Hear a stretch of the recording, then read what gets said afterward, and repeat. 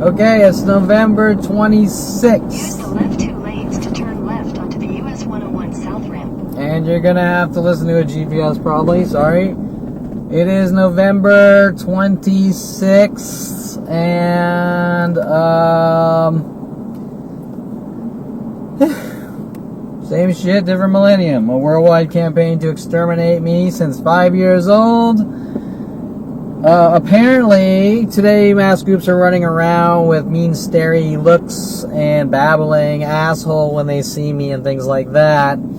Of course, while the mass groups follow me from place to place in an angry rage of strangers worldwide that have not been able to yet tell me how I'm more known, how I'm 10 times more known than Donald Trump. In 800 feet, merge onto US 101 South. From being this asshole at 5 years old, and this horrific crime spree at 5 years old that I did by throwing some mud in the street and hitting a car. I mean, I didn't think that's the type of thing that launches worldwide gang stalking, psychological warfare, and kill operations, and then every single person on the planet going, I don't know who you are, but you're an asshole and I need to kill you. Okay, well, the first thing is, if you're a random stranger that tells me I'm an asshole and I have no interactions with you, especially in Japan, China, Philippines, Ukraine, India, and you go ballistic on me trying to rid me of the world, each and every person I'm in contact with, well, there's a thing called hearsay in law. And the reason it's called hearsay is because any lying douchebag can say whatever they want.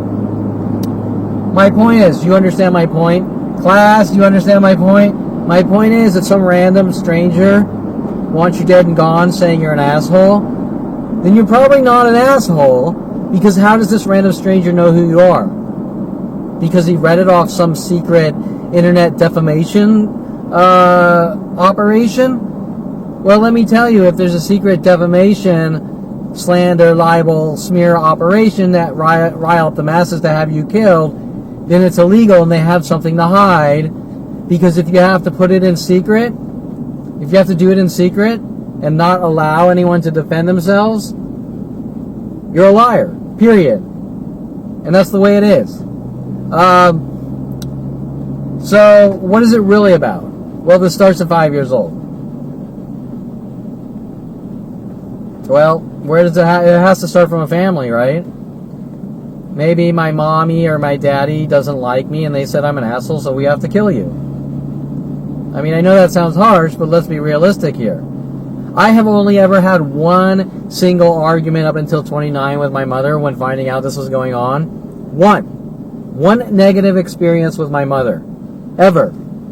For 29 years. And I said, fuck you, who cares what people think?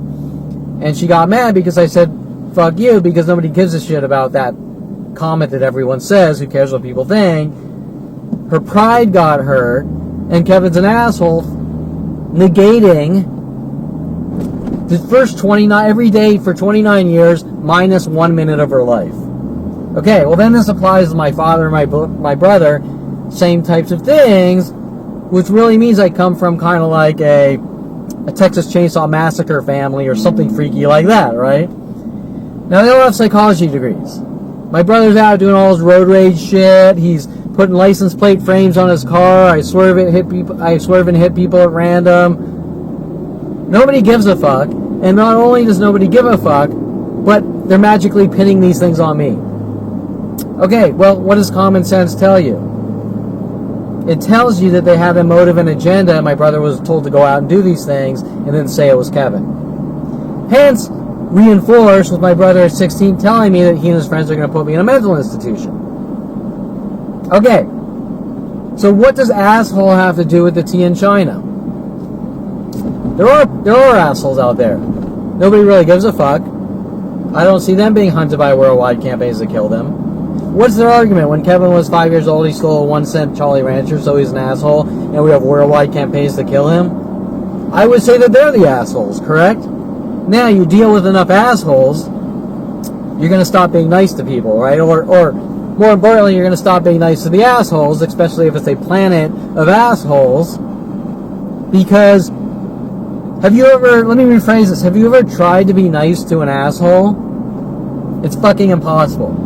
Now these assholes that follow you from college to college, city to city, from high school to college, city to city, befriending you like Brian Weaver, Tom Hogue, Tom Farley, posing as friends while stabbing me in the back and trying to torture me and kill me and lock me away in jails and mental institutions. First of all, in the scheme of I'm going to kill my friend, or let me rephrase that so nobody has a miscommunication. In the world of all your friends are going to get together and kill you, in secret, behind your back, or eradicate you or lock you in cages or mental institutions, in that world, which most people don't know about, because usually there aren't mass worldwide conspiracies to kill people or eradicate them, just in my world. Women coming in my life. I'm going to follow you from location to location, but I'm not going to talk to you expecting that you know that I want you to ask you out. And if I don't ask them out, wait, first of all, how do I know they're following me from place to place? How do I know that you like me and the reason you're following me from place to place is because you like me? And then how do I know that you're even following me from place to place in stalking operations? And then how do I know that you want me to talk to you and you want me to ask you out? How do I know that? If you fucking exerted $100,000 to take the same plane flights as me and shit like that and sit next to me, then maybe you should exert a little more energy to let me know what you want, right? Because how the fuck do I know what you want? Am I supposed to be psychic and then everything's going to be all magical? Well, if I am psychic, you're probably not going to like me either, right? Because then you're going to be like, I'm violating you. Okay. The point is, these are no-win situations, and they don't make sense to begin with. You don't fucking follow people from place to place demanding you ask them out, buy them a house, buy them a car, give them babies. That's not how relationships work. And then you go, that guy's an asshole because I followed him from to each public location. I wanted him to ask me out. He didn't. He's an asshole. Everyone get together and kill him. Because she didn't get what she wanted or something. Like this Heather girl from Yankee Doodles. Which was really strategic kill operations. Let's be realistic. Because it goes from person to person. I don't know what these fucking people want. I don't know their intentions. I just know if I'm minding my own business and they violate my space and then, like territorial dogs, and then I'm being as nice as can fucking be, but they don't get what they want, and then they hunt me down with mass groups and kill me, try to kill me saying you're an asshole because she didn't get what she wanted or something. Well, I don't know what they want. They haven't verbalized what they want. I don't know that they intentionally followed me to public locations, because why would I be sitting there thinking to myself, oh, women are following me from place to place? And if women are following me from place to place and not talking to me, that's pretty fucking spooky, right? Then they try to turn it all around and cover it up. So now I think it's like the Kevin's an asshole because your targeters or your slave owners didn't give you you didn't give them what they wanted you to give them. It's like whipping someone over and over because they didn't pick your fucking cotton or something. I don't know. It's the same fucking thing. There's no difference. People don't follow people from place to place secretly demanding something of them and then try to eradicate their existence when they don't get what they want, because first of all, the guy isn't going to fucking know what they want. Second of all, it's pretty fucking spooky. Third of all, why should he be punished for not giving you what you want? Period. People have the right to choose their own free will, their freedom, and nobody should be allowed, especially with the police and government and psychology community, to follow someone around from place to place demanding or manipulating trying to get what they fucking want, right? Listen, if you like a fucking guy, ask the guy out. If a guy likes a girl, ask the girl out. If the guy's too shy or the girl's too shy, well, that sucks. But it ends there. Okay? Like some kind of 20-year program, 20-year operation. I'm following from place to place for 20 years. Take the interchange on the right. I'm following the guy from place to place for 20 years, sabotaging all his relationships and his reputation because I want him to ask me out. And I didn't get what I want, so the guy's an asshole. Wait, but didn't you like destroy the guy's life and demand he asked you out? Well, wait a minute. Let's take a step back. Do these situations really happen? No, not really. This is like some kind of fiction out of a movie that I'm talking about, right? Yeah, pretty much. So what the fuck is really going on? Well, everything that's happening to me in my life is not about women. It's not about women. It's not about women. It's not about a girl. Even though that's what they want you to think. It's about inflicting horrific mental torture to try to get reactions, to lock someone away in a jail cell or mental institution while sending him hinting messages that he's a bad guy and it's his fault. Okay, the people staring at me in the last week and some of them mumbling I'm an asshole. Well, I don't know these fucking assholes. And you're an asshole if you make judgments about people you've never met or talked to, period. Okay, so, anyways, before I start, you like my shirt? I made this shirt. I haven't made a shirt in a long time, so I made a new Happy Face shirt. You can't really see it too well, but it's pretty fucking cool. I would like to start selling shirts and selling shirts and shit, but I'm sure somewhere the judicial system in my family and everyone worldwide will say, well, Kevin, this is an unconventional shirt, and you're thinking outside the box, and that's some kind of crime, and we have to hunt you with worldwide support. That sounds fucking absurd, right? But wait, isn't that what they've said about every aspect of my life? That it doesn't make any fucking sense, but they actually use these stupid moronic arguments to try to justify my extermination. And remember that these arguments change on an hourly basis. Right here, there's probably some stupid lie going around that because I saw someone smile, I made a smiley shirt, therefore I copied them and it's fraud, or something like that, right? And you're going to look at these people like, that's why you're trying to kill me? With worldwide support because you don't like my smiley shirt? Because the smiley shirt is too unconventional for you? Yeah, give me a fucking break, right? And every night I go fucking on UFOs, dating alien women. Okay, yeah, whatever. Okay, so let's get to the list. Let's get to my thoughts, my random passing thoughts that need to be talked about that the judicial system doesn't want me talking about with the psychology community and everyone involved, which pretty much has been going on for 42 years now, since 5 years old. But first, we must be safe drivers, so I'm going to look at the lane. Now, hopefully Dincy doesn't have, like, video surveillance in my car, monitoring the milliseconds it took for me to cross over the white line, to lock me away and force me into a mental institution it took 0.02. Use the right 2 lanes to take exit 19A for I-405 South, San Diego Freeway. Dincy would probably say, well, it took you 0.02 seconds to cross that white line, and you can only do it in 0.01 seconds, so therefore we're going to force you into a mental institution.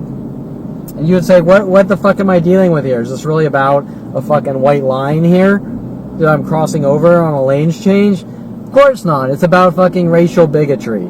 It's about his kind can't exist. Use the right 2 lanes to take exit 19A, then keep right at the fork. We think he's different. He's not allowed to be in society. Or even if I am different, what does it matter? What does it matter if you think I'm different or I am different? Everyone's different. People all come from different families. People all come from different belief systems. Anyone that walks around saying he's different, he needs to be exterminated. He's different, he needs to be exterminated. It's like going back 1,000 years. Okay, it's going back way before fucking slavery. What's going on in my life, but whatever. Let's just go to the topics. And once again, I seem to accumulate a lot of them because their reasoning changes on an hourly basis. Why I need to be hunted and exterminated, but none of them make any rational sense. And there's never any direct conversation about their insecurities. It's just hunt down and kill Kevin since 5 years old, or lock him away. On I-405 south for 17 miles. Lock him away in some kind of cage. Today, it's back to an older one, which is Kevin's an asshole. But out of all the real assholes that are out there, I don't see worldwide support hunting them down to kill them. Just the nice asshole who's the opposite of an asshole. And it starts at 5 years old. So I'm a 5-year-old asshole that has billions of government dollars to kill me. Yeah, that makes sense. That makes perfect sense. I mean, if you believe that, then you believe that Tom Farley thinks that I saw aliens at 8 years old. And if you believe Tom Farley, you really got to be a moronic idiot. Or a murderer. Okay.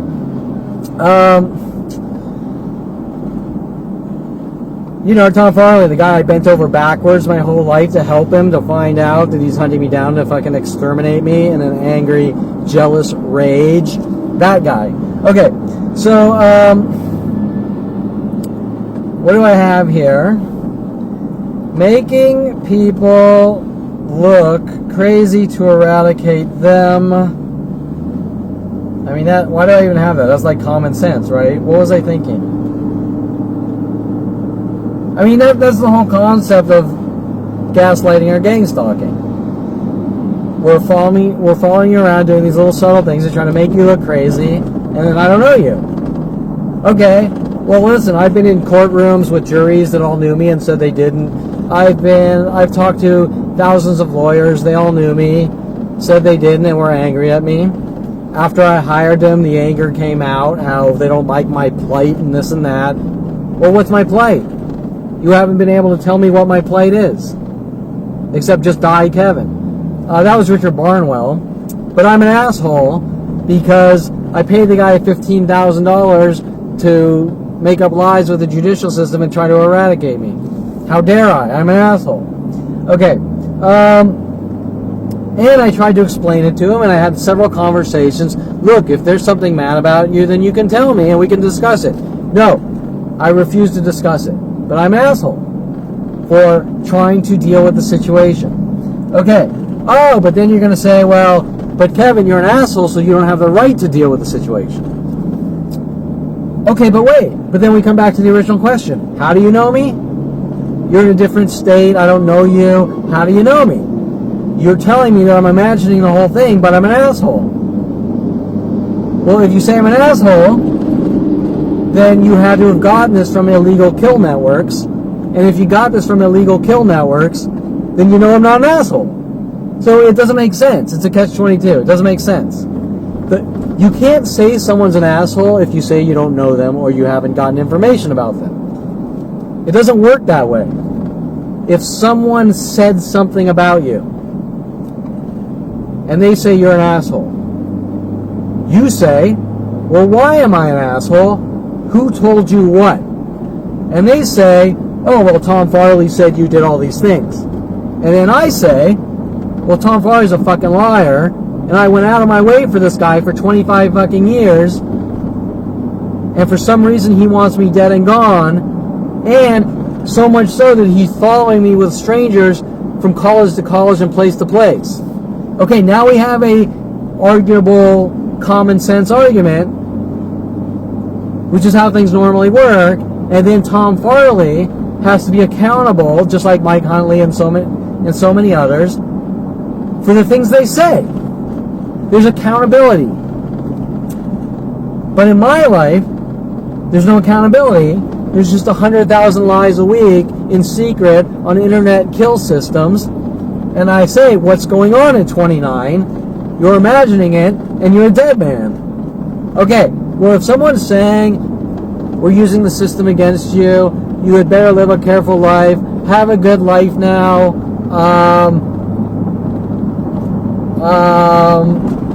I'm using your life against you, that's not coming from an honest motherfucker. That's coming from a murderer. And if a murderer is saying these things about me, well, murderers generally aren't honest people, now are they? Okay. And that would be Mike Huntley, Tom Farley, Paul Humphrey, Bob Sandler, a shitload more of people that I bent over backwards being the nicest motherfucker for to find out that they were hunting me down with my brother. Now remember, at 16, me and my friends are going to put you in a mental institution. Quote unquote. Actually, it's not a quote. Me and my friends put a teacher in a mental institution. We have a bug in your room. We're listening to you on the radio to try to make me paranoid with an influx of endless things after this and actually before this. And that statement was after I stopped my brother from bashing Greg Wall's head in with a crowbar by jumping in front of the crowbar. And I'm an asshole because I jumped in front of the crowbar for Greg Wall, apparently, to save Greg Wall's life. Now, was my brother really going to hurt Greg Wall? I don't think so, because now after talking to Greg Wall, many years later, which admits to the situation, Greg Wall shows he's angry at me with the man tactic, where random people all over the world keep mimicking man in every conversation, showing that Greg Wall was so mad at me, so much so that he got together with my brother to try to set me up and frame me in hopes that I would take part when my brother told me I had to help him go after Greg. And I said, absolutely not. They actually wanted to try to get me to help my brother so they could say that I'm going after Greg Wall in some kind of jealous anger rage over Jen Yang, my brother's ex-girlfriend. Okay, so you're probably thinking, does that make any sense? Well, Kevin's an asshole. Wait a minute. I don't recall ever doing anything like this to anyone, trying to set people up to lock them away or kill them or things like that. Okay, first of all, that goes that's out of the asshole scope into murderer scope. But second of all, if I was an asshole, why did I invest a month alone helping Greg lift an engine, rebuild an engine and put it in his 68 Camaro? I did not ask for 1 cent. Greg Wall didn't know how to do any of it. I did pretty much all the work, and he kind of helped. But I'm an asshole for rebuilding a 350 Chevy and pulling it out of his car and putting it in for him. I mean, out of all the assholes do you know any that actually spends a month to rebuild your engine for you, asking for zero money in exchange? Okay, so anyways, I don't. What's the point of even debating this? Because these hundreds of thousands of lies to the world are all going to be on similar levels. Tom Farley says I'm an asshole, but I went out of my way to write web code for Freeform. Aubrey Fisher says I'm an asshole, but I went out of the way to put up a photography website for her for free. Aubrey Fisher says I'm an asshole trying to run her out of the photography community, but she calls me up to help her with her photography, and I, for no money, help her. I drop my shit and I help her. Oh, but wait, now you're not an asshole, you're a dog. And you're a puppy dog and a chump and I own you, and now you need to die. Right, it'll just switch and change. Okay, so anyways, making people look crazy to eradicate them. I believe the proof's in the pudding, the proof's in all the video, the proof's on my website. I deal with 100,000 to 1 million attacks per day, growing exponentially since 5 years old, and every situation is the same. I was out in public and I blinked. 1,000 people just showed up to kill me because I blinked wrong. It's been the same thing since 5 years old. It's not about anything. That's all smoke and mirror and noise. They want me to believe that I'm a bad person and I deserve what I get. Okay, but isn't that your average murderer? You know what you did, and all of a sudden a crowbar starts bashing you in the skull, like my brother, right? And you keep saying, what's this about? You know what you did. No, I don't fucking know what I did. And then you die, or you end up in a cage or something, right? They want me to think that I deserve being hunted and exterminated. But yet I'm a really good person. But they're angry about that. And then it's this craziness from my family, like, don't play victim and we want to turn you into Superman. Well, those are comic books. Those are movies. This is real life. There are victims. Horrible things are done to people. That's why we have judicial systems. That's why we have police and law enforcement. Okay. So, remember, they're always going to have some kind of random, crazy argument that doesn't make any sense to justify my extermination. And none of them are on the level of crimes. And most of them are things that nobody cares about. You went out on a date and you burped, so you're an asshole, so we're going to hunt you and kill you with worldwide support. Wait, I went out on a date and I burped in front of a girl, so you're going to kill me? Doesn't really make much sense, does it? Okay, so what's it really about? It's really about someone who wants me dead and gone. Okay, it's someone's obsession, someone's anger and rage, and someone caught in a murder operation, and this murder operation is now worldwide, and it starts at 5 years old, directed at me. So any argument that they have is going to have to start at 5 years old, and it better be a damn good reason that killing me is justified at 5 years old. Okay. Public-private life, I put. Most people have a private life. I'm sure most people understand where I'm going with this. There are certain things in your life that if the world were to get, and this is anyone's life, they would spaz out over if they obsessed on you. Does that make sense? Kind of like the Truman Show. Let's use the Truman Show, even though my father with people in the psychology community are trying to make me look crazy because I used an analogy about the Truman Show kind of like being like my life in an evil way, trying to convey the feeling or emotion. And so they got mad and tried to use it as a literal, like Kevin thinks he's in a movie or something like that. Okay, that's one of their hundreds of thousands of tactics, or lie, smears, defamation. Because if this all starts with my family trying to make it look like I conform to media starting at 5 years old. Okay.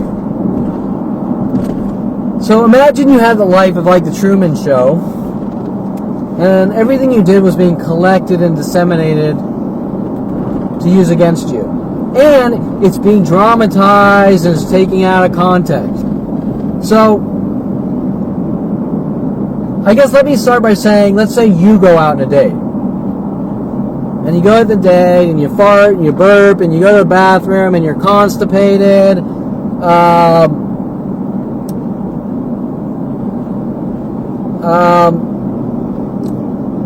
You didn't get your paycheck, so you kind of had to be cheap about the meal. And the girl's going, that was a horrible fucking date. Now, usually what happens is all her friends go, yeah, you know, it was a shitty date and this kind of happened and it's over. Or maybe the girl goes, you know, I wasn't too impressed with the guy, but I really like him, so I want to go on another date because I like the guy for the guy and not him for his money, and they go in and it works out.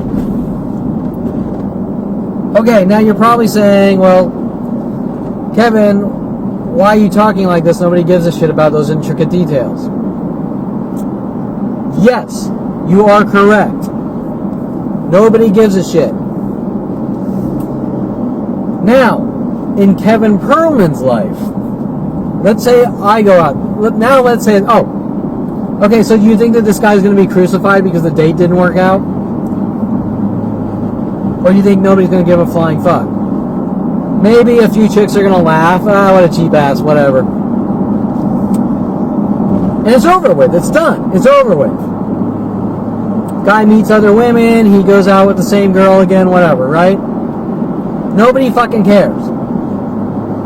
In Kevin Perlman's life, there's no privacy.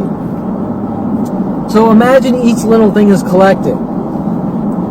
You farted, you harassed the girl. Or whatever. You chewed with your mouth open, you harassed the girl. You're an asshole. You didn't comb your hair. You went on a date. That's offensive. Who would do that? You're an asshole. You ruined the girl's life. You're cheap about it. Well, you know, you don't take fucking women out on dates and be cheap. You treated her like shit. You're an asshole. You went in the you went in the bathroom constipated. Oh, well, so you went in and you masturbated in the bathroom. Now, this information of insignificant things that nobody could give a flying fuck about normally is then taken out of context, it's dramatized, it's disseminated worldwide on secret internet kill, terror, defamation, slander systems. What was Mike quoting in the office about Crocodile Dundee and Wall-E or something? I said, Mike, what the fuck is this about? What's going on? And he said, I can't remember the exact quote, but he said, oh, well, when there's a problem, we tell Wall-E, and Wall-E tells the town. No more problem. Okay, you get it? Mike Huntley was basically confessing in a non-direct method that he's trying to collect whatever he can. He's trying to get whatever dirt he can to give to the entire planet in illegal operations to use against me. It's called lies, smears, defamation, slander. And in this case, the intent to hurt, harm, maim, and kill, or lock away, eradicate, which is the crime of all crimes on a criminal level. So we're not just talking civilly, we're talking attempted murder with worldwide support. Okay, so the point is, if any other person on the planet goes out on a date, it worked out or it didn't work out. Do you understand what I'm saying? Hey, I went out on a date with Bill, and you know it didn't work out. He just came off wrong, and you know he's cheap, and blah blah blah. And it's done. It's over with. Nobody gives a shit, right? Some people might laugh a little at Bill, or maybe she goes out with Bill again. I don't fucking know. In Kevin Perlman's life, you chewed with your mouth open on the date. We have a worldwide campaign to kill you. You know what you did. Okay, so now you're saying, I get what you're saying, Kevin, but what the fuck is this really about? Because that doesn't make any fucking sense. Correct? Okay, it's about torture. It's about terrorizing someone and torturing him to death since 5 years old until they can get reactions to lock away or eradicate. By Dr. Ronald Barry Perlman, the rest of my family in some kind of secret anger and rage, and that is it. Period. It's not about women. It's not about cars. It's not about the little things in life. It's not about the big things in life. It's not about Kevin's an asshole. It's not about Kevin supposedly a car thief. It's not about Kevin supposedly a pedophile. It's not about Kevin supposedly thinks he's in a game or plays games with people. It's not about movies. It's not about the song by Winger. It's not about the song by Damn Yankees. It's not about the song by Journey. It's not about the song by Guns N' Roses. It's not about the car I buy. It's not about the car I build. It's not about Brian Weaver calling me Kid Taco. It's not about anything except someone at 5 years old wants me fucking dead and gone out of some kind of psychotic murdering insanity, period. Okay, so private life versus public life, when the government is using tools When the government's putting audio surveillance in your house, trying to get shit to use against you, when the government is using internet tracking and terror and spy tools with the world to try to torture and kill you and get things to use against you, or play their spy game tactic with hinting messages, I know you did this, I know you did that, I know you went here, I know you said this, I know you blah blah blah, with the little cryptic paranoid schizo messages, working with people like Brian Longbotham, paid off to have me killed. All of these things, you are all protected by the Constitution of the United States of America with privacy laws. All these laws have been broken to torture and kill me in such unheard of methods that it looks like I just went crazy and they had to lock me away. Because why? Because someone with a psychology degree at 5 years old, Dr. Ronald Barry Perlman, Jason Perlman, and Anita Perlman, don't like me and want me dead and gone. And they're using these degrees, starting forest fires to the entire planet of stupid moronic theories that don't make any sense. But it's being dramatized, taken out of context, and fed to the world on secret channels of daily lies about me.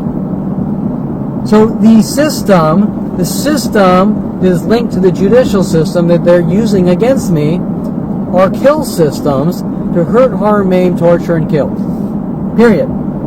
It's not about women. It's not about anything else. It's not about Kevin's an asshole or mean or rude. They are kill systems since 5 years old, or eradication systems since 5 years old. And my mother was going around rambling weird things that she wants me to have a normal life, and she's made it clear that she wants to check me into a mental institution out of her anger and rage. Okay, with the rest of my family. Okay, I've never heard of someone say, I want you to have a normal life, so I'm trying to force you in a mental institution. It's actually the opposite. If you want someone to have a normal life, let them go out and live their fucking life. Don't pay off people like Kelly Hatch to follow me up to Southern Oregon State College to sabotage my college degree and education and stop me from going out, living my life, making money, having friends, relationships, families, and all that. Okay.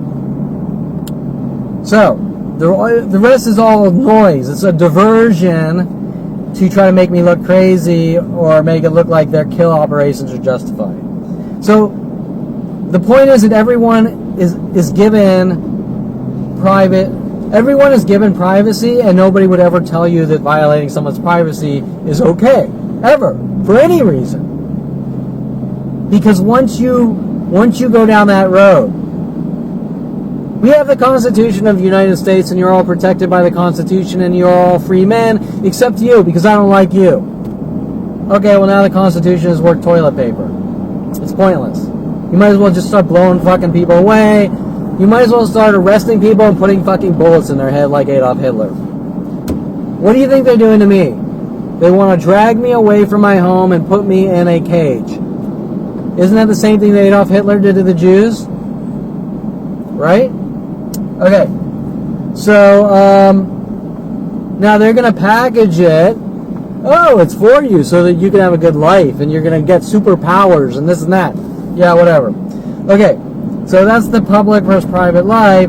Because they're violating my privacy and they've broken every law known to man for 42 years, they've created this mass chaos to have me killed or locked away, but they don't want to be responsible for their actions of doing such horrific, unspeakable things to people. And they don't want to stop. They think that they can do whatever they want. And then they try to turn it around on me saying stupid shit like that. Okay? And all this goes to my father, my mother, my brother. These people have no concept of law. They have no concept of right or wrong. They have no morals. They have no ethics. They have no integrity. They have no courage. They're cowards. But they talk the talk because they have the money and the power. Right? You understand what I'm saying? Okay. Me, I have nothing in life. I've never had anything in life. I've worked my ass off. I've gotten nothing. I've worked harder than anyone I've ever known. They're going to try to tell you that I snapped because of it. That's a load of shit. I just found out what they were doing, and they didn't want me talking, and I was met with endless death threats. We're going to kill you. And here we are 18 years later. with all sorts of falsified arrests and you name it, to try to silence me. Okay, I put here force on the meds. I think I talked about this a long time ago, but people don't walk up to people saying, I don't like you, you need to take meds. If you don't, we're going to kill you. Correct? Do I even need to go any further with this? If I walk up to you and say, you better eat spaghetti every night, or we're going to kill you, what would you tell me? If I walk up to you and say, you better lick the fucking toe cheese between my toes every night, or we're going to get together and kill you with psychological warfare tactics and make you look crazy, what would you tell me? If I told you better go pick cotton, or we're going to kill you, what would you tell me? If I told you better take meds, or we're going to kill you, what would you tell me? Okay, well, the first thing you would probably say is, if you say I have to take meds, then you better have a good fucking argument, but you still can't go tell me to take meds. And I was out living my fucking life until I found out that you were following me around, stalking me, telling me what I can and can't do, so why would I have to take meds? But I've never heard of a situation where someone said, you better take meds or we're going to eradicate you. So why does that person really want me to take meds? Well, I can tell you that. They want to take away all freedoms of thought, freedoms of choice. They want to turn me into a drooling idiot that just submissively says, okay.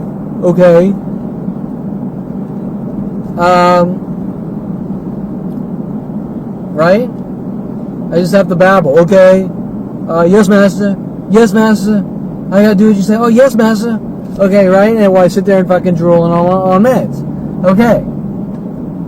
Now, 8 years old, I kissed a black girl. My family runs around saying I'm a white supremacist. Why? Because they don't want me associating with black people. They don't want me associating with other races or religion or cultures. They want to dictate every aspect of my life. They want to make me a slave, where they can whip me to death when they don't get what they want, except they're paying off the police to help them. That's where things really get scary. They're paying off people like Dincy, Topanga Division, LAPD, to hunt me down, torture, eradicate me, lock me in cages, dictating every aspect of my life, and punishing me not for crimes. Nothing that's going on nothing that's going on in my life is based on crimes. It's based on you do what we tell you, or else really bad things will happen to you. People will shoot you, people will torture you, people will slice you up, cops will throw you in cages and threaten to shank you with people in there. But it's not writing up falsified charges. But nothing is based on anything I've ever done wrong. It's just based on like a psychotic murdering family with a lot of money, paying off the police, and paying off lawyers and things like that. And then they try to cover it up by saying Kevin's crazy. But what the fuck does it matter if I'm crazy or not crazy? First of all, the whole concept of crazy is...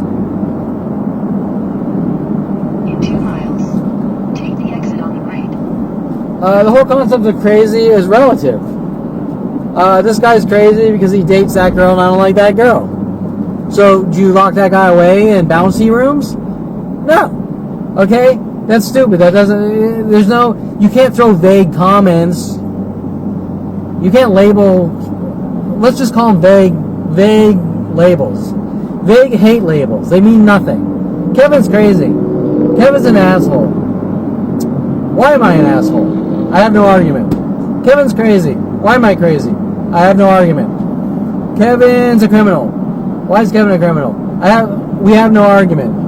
Well, if you have no fucking argument, you have no argument. They're just vague. You might as well say Jews need to die. It's the same thing. Okay. And they have. They've labeled me a his kind. Okay.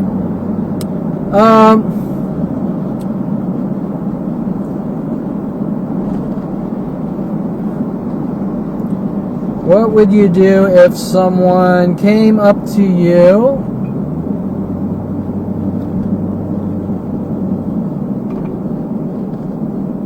also telling you they want you to have a normal...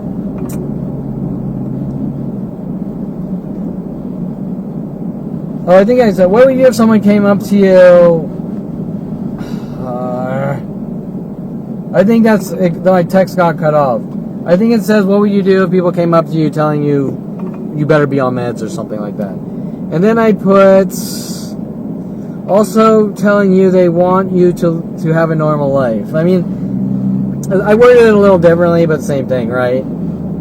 I had a fucking normal life up till 29, and then I found out what they were doing, and I found out they had worldwide support. And then they basically said, you don't talk or we fucking kill you.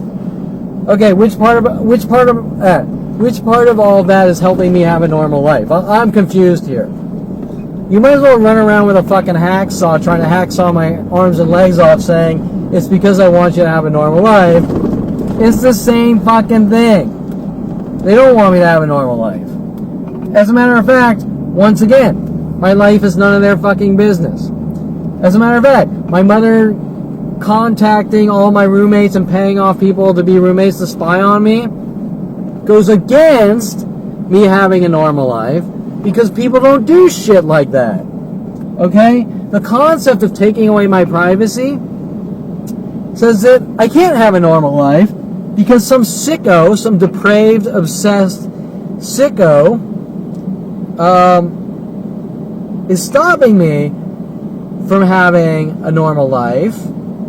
And then they're saying, I want you to have a normal life. Well, my life's none of their fucking business. Especially if they're going to sabotage everything.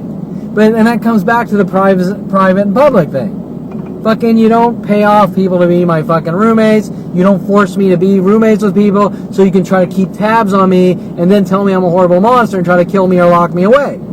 That goes against me having a normal life. Okay. But these people are psychotic murderers. They don't know the difference. And the ones taking money to be my roommates and shit like that, that's even more fucked up. You're going to believe those people? Okay, so if you didn't quite get where I'm going with the obviousness of this, we have a family who is obsessed, filled with hate. Quarter mile. Keep left at the fork. They're obsessed, they're control freaks, they're filled with hate, anger, and rage, insecurity. They're paying off roommates to do all this shit. They're paying off Kelly Hatch to follow me up to college, stalking me, and then turning it around, and 100,000 other women doing the same exact thing.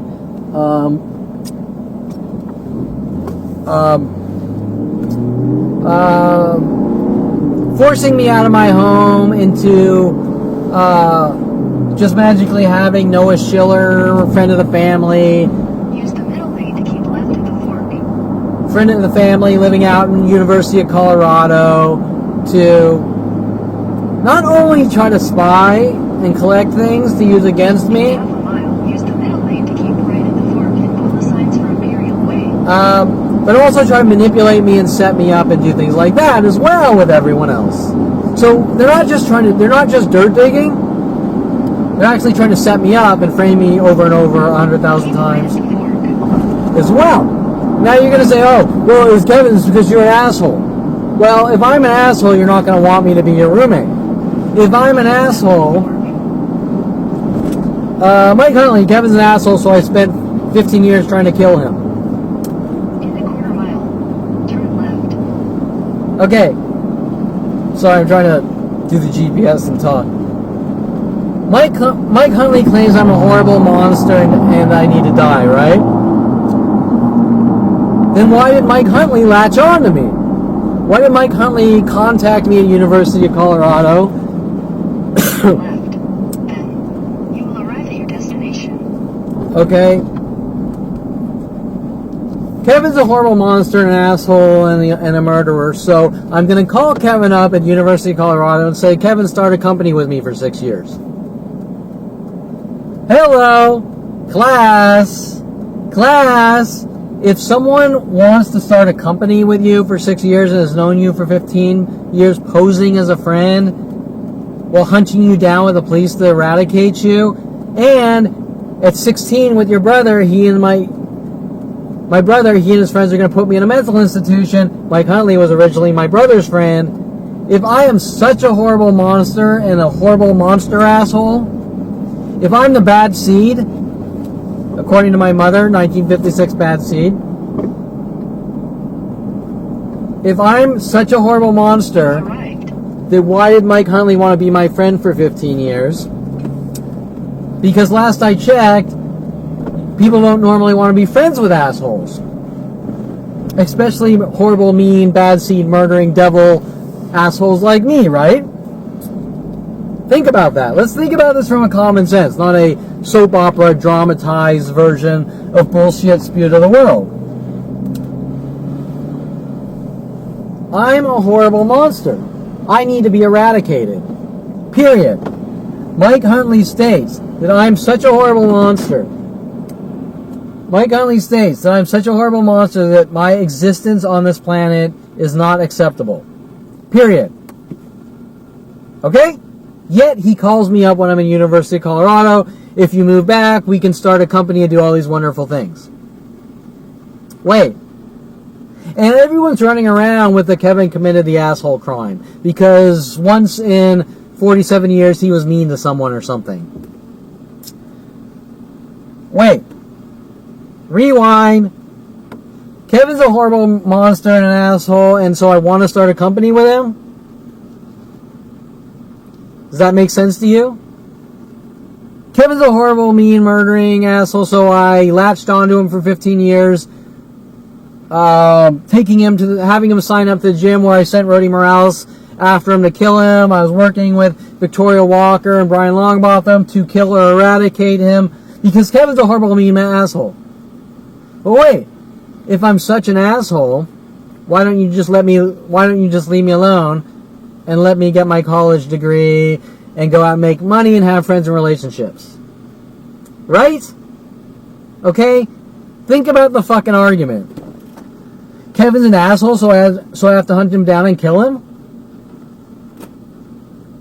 Does that fly? If I'm in a courtroom, if I'm sitting in a courtroom and I'm going, oh, well, I see that you spent 40 years to hunt this guy down and kill him, and it's because he's an asshole, so it's okay? So you get a pass? I don't think so. Last I checked, murder is wrong, period. Killing people, hurting people, harming people, maiming people is irrelevant. Whether that guy's an asshole, he's not an asshole, you think he's an asshole, you think he's the devil spawn, it doesn't fucking matter. Murder is murder. Mike Huntley, Jason Perlman, we are going to put you in a mental institution. Greg Wall, my friends, all these people interlinked and related are all involved in attempted murder, in aiding, abetting murder, attempted murder, and any opinion. You're an asshole. I don't like you. I think you're a criminal. You're a criminal. You're this. You're that. There's a miscommunication somewhere. It's all fucking irrelevant. Murder is a crime. It's that simple. You are not allowed to go kill your friend because you think he's an asshole. You're not allowed to kill your friend because he is an asshole. You're not allowed to kill your friend because you think he's a criminal. You're not allowed to kill your friend because, whatever, he stole a car or something, and I'm not a car thief. I haven't stole a car. I'm just clarifying that. You're allowed to kill that person because he killed someone. You're still not allowed to kill that person. Period. Now, I'm not... Some of my dirt diggers are probably going to say, Kevin, just confess to crimes. I haven't confessed to anything. I'm stating hypothetical situations based on the thought process of the people hunting me down to eradicate me and exterminate me. That's how they think. Because you're a bad person, I have the right to hurt, harm, maim, or kill you. My father Dr. Ronald Barry Perlman, you know what you did. Anita Perlman, your past caught up with you. And 100,000 other variations, hourly changing variations of how I'm a bad guy without being a bad guy, and they have the right to launch a worldwide campaign to kill me. Well, it's your demeanor. Well, it's you rub people the wrong way. It's this. Okay, so which part are people allowed to kill me? Oh, well, don't be a victim. Oh, so I should just be Superman and die. Okay, so anyways, I'll be back in a few. Okay, back to the cam. And I lost track of what I was talking about. But look, I got some coffee. And no matter where I am in life, I'm always in jail. Get it? Okay, so I'm going to sip and drink some coffee sipping crime. Okay, see, now they would say that I'm provoking everyone worldwide for doing that. Makes perfect sense, right? Yeah, sure, okay. Let's see, where was I? Meddling in my life, trying to fuck it up. I think I talked about that. Well, wait, I was talking about private versus public. But meddling in my life, trying to fuck it up. People getting into my life. People weaseling into my life, trying to sabotage it. And we're not talking about one sicko. We're talking about every person I've ever had contact with. From my brother to my friends to my family, paying people to be roommates and them trying to sabotage, destroy me, manipulate me into situations to use against me, to lock me away. Also, they can have a good, healthy, normal life. I mean, yeah, that's how I'm thinking, right? I befriend that guy. I put acid in his drink. This way it cleans out his lungs so that he can have clean lungs, right? Before he dies. Yeah, okay, sure, whatever. Yeah, so people getting weaseling in my life and then trying to fuck it up, like Tom Farley, Mike Huntley, Bob Sandler, working with Mike Huntley and Paul Humphrey. All these people were sent after me to sabotage, destroy, and try to lock me away. Now that's pretty strange. I can't imagine what a 5-year-old could do to have a worldwide campaign, eradicate him, and the only thing I've heard are people asking me weird moralistic questions like, well, Kevin, are you a good person? Well, I mean, are you fucking Santa Claus? Right? I don't think, when we're talking about how people normally talk or think, I don't think people normally walk up to you asking if you're a good or bad person. Have you been naughty or nice? Are you a good or bad person? Because if you're a bad person, I gotta send you to hell. Okay, that's not how life works. Maybe God works that way if he exists, and maybe Santa Claus works that way if he exists, but that's not how people normally work, especially ones with police uniforms. They all work normally on factual evidence and logic, and I see a guy and he's running down the street with a bag of shit and alarms going off at a store. There's probable cause, there's common sense. Without that, you got nothing. You might as well say that an alien told you that I'm an evil person and to kill me. Because that's the types of things we're talking about, but where nothing makes any sense is we're not talking about one person. We're talking about a planet versus Kevin Perlman. And that makes no sense. And the least they could do is admit to the fucking situation so that it's disputable and that I know what's going on and that a counter-argument can be put in place of the 42-year extermination operations. But once again, Ronald Barry Perlman with Mike Huntley, you are not allowed to defend yourself. You're a fucking dead man. Okay, so meddling in my life to fuck it up. All the things everyone cares about, no one normally cares about when it comes to me. I just sort of explain that, the double standard here. You go out on a date, you chew with your mouth open, you're not crucified by worldwide support. Correct? Kevin Perlman goes out on a date, he chews with his mouth open, there's a worldwide campaign going, you're an asshole, and we're gonna hunt you and kill you in horrific, unspeakable methods, and nobody's concerned with this. But yet, when it comes to any other person on the planet, everyone would be like, that's fucking unacceptable. Let the guy go out on a fucking date in peace, right? And if it doesn't work out, it doesn't fucking work out. He just asks someone else out. Okay, But then everyone worldwide needs to be told that because Kevin didn't have this perfect date, every girl on the planet or person on the planet is going to say, look what Kevin did to this girl. He chewed with his mouth open. So Kevin's never allowed to go out on another date. And then Kevin's crazy because he keeps asking women out, and they all say, die Kevin. And then eventually at 29, Kevin says, why do women keep saying die Kevin? You're paranoid. Right? Okay, so you get the idea. And then we got to put you in a mental institution. But wait, isn't that what Jason threatened me when I was 16? We're going to put you in a mental institution. Okay, so we're going around full circle here with the original agenda. But it's not one psychopath. It's a mass conspiracy.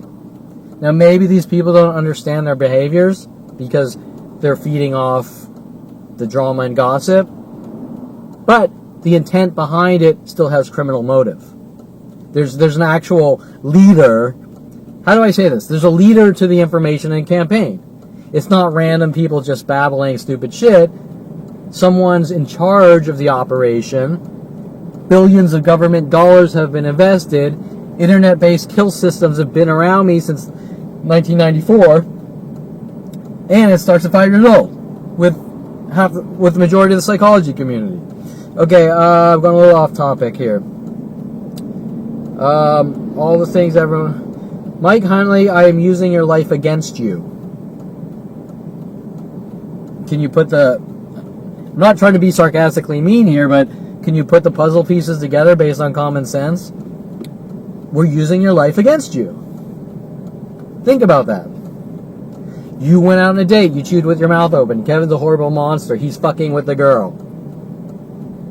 I'm giving this out. Like Crocodile Dundee-like to the world. We're using your life against you. Well, was Kevin ever asked if he chewed with his mouth open to fuck with the girl, even though that's the stupidest thing I've ever heard? Right? No, of course not. Kevin's just accused because he went out on a date. This is obviously a theoretical. Kevin went out on a date. He chewed with his mouth open. The girl didn't like it. She's a narcissist. She took offense. Like Aubrey Fisher in the foot tapping. And then there's a worldwide campaign to kill Kevin because he chewed with his mouth open on a date. Okay, well, think about that. If you're being hunted with worldwide support for chewing with your mouth open on a date, whether you intentionally fucked with the girl or not, you're going to be hunted for no matter what you do. You're going to be hunted because you went out on a date and you went like that.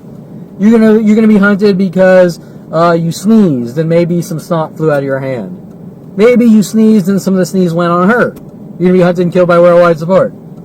You're going to be hunted if you get a phone call. You're on a date. You get a phone call. Your mother's in the hospital and you got to run off and cut the date short and run off to the hospital and say, you know what, can you take a cab and this and that. You're going to be hunted and killed for it. It doesn't fucking matter. Because if people are hunting you to kill you with worldwide support, with the asshole label, so we're allowed to hunt you and kill you, with a major witch hunt that goes on for 42 years because you chewed with your mouth open on a date, you tapped your foot around Aubrey Fisher, you accidentally pushed your alarm horn more than one time, you parked your car backwards one time, there's a worldwide campaign to kill you. Do you really fucking think that this is about you tapped your foot by a girl and you're fucking with her? I mean, I'm not trying to be mean, but you would have to be the stupidest motherfucker known to man, way past a 10-year-old retard. Now, do you think that correlates with Tom Farley's lie? Kevin, you said that all people are stupid. And I said, Tom Farley? I did not say that. Yes, you did.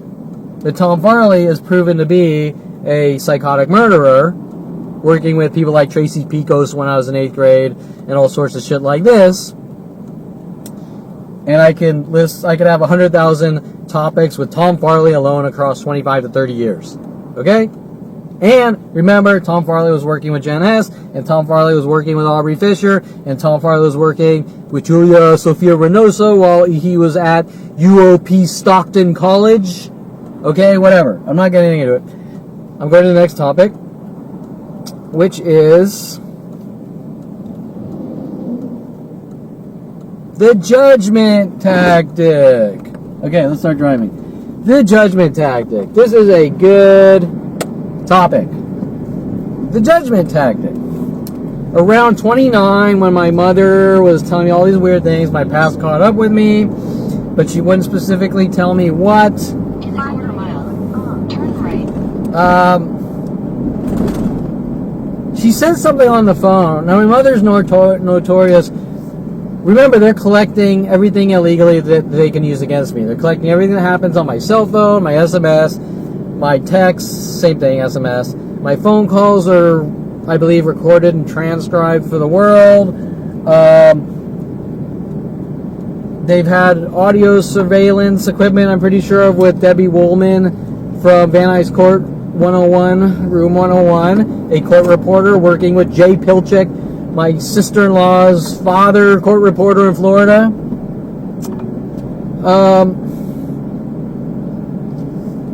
Uh-oh, my GPS is freaking out. Hold on. Make a U-turn. Okay, so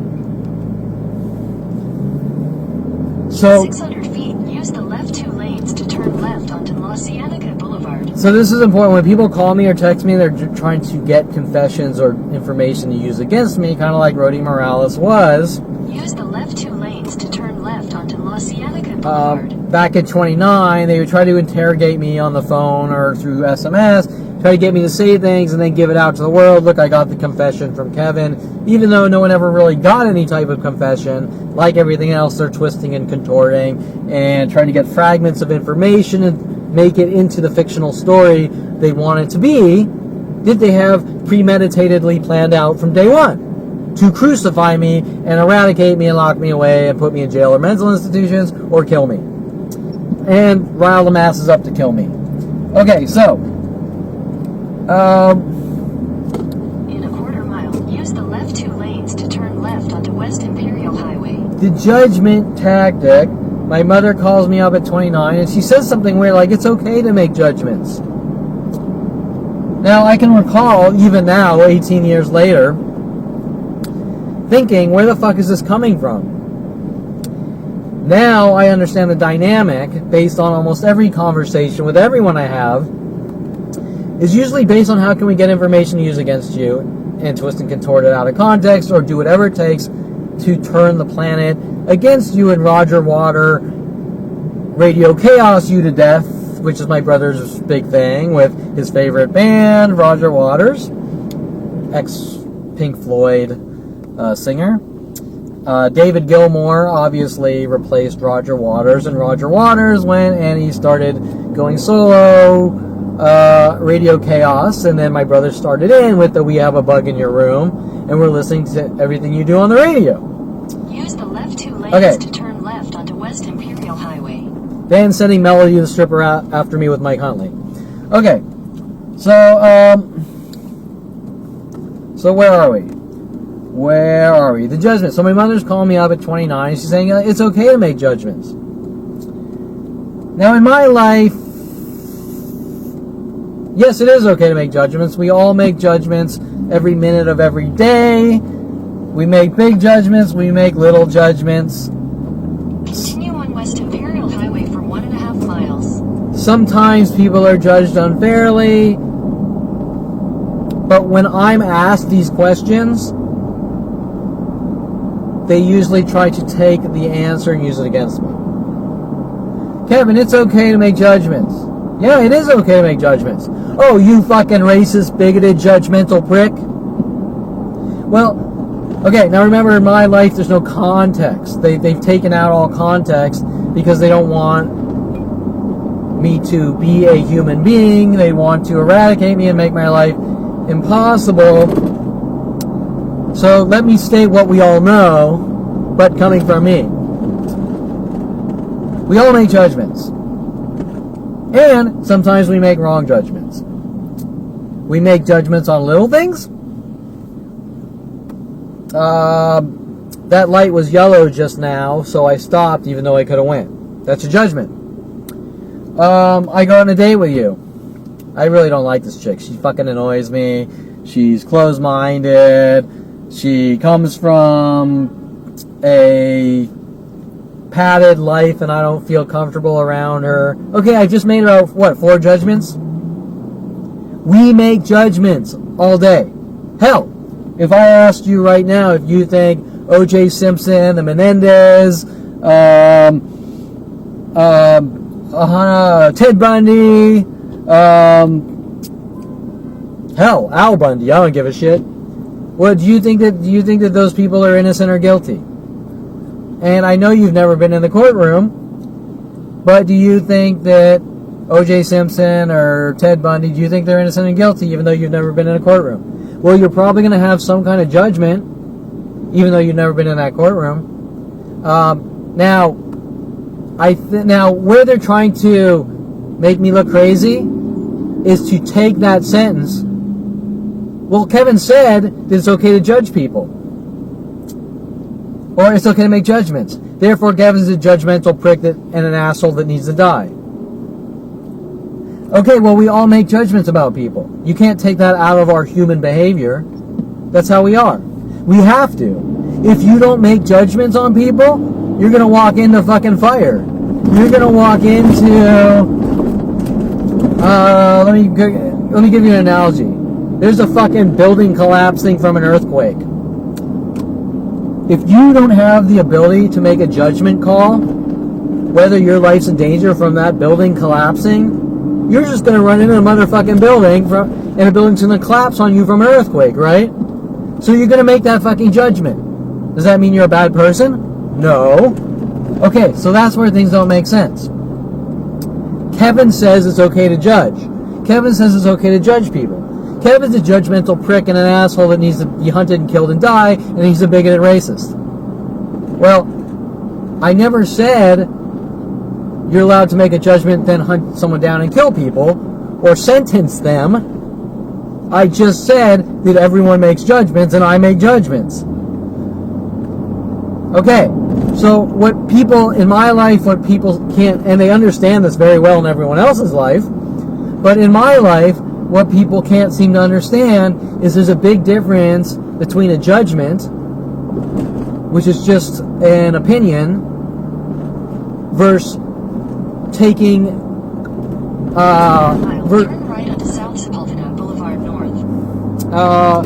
versus taking action, right? You made a judgment, I don't like this person. Okay, fine.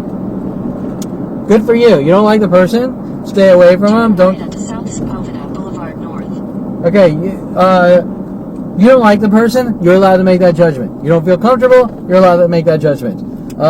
You think they're a piece of low-life trash? Continue on South Sepulveda Boulevard North for 3/4 of a mile. You think they're trash? You're allowed to make that judgment. Now, if you pull a Tom Farley, Mike Huntley, Paul Humphrey... Mike Huntley. I don't like Kevin. I think he's an asshole. I think he's a horrible monster. I think he's the bad seed. I think he's killed people. I'm going to befriend him at 14 and try to set him up and rid him of the world. Mike Huntley, when I'm in college at 24 or something, Mike Huntley contacted me at University of Colorado. Kevin, you should move back. I want to start an internet host provider company with you. Well, he's made the judgment that I'm a horrible monster, I need to die. Now he's taking action, he's calling me up on the phone, trying to reel me back to California to exterminate me. With the LAPD, police, government, my father, you name it. Wait a minute. Mike Huntley is allowed to say that I'm an asshole or a piece of shit. And that's where it should stop. Right? Okay. Kevin's an asshole and a piece of shit. So why are you calling me up in Colorado to bring me back to start a company with you? Right? Okay. So we're not talking about judgments. We all make judgments. We're talking about premeditated criminal activities. I don't like Kevin, so I'm going to hunt him and kill him. I don't like Kevin, so I'm going to lock him away. Okay? There's a big fucking difference between a judgment and acting on it. Everyone makes judgments. Everyone knows people they don't like. Everyone probably knows people they hate their fucking guts. Everyone. That's not illegal. That's what makes us human. To be able to make those judgments. To have the free will to make those judgments. To have the free will to think about it. To have the free will, more importantly, to have the free will and constitutional protections to tell someone, I really don't fucking like that person. Correct? Wait a minute, what was Kelly had? What was I hunted for a good 20 years for? No, 30 years. I didn't like Kelly Hatch's boyfriend or something, and I told her. Okay. In 300 feet, use the right 2 lanes to take the Century Boulevard exit. Okay. Use the right 2 lanes to take the Century Boulevard exit. Then you'll arrive at your destination. At 21 years old, I told Kelly Hatch I didn't like her boyfriend. So fucking what? Who cares? And Kelly was mad at me, and I totally understand why. And she's like, Kevin, you don't know him. And she was right. Okay? So I made a judgment about Kelly Hatch's boyfriend at 20 years old. I didn't like him. Probably a little jealous. I'm not going to deny it. Did I do anything to her boyfriend? No. Did I do anything to Kelly? No. But they're mad. Why? Because Kevin thinks for himself. Because Kevin has an opinion. Now, I'm not going to say that that's the nicest thing to do, but I'm also going to say that's not the worst thing in the world. Okay? Do you know how many fucking people, if I were to do like a statistical analysis on how many people had an opinion about someone's boyfriend or a friend of a friend per day, it would be like, what, 1 million per day? Like all around the world? I mean, think about that. Now, remember I led into this about private versus public. What if someone was collecting every minute thing on every minute detail under a magnifying glass and using it against you? Well, you chewed with your mouth open. You said you didn't like her boyfriend. This person's boyfriend. We're going to hunt you and kill you. You're an asshole. You're a murderer. You're this. These aren't things that people care about.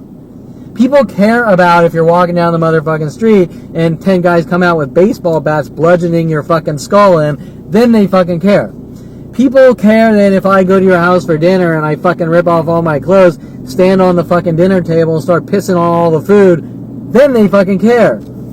If I go over to your house and I chew with my mouth open and there's a worldwide campaign... And there's a worldwide campaign to kill me over chewing with my fucking mouth open, going, you committed the asshole chewing with your mouth open crime because this was an expensive dinner? I mean, that doesn't make any fucking sense. So what's it really about? Okay? So now we're talking about judgments. Listen. My entire life I've been judged by every person I knew. Every person I knew was given disinformation before I met them, and they had judgments based on zero interaction. That's not how things normally work. Normally, before you make a judgment, you meet the person, then you make the judgment. Not usually beforehand, right? Okay, well, in my life, it's the opposite. They've all been given this disinformation and defamation and slander and libel, and then I meet them, and then they want me dead, going, you're an asshole, and we're going to kill you, even though people don't usually hunt down and kill assholes. I mean, I've never heard of the we kill asshole cult.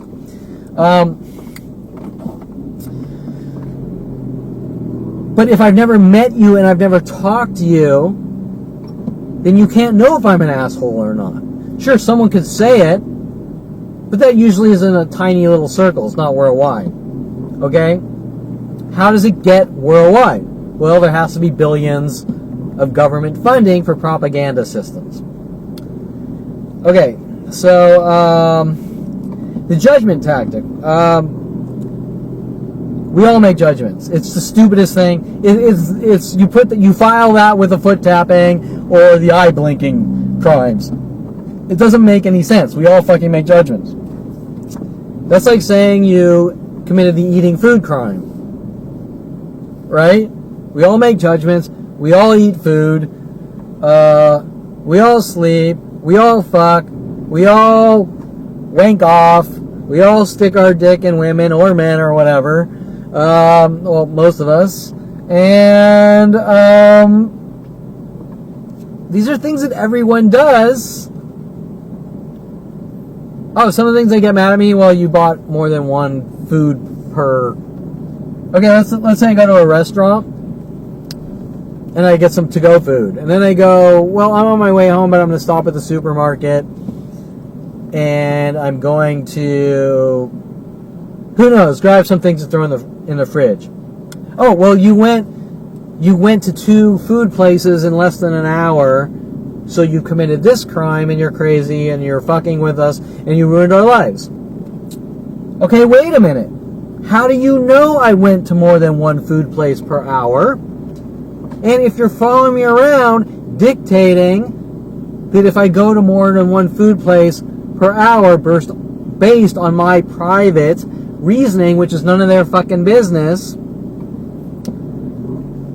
then they're stirring up shit for me to make my life miserable, saying, oh, and then their cover-up is that I'm fucking with them. Okay, well, wait. Who is them? Who is them? Who is they? Example. Age 29, stalker, psychiatrist Susan Donner says they think you're schizo. Who is they? Right? Who is they? They being the planet. Well, how do they know me? Because I didn't tell they anything about me. I didn't start a Fox News billion-dollar news station telling they that I'm a schizo. I made some What About Bob jokes on IRC in 96 to 30 people. Are you saying that 30 people equal 4 to 7 billion people? They? Because if 30 people didn't like my joke, which is harmless, it's not even a joke, it's a movie quote. If 30 people don't like me quoting the movie What About Bob? Roses are red, violets are blue, I'm schizophrenic, and so am I. How does 30 people equal 4 to 7 billion people? And how is quoting movie lines an asshole or offending anyone? Now I've committed the movie quote crime. So I've committed the foot tap crime, I've committed an opinion crime, I've committed a movie quoting lines crime, all punishable by death and capital punishment.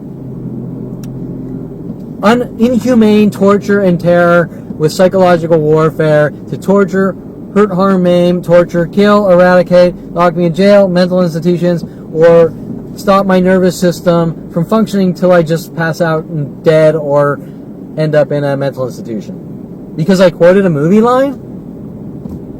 I don't think so. Maybe that's what they want you to think. Maybe that's some of their cover-up propaganda, which is on an hourly basis. But what's it really about? Because these aren't things that anyone normally cares about. Okay. So quoting lines from the movie What About Bob is also a crime. So much so that Mike Huntley brings in Bob Sandler as a third partner in our company. I mean, that's a lot of fucking manpower and resources to hunt down and exterminate Kevin Perlman. Okay, so the judgment. We all fucking make judgments. I don't even know why I'm having this fucking conversation, but I've been left with no choice because these psychotic murderers that are hunting me, this is their justification. The things I'm talking about are their justifications. You left the dinner table without my permission when you were 8 years old, you're a fucking dead man. I don't want you eating steak, you're a dead man. I don't want you dating that type of girl, you're a fucking dead man. Okay? You're a horrible evil monster because you dated that girl. You're a horrible evil monster because you quoted a movie line. Well, you know, if some psychopath wants to think that, that's fucking fine. That's their prerogative. But once they start hunting me down, trying to kill me, like Mike Huntley was paid off to do, now I have a fucking problem, right? But to watch a planet support murderers like Mike Huntley, Paul Humphrey, Tom Farley, my father paying him off, that's where I get confused. Okay, so let's see. 29 mother asking me weird questions. People don't talk or think. Oh, I think I said that. People don't talk or think like that. Hey, you over there. Have you made a judgment? Well, now we have to banish you to hell. Hey, you. Are you a good or bad person? Well, I think you're a bad person. So now we have to banish you to hell or torture you and kill you. You over there. Have you been naughty or nice? Right? I mean, people don't think like that. Like, sure, we all talk about God and we talk about God's final judgment.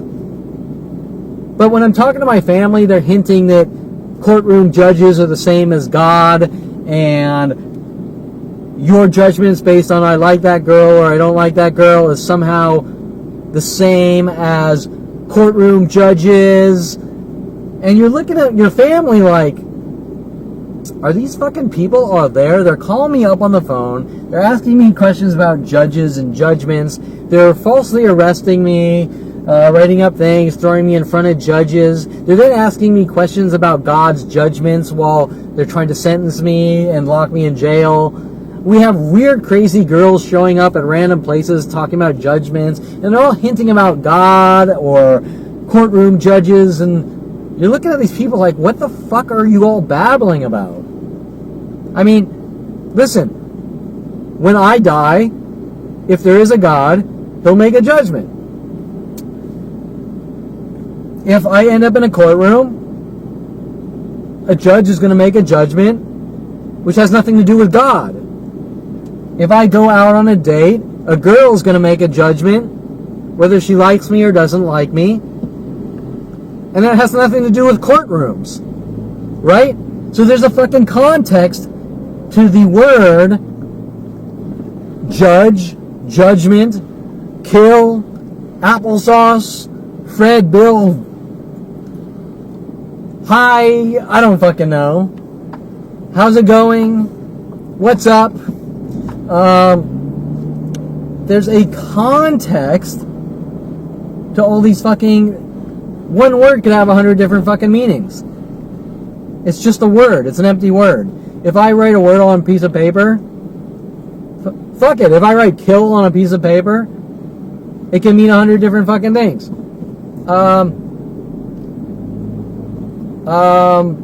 That girl's such a good food. Every time I go to her house to eat food, I kill it. Right? I mean, it could, like, I inhale it, right? Until it's fucking gone. There could be 100 different fucking contexts.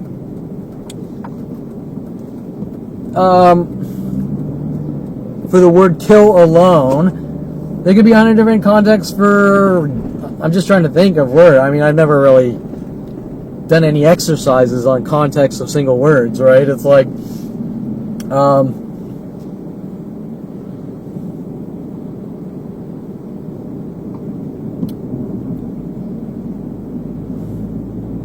whatever. Let's just use judge. Judge or judgment? Judge. There could be 100 different types of judging for the word judge or judging, right? Right? It's my family and the people around me, for some strange reason, don't have the ability to understand this simple context of the English language. But when anyone else is in the room, they have the fucking... When someone else is in the room, their intelligence magically comes back for those other people. How do you explain that one? Okay, so that's the judgment tactic. Do you understand why I call it a tactic? Because they damn well know that I'm not a fucking moronic idiot. They can't tell the difference. they're trying to spew it to the world that I'm a crazy man who has no concept of context of situations. Then they come in my life, they have no context of situations. Then, when anyone else is around them, magically they're back to normal. So, what is my point? My point is, it's a tactic to try to make me look crazy. That's my point. Okay.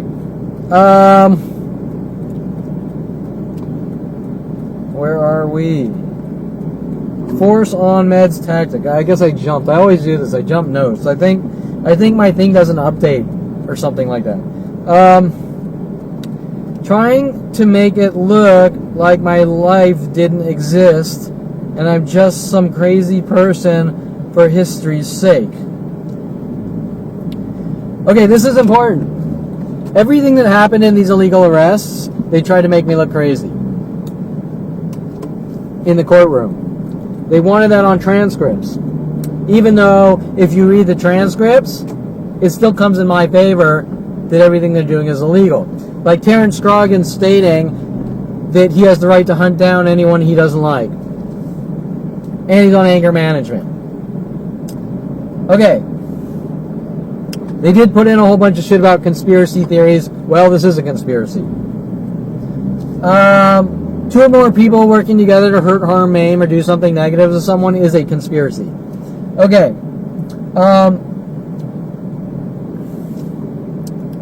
Where the fuck was I going? Oh yeah. When they had the credibility attacks, nothing was submitted as evidence. I was never prepared for it. My lawyer intentionally never prepared for cross-examination. When I asked my lawyer, well, if she's going to bring out this credibility, let's talk about me and 29 and what happened, and then I'm a college student, that I went to college, and then I worked jobs for Universal Studios, and I'm not some crazy conspiracy theorist like he was trying to make me out to be with the prosecutor on their opening and closing arguments. They were trying to make me look crazy. He refused to have any type of circumstantial evidence defense showing that I'm not some crazy conspiracy theorist with no education, showing that he had been paid off to make sure that I'm a fucking dead man or to be eradicated for the things I know. Okay, so why is that? Why? I think I had a long conversation on my last blog entry about Universal. Yeah, I did. University of Colorado, Southern Oregon State College, and why they want that wiped from the record. Like they want to pretend to the world that I'm some crazy man. I'm some crazy kid. I was born in a rich family, and they couldn't deal with me, and I'm a public nuisance, and this and that, and I think differently. Well, that's not quite how I remember things playing out. How the fuck I remember is I was 12 to 14 building RC cars piece by piece and modifying them. I was 16 picking up books how to build internal combustion engines and buying cheap cars and rebuilding engines by myself. No one to teach me. I went to Southern Oregon State College. I went to transferred to University of Colorado. I studied a split major of electronic media and computer science. I worked several jobs for Universal Studios, Modern Video Film, some Simi Valley visual effects and animation firms. I started my own company for 6 years, an internet host provider. At 29, met with Mike Huntley. You're a dead man with the police and government. Wait, do you see something strange here? Up until 29, I'm doing what everyone else is doing. I'm not going to say I'm Doogie Howser. I'm definitely not a genius. I'm not a genius. I'm not Doogie Howser. But I was doing some shit on my own. And it wasn't like amazing or anything. But I did take the time to teach myself how to rebuild the internal combustion engine, like 350 Chevys and shit, and big blocks. I wasn't the greatest at it. I didn't live in a engine shop. I didn't have a machine shop. I just did it maybe a few times. Like how many cars did I rebuild? Let's say 4 or 5. That's it. I didn't have any amazing hot rods. I'm a 16-year-old kid. I had no money. Okay? I didn't have any 427 Cobras or anything that I restored myself or anything. Okay? Okay, so let's keep things in context here.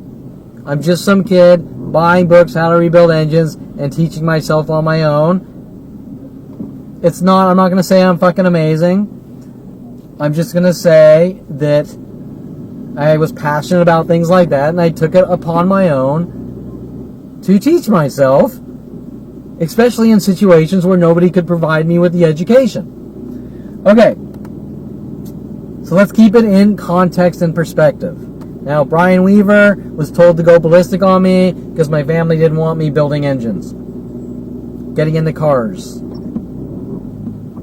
Brian Weaver was contacted. Brian Weaver actually started working on me in 8th grade with my family, but all throughout high school as well. And then Brian Longbotham took over years later. Okay, why? I can't fucking understand it. Okay, so the point is that when they're trying to make me look like a public nuisance, it's because some fucking oil spilled on my mommy's rich driveway. Do you understand? Okay? We have a kid. He lives in Hidden Hills, Calabasas area, in their $1 million house. He goes to Calabasas High, but he's doing blue-collar shit. And so he's got this piece of shit $300 Firebird up on stands in a rich neighborhood, and oil spilled on the fucking driveway. But that's not the definition of a public nuisance where you lock someone away in jail or mental institutions, especially 40 years later or 30 years later. Okay? Do you understand? What that says is mommy's angry because her kid was building cars in her driveway, and maybe she got embarrassed, and now for the rest of her life she wants to punish her son because maybe the neighbors were laughing at her kid for building blue collar shit in her driveway. I don't fucking know, right? It doesn't make any fucking sense. Why would you be mad about me? Why would you be mad about it? Especially 30 years later. And you should be fucking proud of your kid for doing what no other fucking kid did. I didn't see any of these motherfuckers out trying to figure out how to do shit on their own. They're all fucking whatever, right? Okay, so, and then this Kevin's an asshole. Well, how am I an asshole? I went out with my friends, we hung out, we laughed, we joked. I rebuilt, like I said before, I spent a month rebuilding Greg Waugh's car engine for free. And I find out that Greg Waugh's hunting me down with my brother to lock me in mental institutions because I was an asshole to Greg Waugh? I don't even know where the fuck to begin. I don't even know where to even start on that one. It's like you have these friends and you go above and beyond and you bend over backwards and then you find out they're hunting you down to exterminate you because you're the nicest motherfucker known to man, and then they go, you're an asshole, so we're going to hunt you down and eradicate you and exterminate you. Now, if I get into more specifics with Greg that married Jen Yang, which my brother originally dated, there's a whole dynamic in that alone where my brother's trying to make it look like I did something to Jen Yang, and then Greg Waugh is working the same angle that I supposedly did something to Jen Yang or something, and they're working all these weird, freaky frame jobs with all that. But really, like everything else, there's nothing I've done to Jen Yang, and I didn't even really have much interaction with Jen Yang, just like I didn't have much interaction with Paul Humphrey's girlfriend, Carissa Branson, after me. Okay? So, you get the fucking idea. Okay, so where am I here? Sending Rudy Morales after me. And that has to do with, that's under the, trying to make it look like my life didn't exist. Why did my family pay off with the police and government Rody Morales? Well, in all these jumping from how can we get things to use against you to rid you of the world, somewhere down the line with Rody Morales, they're using these name conventions as literals. Rody Morales. You drive and you have no morals. You drive and you have no morals. Rody Morales. They're using names to try to scare me into false coerced confessions. Now, I've had several conversations with people saying I've killed people. Okay, so Kevin's a murderer. And aside from the car thief, the violent paranoid schizo, the car thief, the general anxiety issue, the bipolar disorder, the split personality disorder, the vertigo 262, the high anxiety disorder, 100,000 other labels like that. Then the criminal ones. I'm a pedophile, a car thief, into kitty porn, I'm a drug dealer. Now throw on another 100,000 accusations. So let's first put that context in there. Now on top of all that, I've supposedly killed someone, so the LAPD with my father sent Rody Morales after me. And I've had extensive people asking me if I've killed people. Where the fuck does that come from? Is that from a movie? Because my family's so big at trying to show me movies and trying to make it look like I conform to movies? I can't fucking tell you. Maybe my family wants me to look crazy. Maybe my family wants to brainwash me and mentally batter me so bad that I walk into a police station saying I killed someone, and they say, who? And I say, I can't tell you, and they say, we can't find a body. Kevin's crazy. He's delusional. I can't fucking tell you. All I can tell you is they're doing these little hinting name things to try to... let me rephrase that. They're working the idea of reference tactic, which is a type of schizophrenia, meaning, you see this Toyota Camry in front of me? The Camry means something because I'm into photography. That would be an idea of reference. And so they're actually trying to make it look like I have ideas of references. So if enough people talk to me hinting I've killed someone, maybe I'll go to the police and say I've killed someone, or they think I killed someone. And then the police will say, has anyone directly ever said that you killed someone? And I say, no. This guy's crazy. We gotta lock him in a mental institution. He suffers from schizophrenia. Okay, when my neighbors are parking like 50 Toyota Camrys in front of my house every day, especially when I go out on a photo shoot, why do you think they're intentionally doing these things with cars and car names and literals? Because they want to gaslight me and make it look like I'm a violent paranoid schizo. And that came out with the LAPD's accusations that I'm a violent 5150 violent paranoid schizo. Okay, so the LAPD is in the business of turning people they don't like into schizos and killing them or eradicating them. Right? Okay, so the point is, that's a kill operation. I don't care how you want to justify it. Doesn't the Constitution say that we have rules and procedures to keep people safe in case they've been falsely accused of things? Correct? Okay, so sending people after me, like Rody Morales, to hint that I've killed someone on the roads, where does it even come from? Well, I can tell you where it comes from. It comes from Dr. Ronald Barry Perlman throwing a fucking tantrum because his kid's out building fucking cars and he doesn't fucking like it. And then it switches to pool halls. And then it switches to what college I go to. And then it switches to who I date. And then it switches to coffee shops. Okay. Now you're probably thinking, what kind of fucking father is this, or family is this? They're mad at you for going to coffee shops. They're mad at you for playing pool. They're mad at you for going to this college and not that college. They're mad at you for dating this girl and not that girl. Or any girl that's not in their list of you do what she says and she owns you. They're just fucking mad at me. Okay, they're sick, demented, murdering control freaks. Okay, so... And then they start babbling weird shit to me about control, and you're like looking at these people like, did I fucking just get on the Twilight Zone bus? Okay, so, a family that tells the world their son's a white supremacist at 8 years old because he kisses a black girl is a redefining moment in control, in interpersonal communication and socialism or sociology. Okay, okay. So I kind of went off on a tangent, but you can see how they want to sort of try to erase who I am and what my life really was up until 29 for history's sake.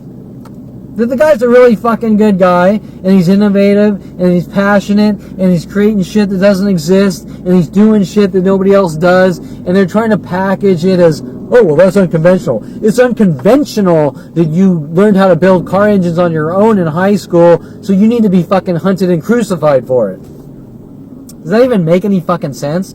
I mean, shouldn't they be happy? Shouldn't they be fucking proud of me? Shouldn't they be like, I don't see your fucking son out fucking learning how to build motherfucking car engines on your own when he could be out fucking snorting coke all fucking day. Right? Okay. Okay, so wanted to make the point on that one. What kind of backwards ass fucking trailer trash family is this? Okay. And when I say backwards ass trailer trash, they're fucking orthopedic surgeons. It's scarier than fucking shit. Okay. They're all doctors with secondary psychology degrees. It's scarier than fucking shit. They're like fucking little Hannibal Lecters, and they're like, what's that guy's name? Sorry, I was gonna make a joke, but I can't remember the guy's name. So, okay, so okay, the manipulation tactic. G. Also known as setup attempts or frame jobs. The manipulation tactic.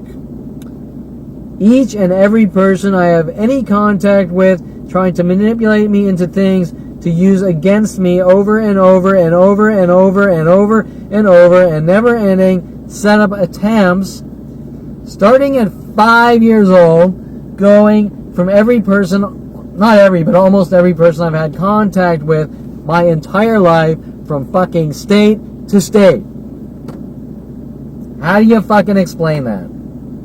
I don't see anyone else having this fucking problem. They're going out, they're dating, they're making friends. Their friends aren't trying to lead you down the wrong path. Then they make new friends. The next group takes over. The next group takes over. Then you're moving into apartments. Girls are paid off, or people are paid off to be your roommate to try to rid you of the world. And then at around 40 years old, you're asking questions if you're a good person. If you have had, let's throw a number out there, because it's totally fucking insane. Let's say 1,000 people in your life that you've known have tried to manipulate you to set you up 1,000 times. And then, let's say you've passed like almost every one of them. Listen, you're gonna fuck up now and then. You're a human being, right? But let's say 998 times you passed, and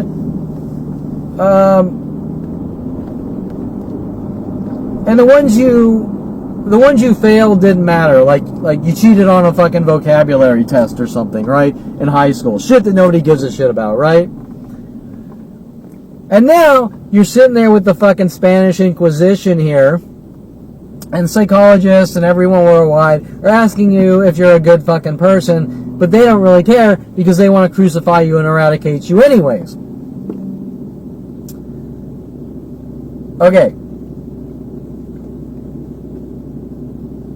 If you were to pass 998 setup attempts, and the 2 were like stupid shit that nobody cares about, even though if you probably ended up fucking killing someone at 999 or whatever, it would be fucking justified at that point because you can't get away from these murderers. But I want to kind of keep it close to, the analogies close to me.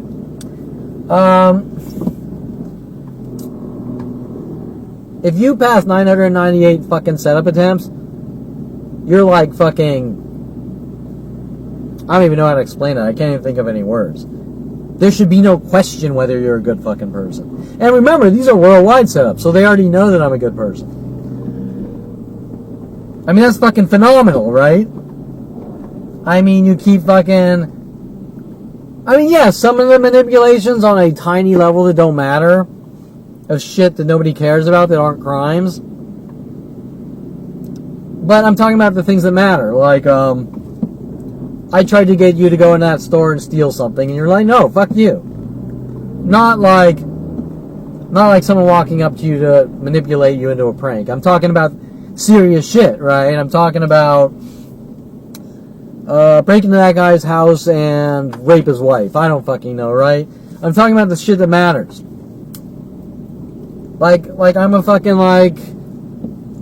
saint. I'm like fucking, and I'm not trying to preach that I'm like some fucking end all be all entity of goodness or anything. I'm a human being, and I'm not perfect, and I'm happy, and I'm sad, and I'm usually a good person, and I could be an asshole, and if someone's trying to kill me, I become an asshole really fast, and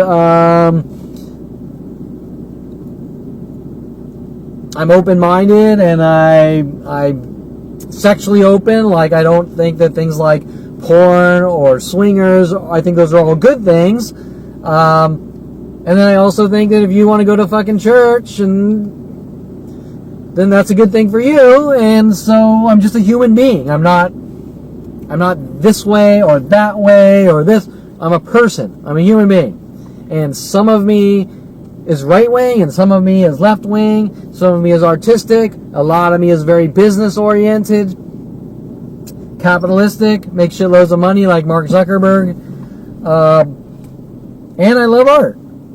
Okay, now if you're saying that I have to pick one, that's fucking insane. You're crazy. Most people are down the middle. They're not fucking this way or that way. Now, that was one of the weird tactics back maybe 15 years ago. Kevin, you have to choose and be this way or that way, or weird shit like this. You have to be a Republican or a Democrat, or you're a bad person. Well, I'm not a Republican, and I'm not a Democrat. I go right down the fucking middle. And some of the Republican things I believe, and some of the Democrat things I believe, and some of the Kevin things I believe. Okay, and so, I think my point's pretty fucking obvious that these aren't things that are bestowed on people, right? People don't demand that you have to be in some weird category or they're going to eradicate you. And usually, especially in capitalism, they like original and different ideas. They like new, original, different ideas. And as far as the public, they like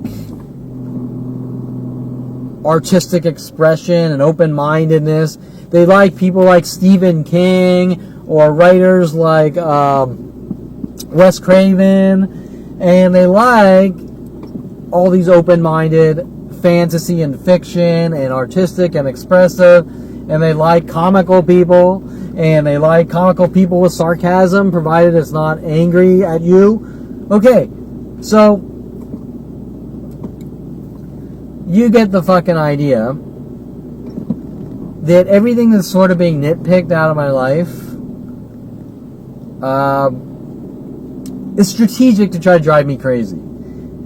They're ratcheting down and rioting and with mass worldwide mobs and secret because they want to snap me and get that reaction to lock me in jail and mental institutions. But now we come back to what the fuck's going on and why are they doing this?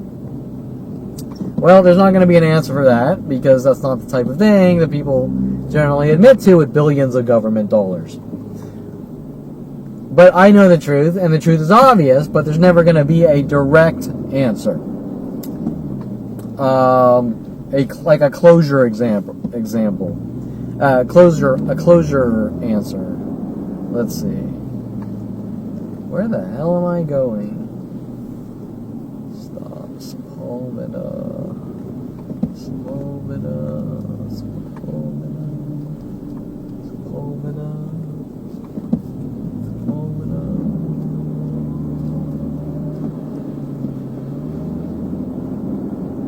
Sorry, I'm looking at the road because there's all this construction. Okay, I think I'm out of it. Okay, so where are we? Okay, building car. The manipulation tactic.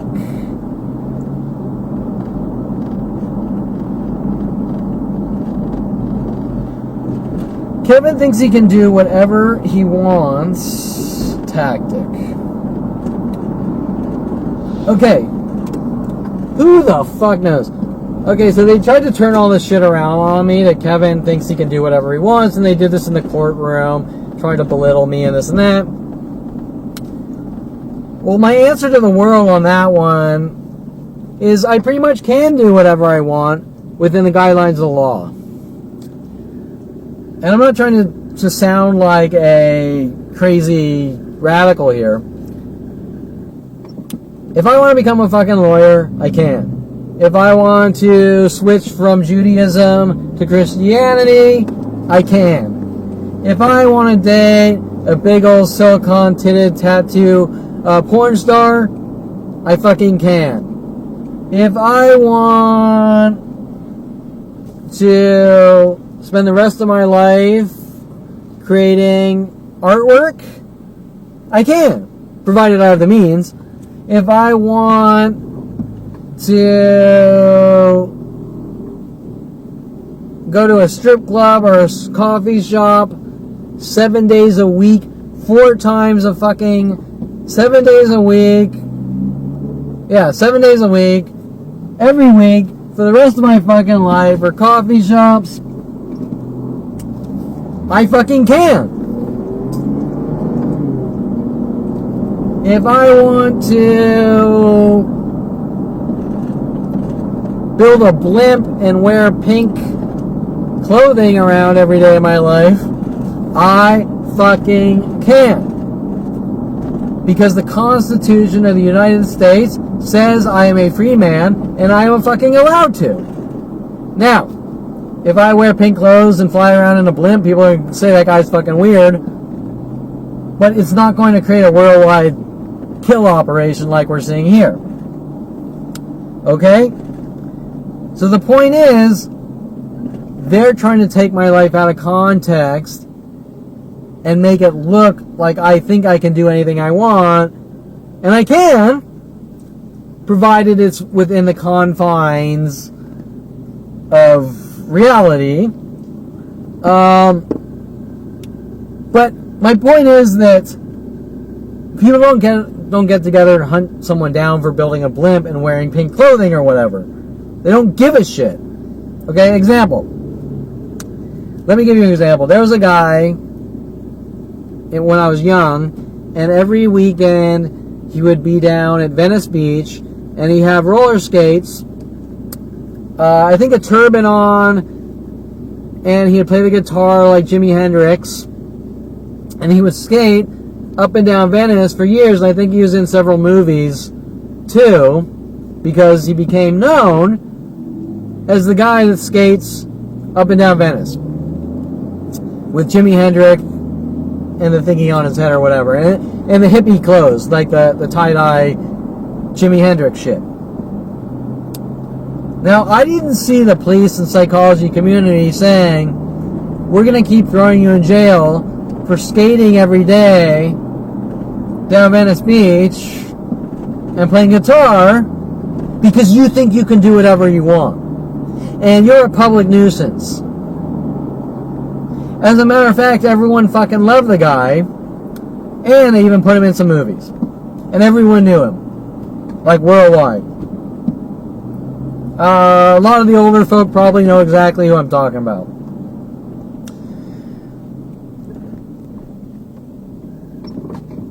Okay, so he can do whatever he wants because he has the fucking freedom, and nobody's sitting there saying, if you don't fucking become a lawyer, we're going to lock you in jail or mental institutions.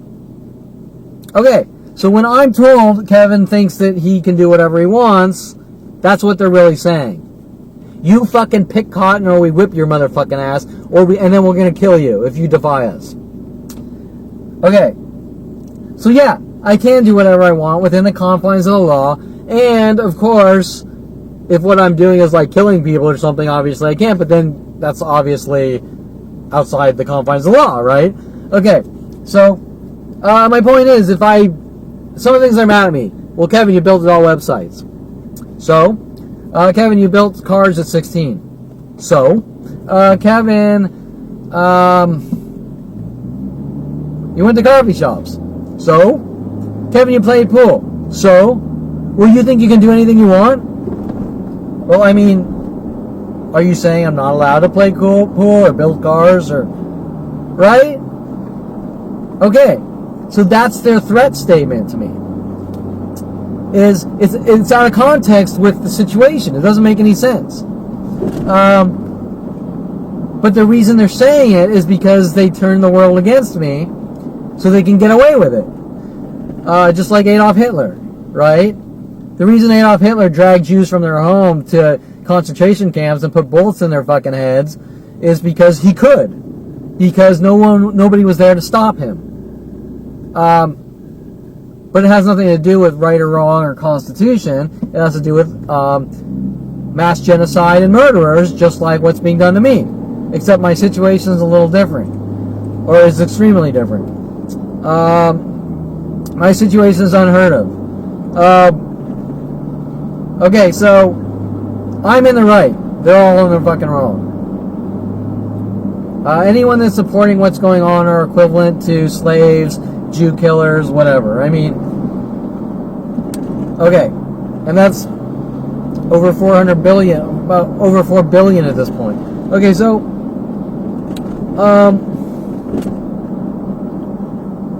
what would you do if someone came up to you, also telling you that they want you to have a normal life?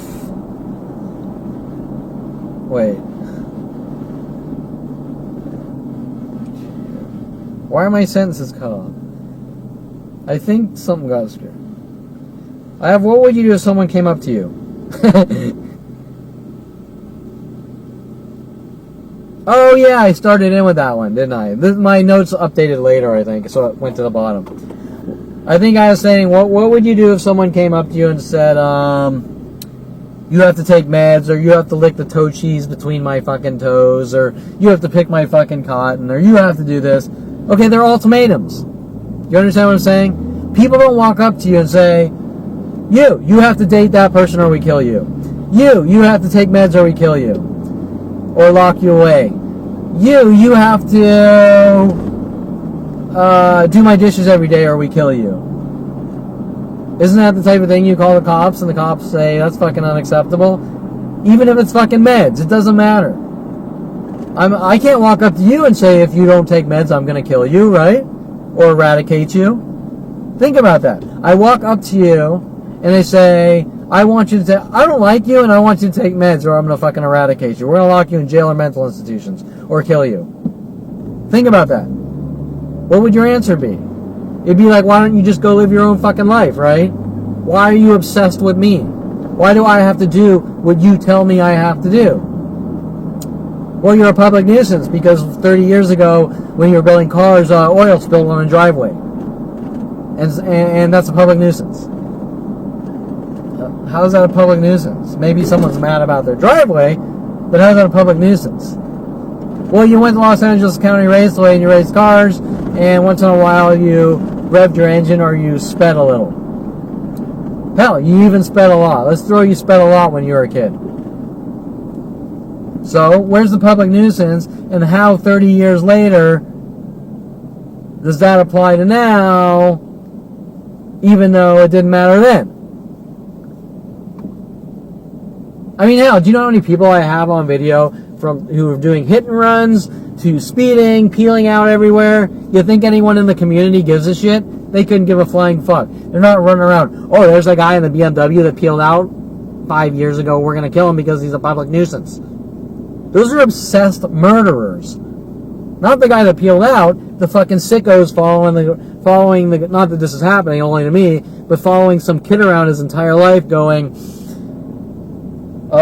we know you peeled out in your car. We're gonna kill you. We know you peeled out in your car. We're gonna kill you. You're reckless. You're out of control. We invested billions of dollars to kill you because you peeled out in your car when you were 16. I peeled out. Well, think about your response.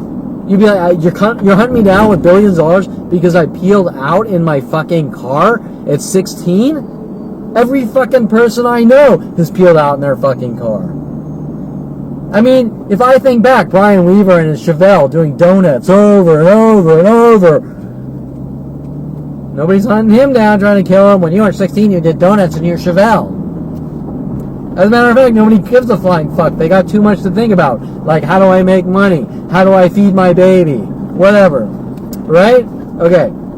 So, just understand this obsessed rage to exterminate Kevin Perlman. It's not really about anything they say.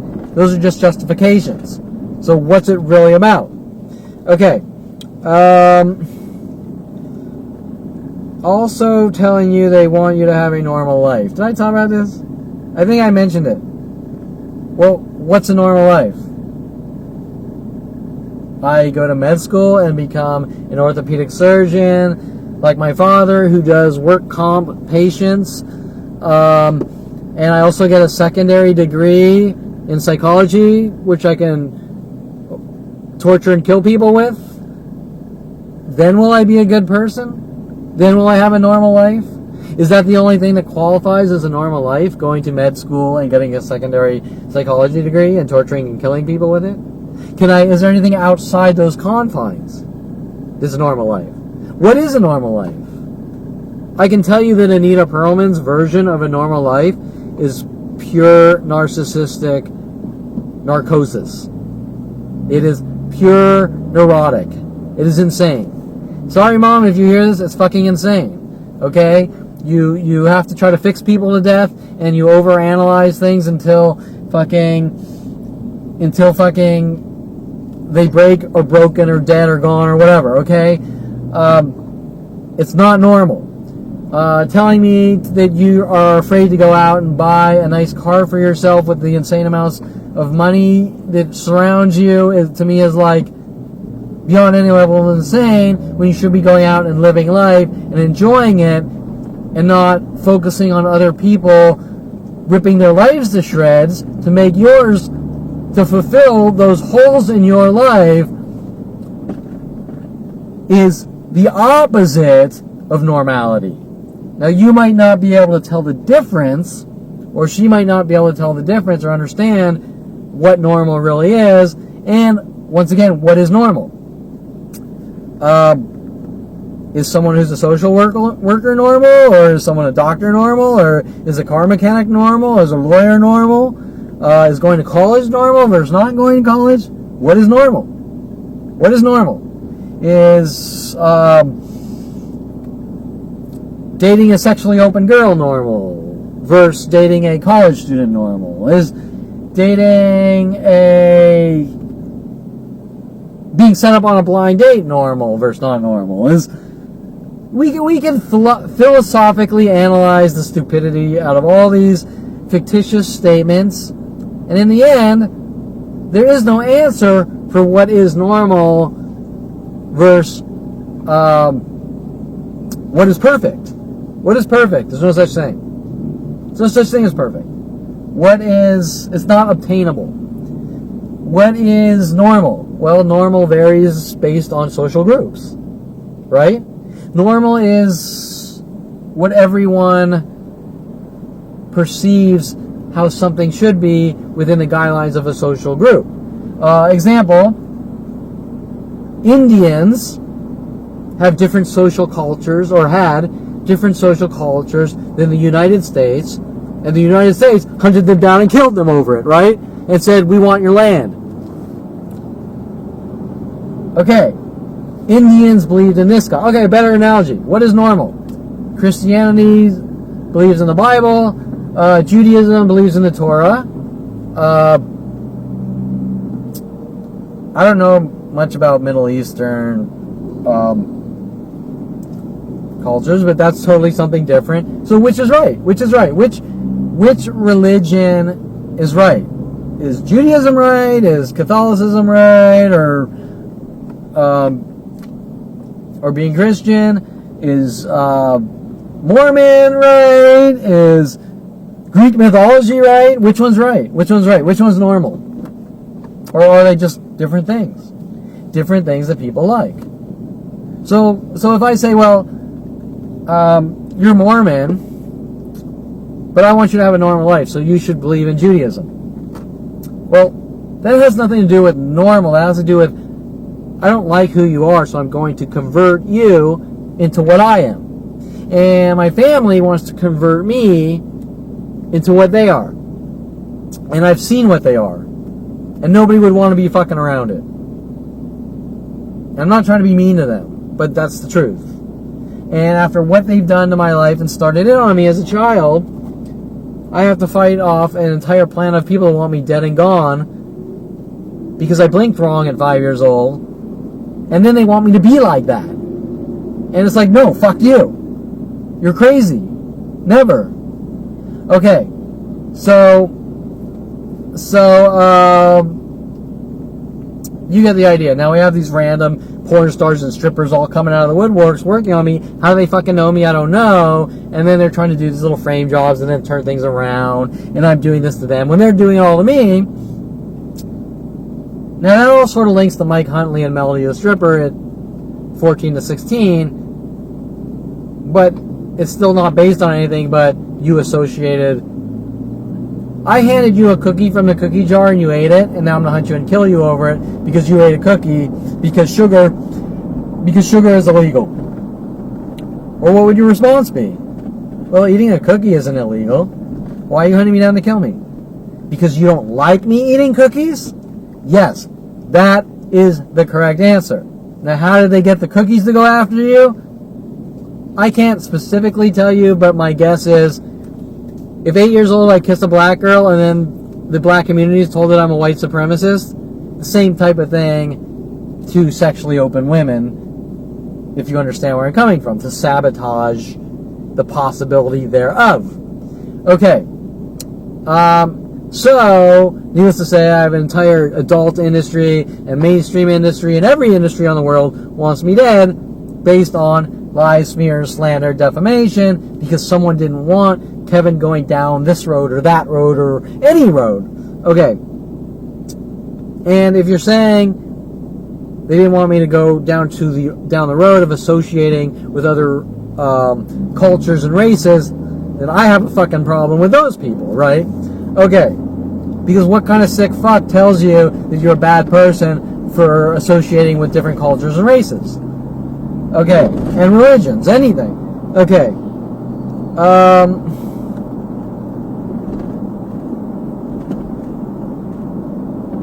Kevin.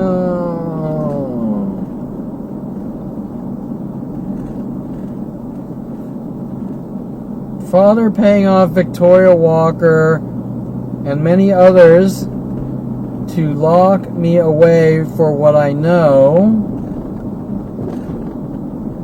Victoria Walker and the toy gun. I mean, I've sort of talked about this one a lot. My father wants me to look like a violent, paranoid schizo running around with a gun, so he pays off Victoria Walker to give me a toy gun in a surprise box, which is a mimic of a present I gave Kelly Hatch at Southern Oregon State College to try to spy game paranoid schizo me. Popping in a toy gun my father knew it was a toy because he saw it when she gave it to me. And he wanted to see my reaction when I opened up the present because it links to things he was doing to me at 16 when he put the bullet hole in his 300E Mercedes with LAPD to frame me, saying that I was out putting bullet holes in his car and I supposedly stole his 357, which he told Paul Humphrey to try to manipulate. Back to manipulations. He told Paul Humphrey to ask me to see the 357, which was in my father's lockbox, which it didn't happen, but Paul Humphrey was clearly paid off to try to set me up and frame me. Then, they didn't get that. Then they go and they put the bullet hole in the car. Why is he doing these things? I don't understand. This is my own fucking father. Hence, me doing photo shoots with a toy gun, my father going apeshit because there's proof of the incriminating evidence of his crime spree against me all across the world of a simple, harmless toy gun that every motherfucking family probably has. I mean, most kids actually have toy guns. This one looked a little more realistic. But still, you can, any person with common sense can look at it and go, it's a fucking toy. And it even says it on it. And them using it in courtrooms to try to make me look like a violent, paranoid schizo running around with a gun, even though technically the Second Amendment says I have the right to bear arms and can go out and buy a gun. So why are they mad about a photo of a gun in someone's house? Now, if you type in person with gun in Google, you'll get probably a million fucking links of people holding every gun known to fucking man. AR-15s, M16s, all out in public and shit like that. Do you think courtrooms and police are running after that person has a gun? Of course not. They're only looking for guns involved in crimes. Okay. So the point is that my family's just trying to paint this picture that Kevin's a crazy man, and they're trying to negate my entire life, my accomplishments, the schooling, everything. Because they want me dead and gone and to look like a crazy man. Why? I can't fucking tell you. Okay. Remember, when this propaganda is being disseminated to the world, that's where things start to not make sense. Because if that wasn't happening, nobody would give a shit.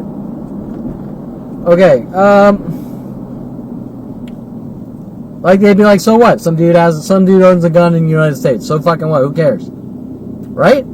Okay. Not that I do own a gun, because I don't give a shit about guns. That was Paul Humphrey's thing, and that was my father's thing. Okay, so now it's even more freaky, because the guy that doesn't give a shit about guns is sort of having shit put on him. Okay, Ron Perlman, I don't know how you live like you do. Okay, so that was one of my father's statements. I don't know how you live like you do.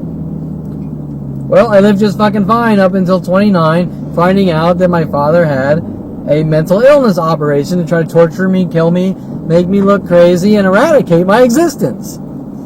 And up until 29, I had my own company for 6 years, met with Mike Huntley's death threats. We're using the system against you. You're a dead man. We're going to rid you of the fucking world. Yada, yada, yada. Watching worldwide groups in an anger and rage that we're going to lock you away in jail cells, in mental institutions, and a mother saying, I just want you to have a normal life. Okay, well, let me understand this. You fucked up my life because you want me to have a normal life? And you don't want me telling anyone because you want me to have a normal life? And the more I figure out and find out, the more people are going to threaten my life, hunt me down, try to torture, kill me, and false police arrests working with them because you want me to have a fucking normal life? How about you just leave me the fuck alone? My family and everyone involved. Oh no, that's not a possibility. Because you know what? Because you don't talk or we kill you. Well wait, but I thought you wanted me to have a normal life. I thought you fucking cared. I mean, let's think about this. People that care about you and want you to have a normal life, they don't generally say, you don't tell anyone or we fucking rid you of the world, do they? So what's the moral of the story here?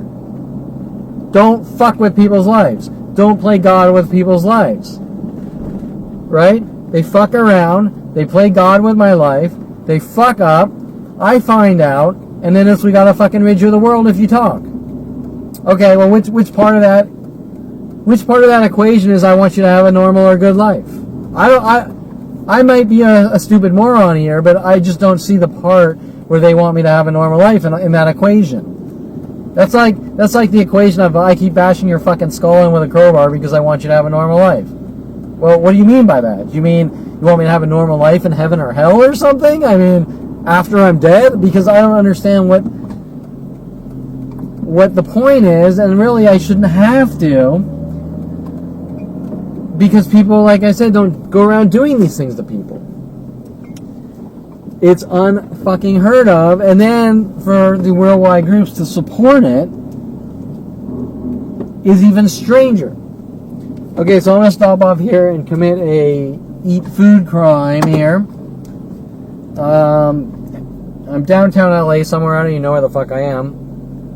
But we're gonna get some food, and I'm going to, I'm sure, be harassed by these strangers that don't know me but know me, and it's so that I can have a good life by giving coerced false confessions to therapists and on stands that I'm a psychotic murderer who's killed 100,000 people. Okay, so, because that's what a normal life is all about, doing these things to people and getting them to torture them into saying things that aren't true and weird, freaky shit like that. Okay, so I will be back in a few. Okay, so went into this random taco shop. 3 different people whistled at me. The one lady, then the one, looked like probably the chef, kept, like, for 10 minutes, kept sweeping and whistling and coming back and sweeping and whistling. Then a guy in black pants, yellow shirt, one of the tactics, especially down like Hollywood and Santa Monica, comes in whistling. Right? Same old, I know you, I don't know you, random stranger after random stranger, 100,000 to 1 million per day, trying to provoke me into reactions until I'm dead or gone, which starts at 5 years old. My family telling my brother and all his friends and my friends to try to get reactions, to lock me away, make me look crazy, and then saying just ignore it until you're dead and gone, or until they can get the big reaction, right? Why would someone tell someone who keeps, example, if I keep giving you a dead arm every couple of minutes of your life, never stopping, if I had the ability to like break into your house and keep giving you dead arms, you walk into a restaurant, the employees keep giving you dead arms, or strangers walk in, keep giving you dead arms, and then you're told to ignore it. What's the reason? The reason is to get the big explosion of anger, right? So what is it they're trying to do? Well, they want that reaction to lock me away. Think about it. Why would my lawyer and the police and my family say just ignore it? Take the higher road. Ignore it until you're dead. You wouldn't tell someone that. You say mobbing someone to death since 5 years old is unacceptable. Okay, on that note, that's like if I drop napalm on your fucking house every day for 50 years, or until you're dead, and I keep telling you to ignore it. There's a point where you're going to say, enough's fucking enough. Okay, so, the Kevin has to win tactic. Okay. Now my guess, my mother keeps saying, you're so smart, you should be a lawyer. My guess is the reason she's saying these weird things and trying to make it look like they're doing several things. The lawyers,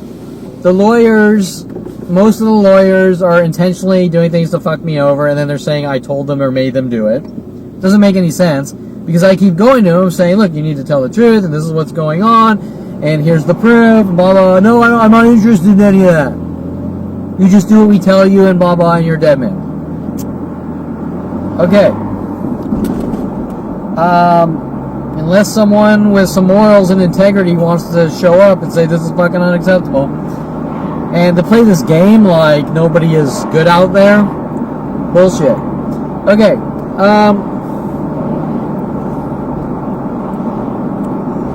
The Kevin has to win tactic. This is all a game. Kevin plays games with people's lives. I don't fucking know where they're even coming from. There was even a point where Mike Huntley wanted me to see the movie The Game, hinting that I'm an asshole, and I'm somehow like Michael Douglas in the movie The Game. Well, wait. Isn't the movie The Game a fictional script that isn't real, based on suspension of disbelief, and it's for entertainment purposes to make money? I don't understand how you can say that, Kevin, you're Michael Douglas, and once we kill you, whatever. Okay, it's just a fucking movie. Has no relationship with to my life. Now, am I supposed to, when people are walking around 100 times a day saying I'm an asshole for no reason with worldwide support trying to kill me, try to flip me into the point where I think I'm in the movie The Game or something and I think I'm Michael Douglas? I don't fucking know. Okay, the Kevin has to win, I think before that, with my mother trying to convince me and make me think I'm a lawyer or something. Oh yeah, that's right, they tried to get me to represent myself and all sorts of freaky things like this. Well, where does that come from, right? All these things have to come from somewhere. Does that make sense? Why will no lawyer help me, and why were other lawyers trying to manipulate me into representing myself, which is the stupidest thing known to man, and then the lawyers out there are saying I'm crazy for not listening to them. Well, if I took their advice and tried to represent myself, then you could say I'm crazy. But if they lie to me saying you should represent yourself, and I say, are you fucking crazy? And then they go, he didn't represent himself, he's crazy, and we gotta remove him from society. That doesn't make any sense like the rest. Okay, now, we're coming back to the whys. Because my family wants to try to have, back to the original conversation, manipulation to try to make me look crazy. But this isn't one person. It is a worldwide conspiracy. Like I said, I was just in a restaurant being mentally battered by 3 people with the whistling tactic. Okay. Well, my guess, without proof, because my family has spent an entire lifetime with the entertainment industry trying to make it look like I conform to media to try to lock me away in mental institutions, my guess is that it has to do with the movie Devil's Advocate with Keanu Reeves, and the character's name, do you know what the character's name is? The character's name is Kevin. Interesting. And Kevin's daddy is the devil, Al Pacino. Okay, so we want to make it look like Kevin's crazy. We want to make Kevin look like a paranoid schizo. We want to make it look like Kevin suffers from ideas of references. Hence, when I'm giving you the analogies of how they use cars parked in front of my house, or where I go, people following me with cryptic hidden messages using cars, or the names of cars, or 2 cars backwards together, identical cars backwards, or if I go do a photo shoot, they pull up groups of Toyota Camrys. It's not because I'm a schizo. It's because they want to make me look like a schizo to lock me away in a mental institution. Jason's threats when I was 16, we're going to lock you in a fucking mental institution because we hate your fucking guts.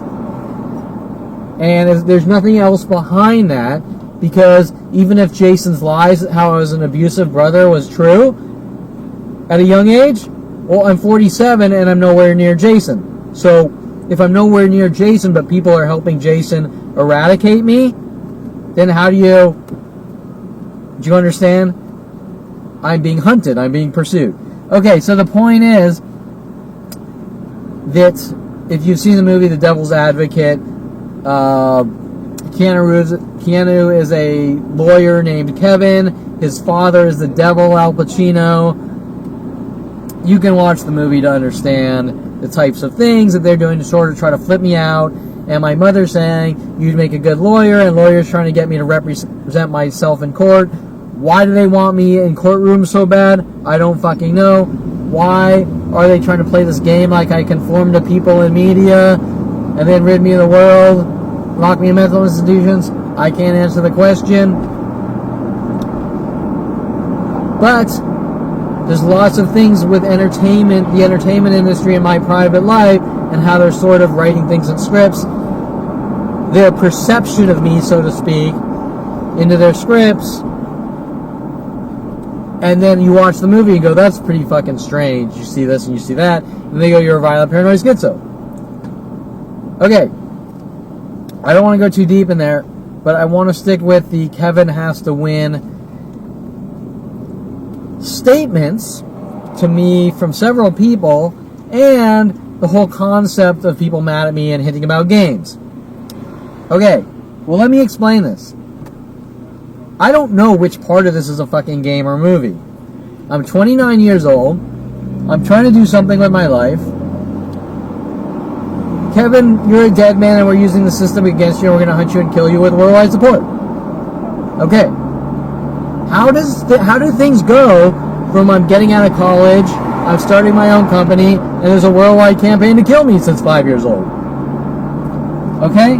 Now, I don't know this at the time. I just know I'm watching a planet full of people try to kill me for no reason at all. Now, when we talk about games, you know, you want to fucking pull out Chutes and Ladders or whatever and put it on the fucking table and we play a game. You want to play a game of cards. You want to play a game of pool. Fine.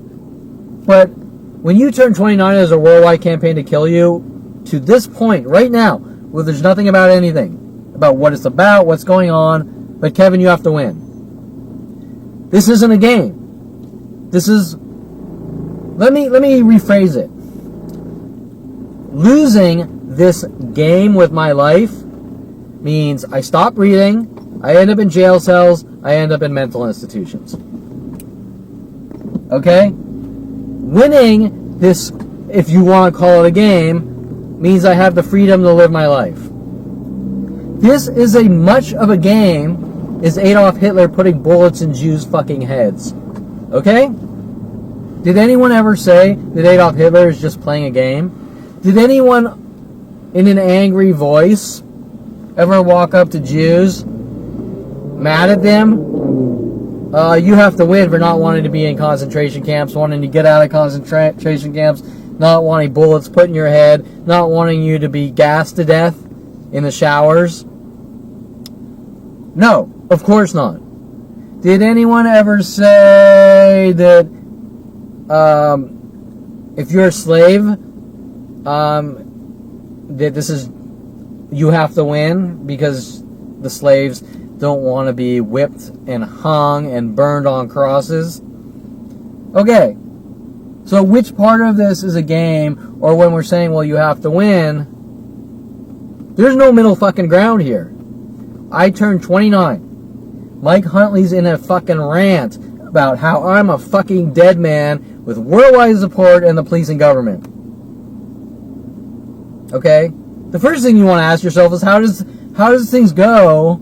You make it, I'm going to say it worded this way, you make it till 29, because I didn't know I was being hunted for extermination up until 29, and all of a sudden you're in a fucking cloud of confusion like, there's a worldwide campaign to kill me for no reason at all. And nothing's being said about anything. But you have to win. It's all your fault. I mean, Kevin, it's all your fault. You have to win. I mean, what kind of man are you? You think life's a game?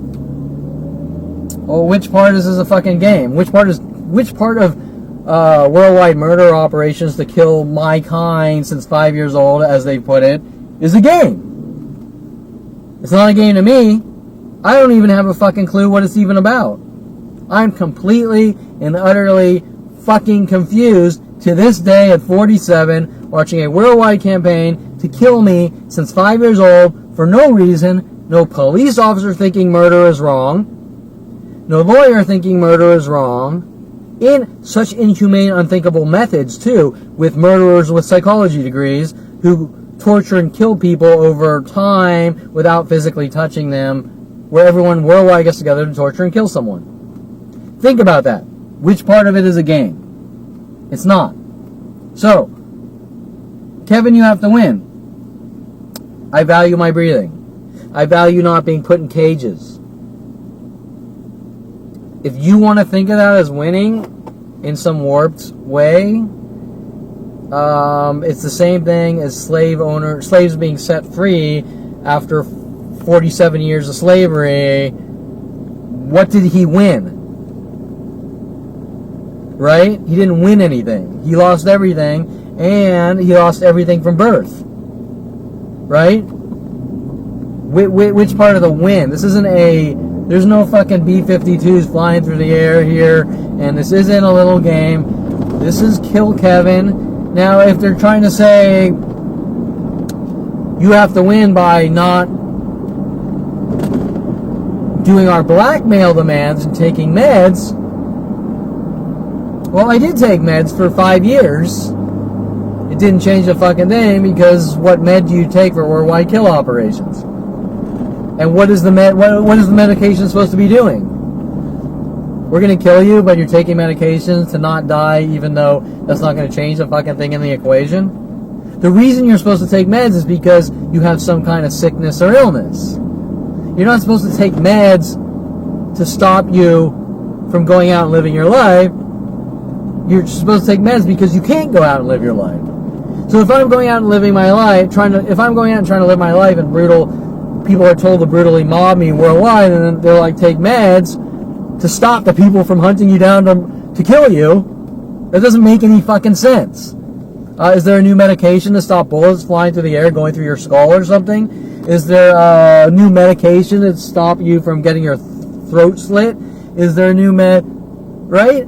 If 100,000 people a day are told to walk by me and whistle, what medication is going to stop that, unless you become a drooling fucking idiot?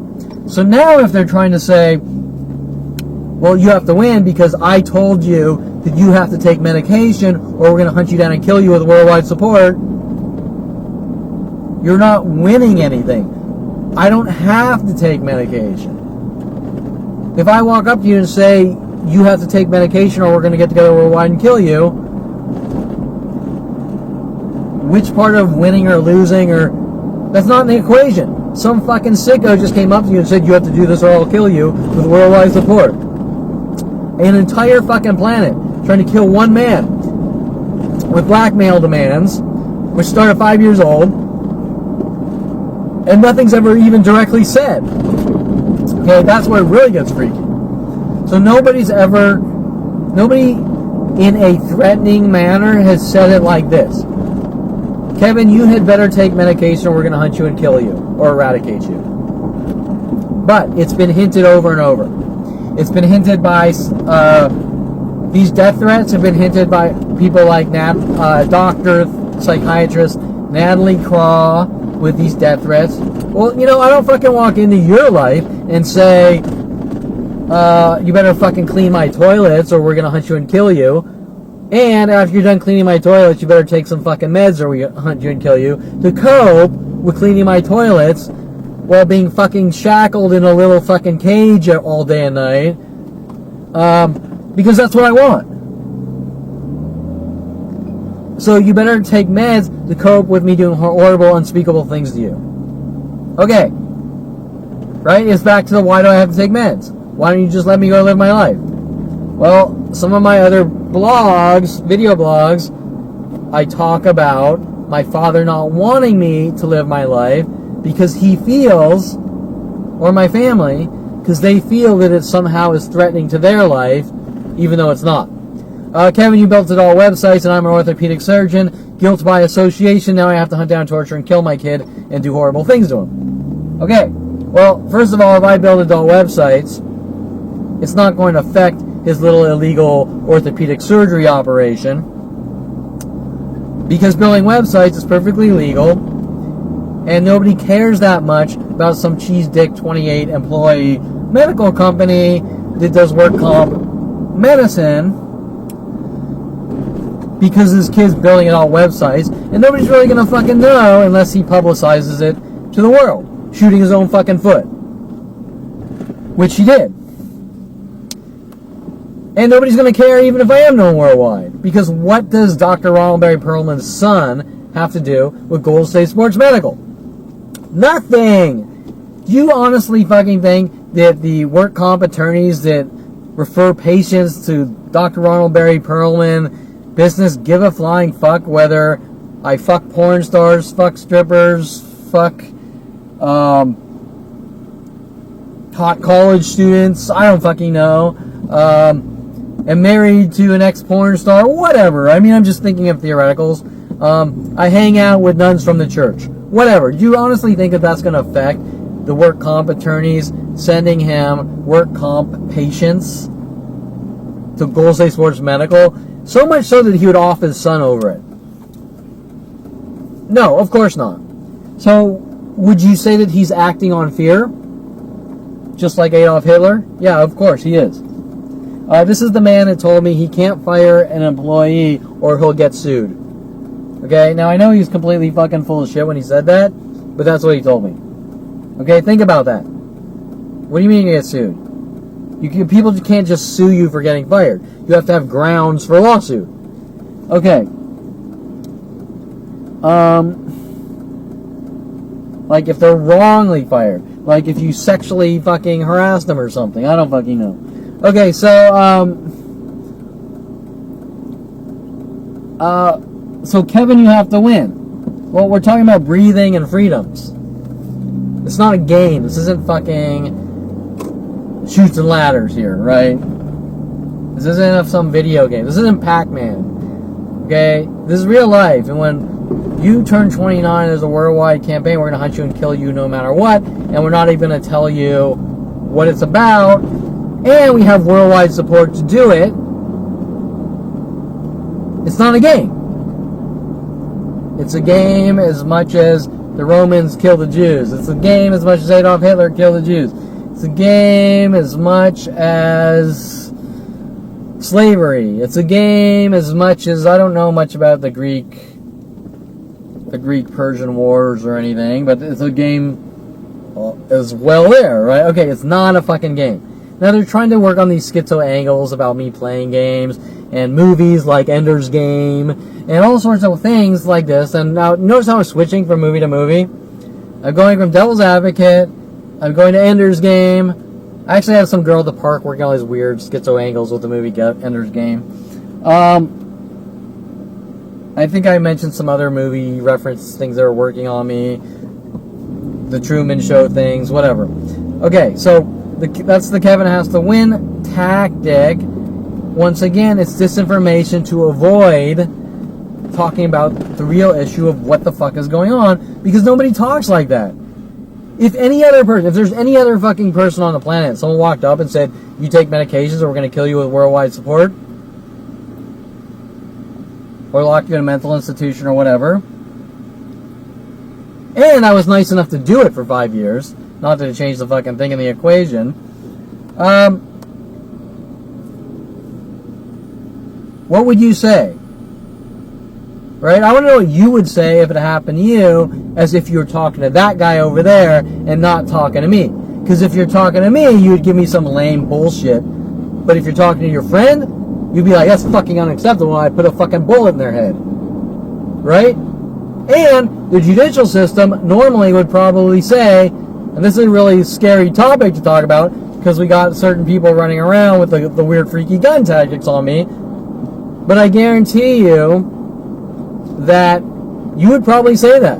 Someone comes up to me, says I had better take medication or we're going to hunt you and kill you, and you notice Worldwide Green was trying to torture you and kill you, he would probably say, and might even do it, I fucking put a bullet in their head if someone did that to me. And the judicial system, to them, would say, you are in the fucking right. Now, once again, just to cover my ass, because I know how the judicial system likes to follow me around, trying to get, oh, well, Kevin said this, so I think he's going to do this with their pre-crime bullshit. And they'll twist and contort and fabricate and take shit out of context and give it out to the entire planet that Kevin's a danger to himself or others, based on, because you can't say these things. People say these things all the fucking time. Okay? All fucking day. Nobody would ever tell you. Nobody would ever try to control you that much unless they're sick, psychotic murderers beyond any level of use known to man. And nobody would ever say that what they're doing is okay. Okay, so that's the Kevin has to win. Kevin has to win. There's no bearing or relevance to that statement in this situation unless I'm sitting down playing fucking Monopoly with you on a table, and once we leave that fucking room, we're no longer playing a fucking game. Just like when I go shoot pool and leave the pool hall, we're no longer playing a fucking game. Okay? You want to have fun, you want to shoot some pool, you want to get good at pool, we play pool. Once we leave the pool hall, you're following me around, I have to win and I'm going to kill Kevin. you're not playing a game no more. You're playing Kill Kevin, and that's called murder. Now, my family's trying to reverse it on me that because Kevin plays pool, he plays games with people's lives. Well, I don't understand the correlation, because once again, it's an empty fucking delusion based on zero fact. What's the game I'm playing? Other than poking some balls on a piece of felt. I leave the pool hall, I go back to my office, I try to get some work done, I go out, I market, I start building code, I start doing things. Which part is it that I'm playing a game after I leave the pool hall, other than a sick, demented family with worldwide support to kill me, saying that Kevin's playing games? Right? It's reversed, like everything else. I'm sitting in an office with Mike Huntley. All of a sudden, out of the blue, there's a worldwide campaign to kill me, and I find out it's been going on my entire life since 5 years old. I don't know what the game part is, because nobody's told me what the game is, other than the Kill Kevin game with worldwide support. Right? So, when they say, well, Kevin, you have to win, these aren't my decisions in life. I wasn't sitting there at 29 saying, I hope someday there's a worldwide campaign to kill me. Right? These aren't choices. They're not choices. They're not decisions.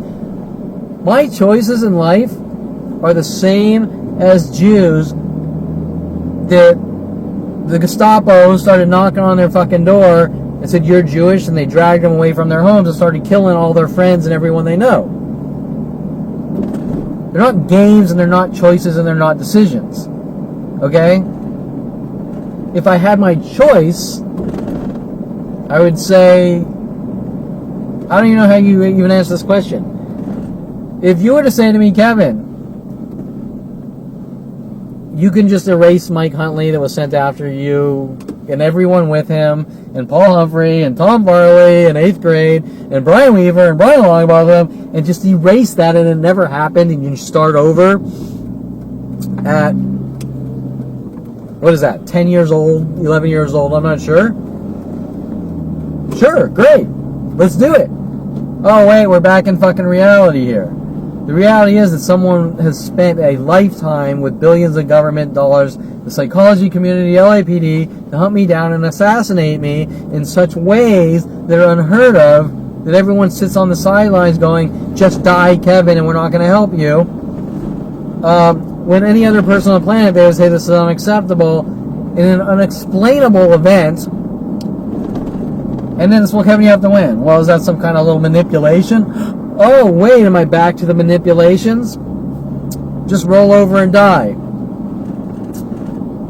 Just keel over and fucking die because you have to win. Well, like I said, they're coming after me to exterminate me since 5 years old no matter what, with worldwide support.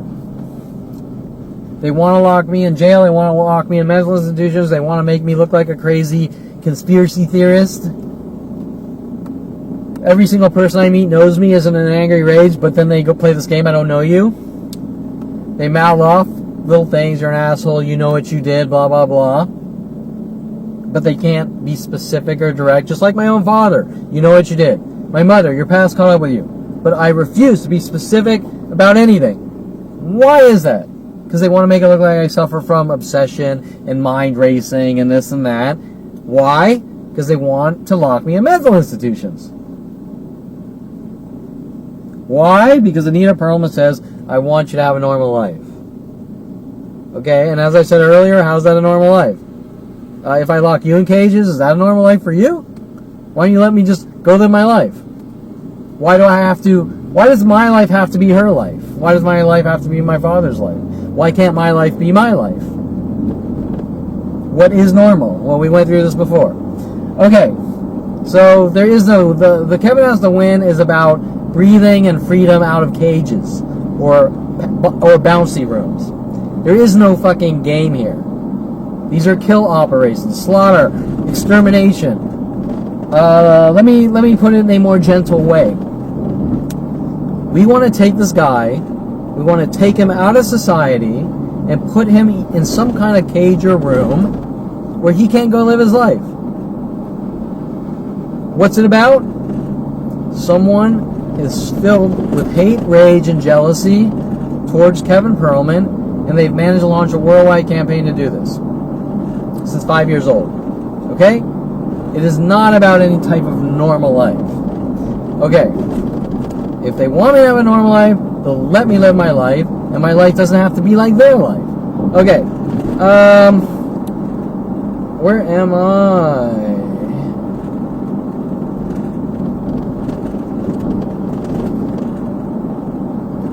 So that's the Kevin has to win tactic. Pretending I'm playing it there, it's a game or something. Okay.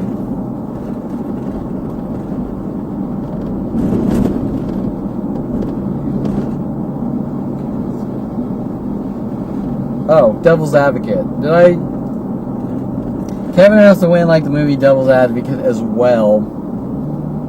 You can watch the movie and you can sort of try to pick apart my life to see what the writers and my family or the people that are sort of trying to flip me out and make me think I'm in movies are doing. Okay, this goes from movie to movie. Okay, it goes from The Big Lebowski to things. Example, like after Tom Hope pissed in the corner at a New Year's party when we were drunk, when we were 16, they wrote something about carpet pissing and sort of tried to direct it at me in The Big Lebowski. Then my brother would want me to see it with his wife, and they would sort of use these hints to try to make me think it's about me with the Corvette in the movie and things like this. Because my brother went, they did all the road rage things, and then they're sort of pinning it on me, and then trying to make me look like a schizo. Whatever, I'm not going into details. Goes from movie to movie, and music, and you name it.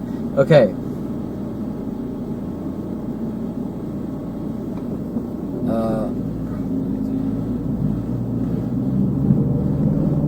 What did I put? Family's issue with doors. I mean, I don't even fucking know at this point. My family has issues with me and doors. My family thinks I'm Jack Nicholson in the movie The Shining. They just keep making up lies. They make lies about Jen Hess and me going over to see fucking what the fuck was going on when she was running around saying she was pregnant with my baby, trying to make it look like I broke down her door or something by knocking on her door, right? And the whole story behind that was that Jen Hess was lying to me because she was married with a kid, but she was pretending to be a schizo, and she was pretending that I was somehow making her mentally ill and trying to kill her or something. And then she was working with porn star Jessie Jane because Jen Hess originally was calling herself Jessie. And then she introduces me to her friend in Oregon. Interesting that her friend was in Oregon. And I can't remember her friend's name. Was her friend? And her friend's like, what the fuck is Jennifer doing? She's calling herself Jessie, and she's doing all these freaky things. And then all of a sudden it's, well, Kevin, you're hunting down Jen Hess, and you're violating her life, and you're destroying her life, and this and that. Wait a minute. This girl came into my life. She's cheating on her fucking husband. She's trying to play these schizo games. She's trying to turn me into a schizo. She's telling me all sorts of weird shit that she's done something and she can't tell me, directed at me. She's trying to make me mentally ill with all these freaky tactics. I find out she's working with Mike Huntley and Paul Humphrey on these strategic frame jobs to make it look like I'm going after her. Then Rhodey Morales comes in my life, wanting to take me to strip clubs, pretending it's somehow about Jen Hess and Julia Sofia Reynoso. Then strippers try to get me towards LAX, close to Jen Hess's house. You're probably saying to yourself right now, how do these random people all across the fucking country know who Jen Hess is and try to make it look like you're going after her? Yeah, that was the first question that came to my mind. How do random strangers know about this little private relationship? And there's not just one of these, there's about 100 of these. There's random strangers all trying to manipulate me down the path to make it look like I'm doing this to Jen Hess or anyone else all throughout my entire life. All strategically coordinated, conspiring. Now you're going to say to yourself, that's pretty fucking strange. How does Aubrey Fisher and Stripper Venice telling me she now works at Bear Elegance down by Jen Hess's house, How does Venice or Aubrey Fisher know Jen Hess? Jen Hess wasn't even a stripper. She's some just crazy fucking, I think, like a heroin junkie or something that was married with a kid. I'm not even sure because I didn't know her that well. Okay, so how is she associated with these people? And why are these people 10 years later trying to make it look like I'm hunting down Jen Hess? Hey, Kevin, I dance at Bare Elegance down in LA. Come down here. Oh, Kevin's stalking Jen because he's in the same area. Kinda, sorta. LA is a big fucking place. Right? Think about that. And if I were to fly to fucking Wisconsin right now, the next person would be working on me to try to set me up or frame me with these people. Okay, so you'd be like, what the fuck, right? Think about that. Okay, so I went on a tangent, but the whole thing was, there's a girl working with Rody Morales that I asked out at our gym who was joking about flower frenzy, and there's a whole subset of flower tattoos with models going on directed at me worldwide. And it all links to the rose bush I ran through when I was a kid. And I don't want to go into that. So the point is, by knocking on a door and asking a girl, what the fuck, are you pregnant?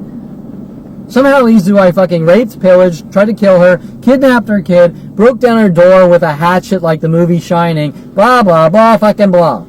Okay, it's back to the original conversation when I started this video. There's no crime here, other than what's being done to me. By simply screwing a girl a few times and asking them what the fuck is really going on is not stalking. It's being mature enough to try to deal with situations, except sometimes in life, when you're dealing with murderers that are hunting you down, you can't really ask questions of them because they want you fucking dead and gone and they're being paid off and shit like that, right?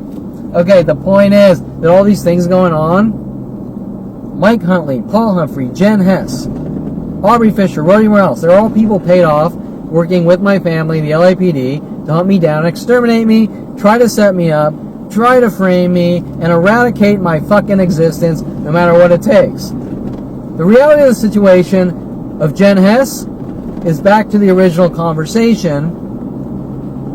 What if you went out on a date and you chewed food with your mouth open, and there's a worldwide campaign saying you're an asshole because you went out on a date and you chewed food with your mouth open of shit that nobody should know because it's unimportant, it's irrelevant, and the only reason why someone is nitpicking and collecting insignificant things. Okay, SD card filled up. New SD card. Okay, so as I was saying, the only reason why someone will want to collect these minute, intricate things that happen in everyone's life, every day of our lives, and use them against me, use my life against me, and use the system against me with the LAPD, the only reason would be to rile up the masses in anger, rage, chaos, Roger Water, radio chaos me to death with the masses in such a way that they could hurt someone, kill someone and get away with it, or eradicate my existence, take me out of society and kill me, put me in a cage or in a bouncy room or mental institution or whatever. Because someone hates my fucking guts and is an obsessed murderer. Period. Okay? Other than that, it's shit that nobody could give a flying fuck about and happens to all of us and every day. Okay, I am sure that you could walk up to 100,000 men or women in LA or anywhere else and ask them about some kind of story about a fucking date that went south or a girl they were seeing that went south. And they would unload stories. Oh, I did this stupid thing, I did that, she did this, they did this, blah, blah, blah. Nobody fucking cares. Do you think they're being hunted with worldwide support? Well, you went on a date and chewed with your mouth open. You can't do things like that. Or there'll be worldwide murder operations. Okay. There was a point I even listened to a radio show, and people were calling in on the radio and saying, oh man, you know, I made a fool out of myself, I did this to this girl, and they were saying it on the fucking radio. Do you think they're being hunted and killed by worldwide support? Of course not. Okay, so while I'm going to admit that once in a while I might be chumpy around a chick or something, I think that's a common thing with most men. If some guy shows up to some chick's door with chocolates and flowers or something, he's kind of being a little chumpy. I've never seen a thing where they go, well, you're a stalker and there's a worldwide campaign to kill you, unless maybe you're the fucking president of the United States and it's out of context with you holding your hand over the nuclear missile button. I don't think anyone really normally gives a shit. Do you understand the point I'm getting at? Kevin Perlman is 10 times more known than Donald Trump in these kill operations. Torture, kill. I'm gonna keep you in line. So you're 10 times more known than Donald Trump, and every aspect of your life is being used against you. And the masses are gonna mentally bludgeon you to fucking death if they're not happy with every single behavior of yours.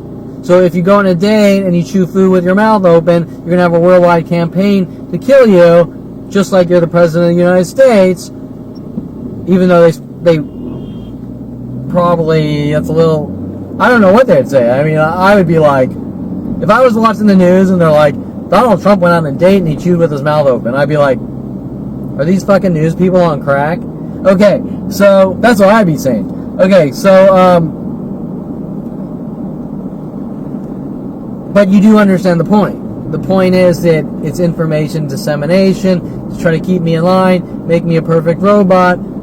But what is it really about? Because it's based on hate and rage and anger, right? It's not based on, I want Kevin to have a good life.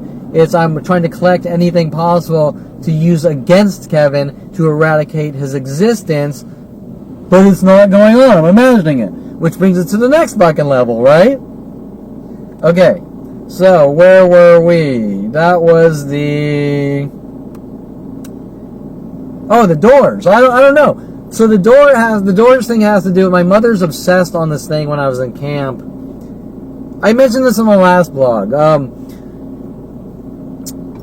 They came to pick me up to take me to a day camp, and I was afraid, and I kind of broke down and cried. And I don't know if I cried, but I went to the bathroom, and I held the door shut for I locked the door, and that went on for 10 minutes, so I didn't have to go to camp, and that was it. And that's the end of the fucking world. That's where the earth stops rotating. Kevin is like Jack Nicholson in The Shining. We have lookalikes with girls following me around, like probably the girls coming out of the elevator in The Shining.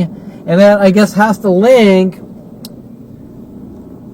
with the childhood event I was explaining in the last video, where I got locked in the elevator for a couple of minutes and cried, and then they got me out, and they're trying to sort of package all these things together by making me look like a violent paranoid schizo and saying Kevin thinks he's in the movie The Shining and Kevin's afraid of elevators. Well, wasn't I just in an elevator like 10 minutes ago? If I was afraid of elevators and had traumatic childhood, Jack Nicholson traumatic events from the movie Shining, wouldn't I not be in the elevator 10 minutes ago? Okay, so, like I said on the last video, I was right back in an elevator right after that event at whatever age that was, 8 years old, I'm not sure. So, the problem isn't me, the problem is the psychotics obsessing on these situations that don't matter, that are way gone. I never would have even remembered the elevator bullshit if I didn't get flack from an entire planet of people trying to guilt me about elevator joke. There's a combination of guilt me, joke about it in secret. Example, I have jokes from women on Twitter and social networks about elevators, but then it's nobody knows you. So it can't be both ways. Either you know me and you're going to joke about it and then it makes sense, or you don't know me and I'm a crazy man and a schizo, but we all know I'm not crazy and we all know I'm not schizo. So then how do you have the fucking information? If, example, if some, how do I say it? If some porn star in Britain right now is joking about me and elevator experiences, how does the porn star or the model or anyone for that matter who's making these jokes kind of subtweets or directed at me, but not directed at me, but it's really entertainment for them? Does that make sense? Like I'm playing off your life experiences, but nobody knows you and you're imagining it and you're crazy. Well, it can't be nobody knows you. It's either you're known and then people walk up to you and say, you're Kevin Perlman. Can I shake your hand? Or I don't approve of this, or I don't approve of that. Let me hear your side of the story. In a direct conversation. A direct conversation, okay? Not cryptic schizo hints, not spy game bullshit. Direct conversation. This is how I know you. This is what's going on. This is what's said. If I'm 10 times more known than Donald Trump, well, how do I live my life? Because Donald Trump has billions of dollars to protect himself from the people running around going crazy. Does that make sense? Tom Cruise probably makes, who knows, 50, 100 million a year. Probably lives in a huge house. Probably flies in Learjets to stay away, to have that private life. But Kevin Perlman makes no money. Kevin Perlman needs to go out and eat. Kevin Perlman can't have friends or relationships because everything is done in secret. And so I don't fly in Learjets. I drive around in this piece of shit I bought used with 60,000 miles for $7,000, and I go and I try to eat and stay alive, and I'm mentally battered by stranger after stranger going, I don't know you. Okay, well, there's a context to the situation. If I make $100 million a year, I'm going to have a different lifestyle because I make the money, and when people walk up to me, they're going to say, you're Kevin Perlman, can I have your autograph? Right? Do you understand? So what is the reason this is done in such a way that a human being dies from it by being mentally battered to death and then told he's imagining it and nobody knows him? Do you see what I'm trying to explain is they're creating a psychological situation with clear and obvious intent that isn't normal, that defies physics, that defies genetics, because they have an agenda. And their agenda is to lock me away and do these horrible things, force me on medication, who knows? Maybe it's just I want to kill Kevin, like my brother. My brother gets his jollies locking people in mental institutions, right? It could be that simple. But then why are these people helping? I can't answer that question. Why has the government spent billions of dollars to feed my brother getting his jollies by locking people in mental institutions? You can analyze that one, and I guarantee you, when you do, it's not going to come down to Jason gets his jollies locking people in mental institutions. It's going to come down to something much bigger at 5 years old with government flagging and eradication operations. Okay, so the Doors thing, I don't know, but you know what? I like the Doors. Great fucking band. Okay, let's see. Come on, baby, light my fire. Okay, so,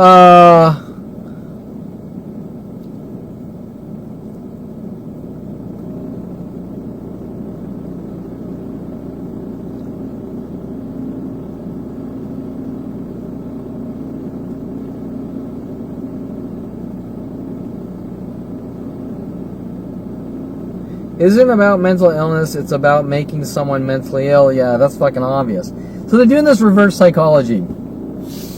Okay, let's say you go to a coffee shop. 100 people show up an hour with the same exact clothing colors. Example, black pants, green shirts, they just keep coming in, and then it switches black pants, pink shirts, and people sit down and talk to you, and they mimic your Twitter conversations, and it just goes from person to person.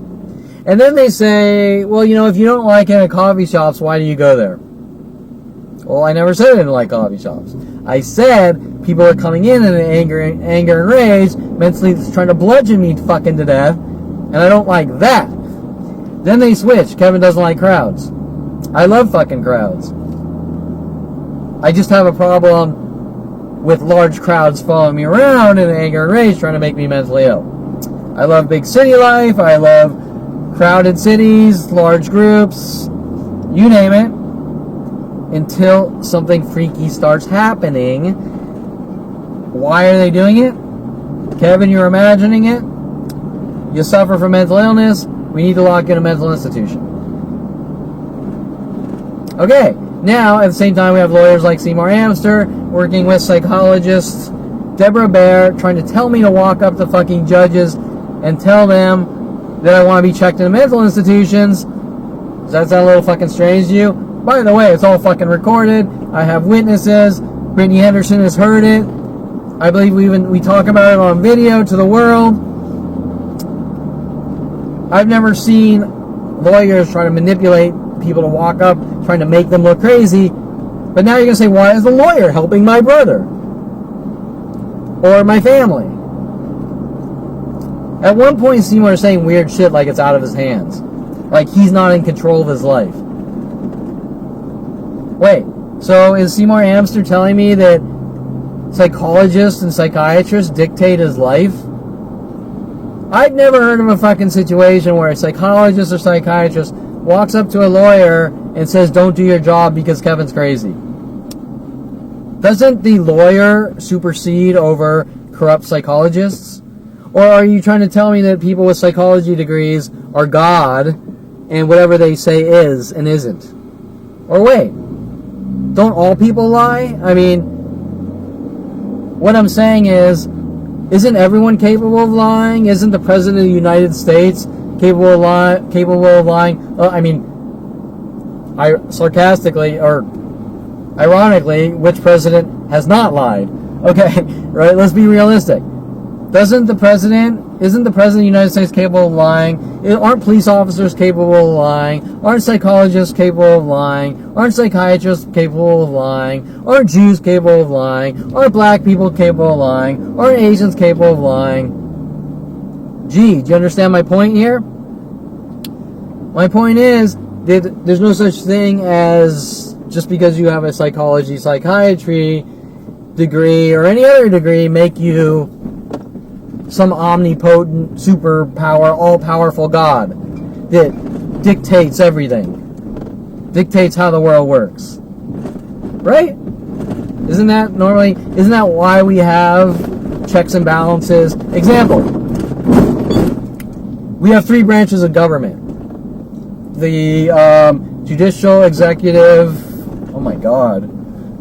legislative, executive, and judicial. Why are they fragmented? We have,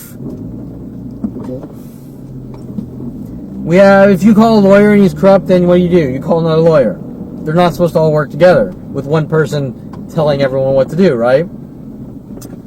The President of the United States. The President of the United States generally doesn't have that much power because then he would be a tyrant. So we have Congress and Senate, which pass bills to vote, that we vote on, or the Congress and Senate votes on. Right? Why is that? Why is everything modular and segmented? Because if you give one person the power to rule the world, it's chaos and destruction, and it'll crumble. That's been proven throughout all of history.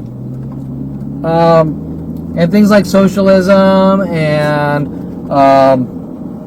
communism all failed. Everything based on control all failed. So once again, to the original question, if you have hey, well, Kevin, when you were 29, I gave you a list of psychiatrists to go see on these fraudulent activities to try to make you look crazy, and the first one you saw was psychiatrist Susan Donner trying to cover up this and make me look crazy. And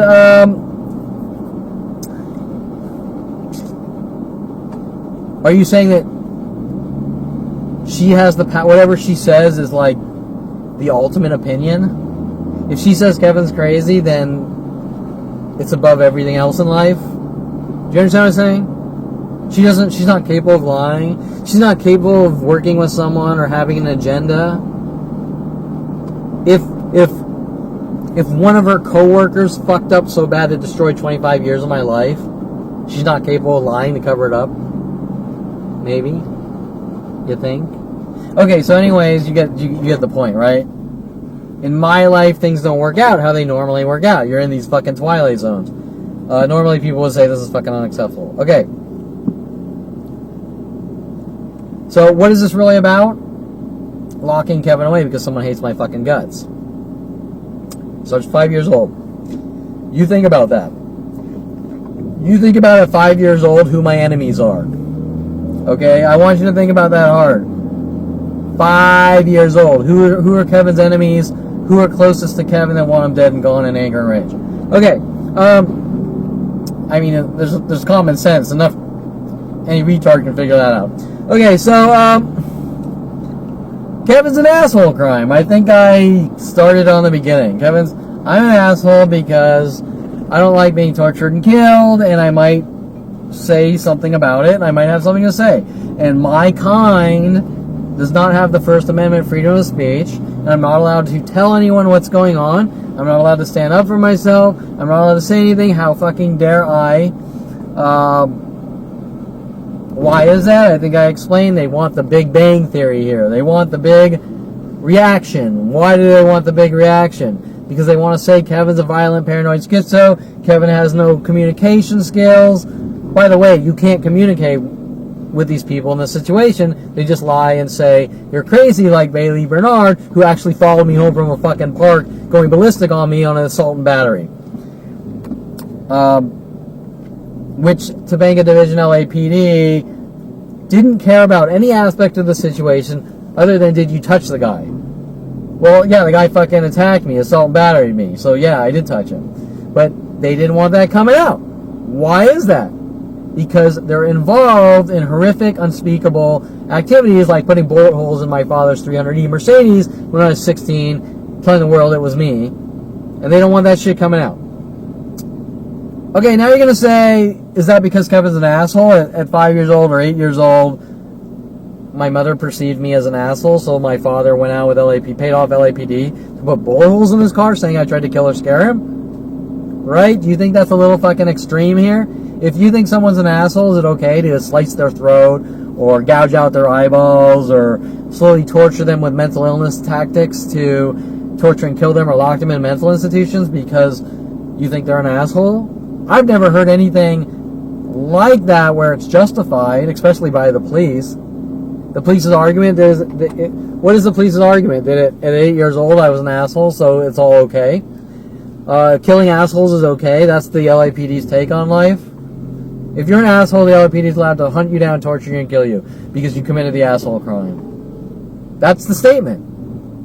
Okay, well, you really have to sort of break this down and what it's really about. It's about government flagging and extermination, but when they're trying to make me look crazy and I'm giving the same argument back, even though it's not really about these smaller things, it's about something bigger. But because they defame my name on an hourly basis to the world, you sort of have to show examples of their behaviors, not my behaviors, their behaviors. Okay.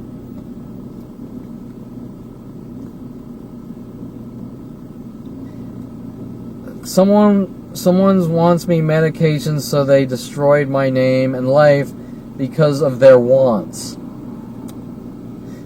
Okay, I think what I'm trying to say there is, okay, we have a mother. I want you to have a normal life, and I want your life to be like mine. Well, if my mother wants my life, or my father wants my life to be like theirs, isn't that a little selfish? What about my life? What about my decision? What about my wants? Why does my life have to be your life? I know I already went through this, but that's a narcissist. That's someone who is arrogant, someone who is self-righteous, someone who is demanding that I be like them, but I don't want to be like them. I would never want to be like any of my family. It's like, nobody, it's crazy. Why would you want, I was always a black sheep, and now I understand why. Let me just say that.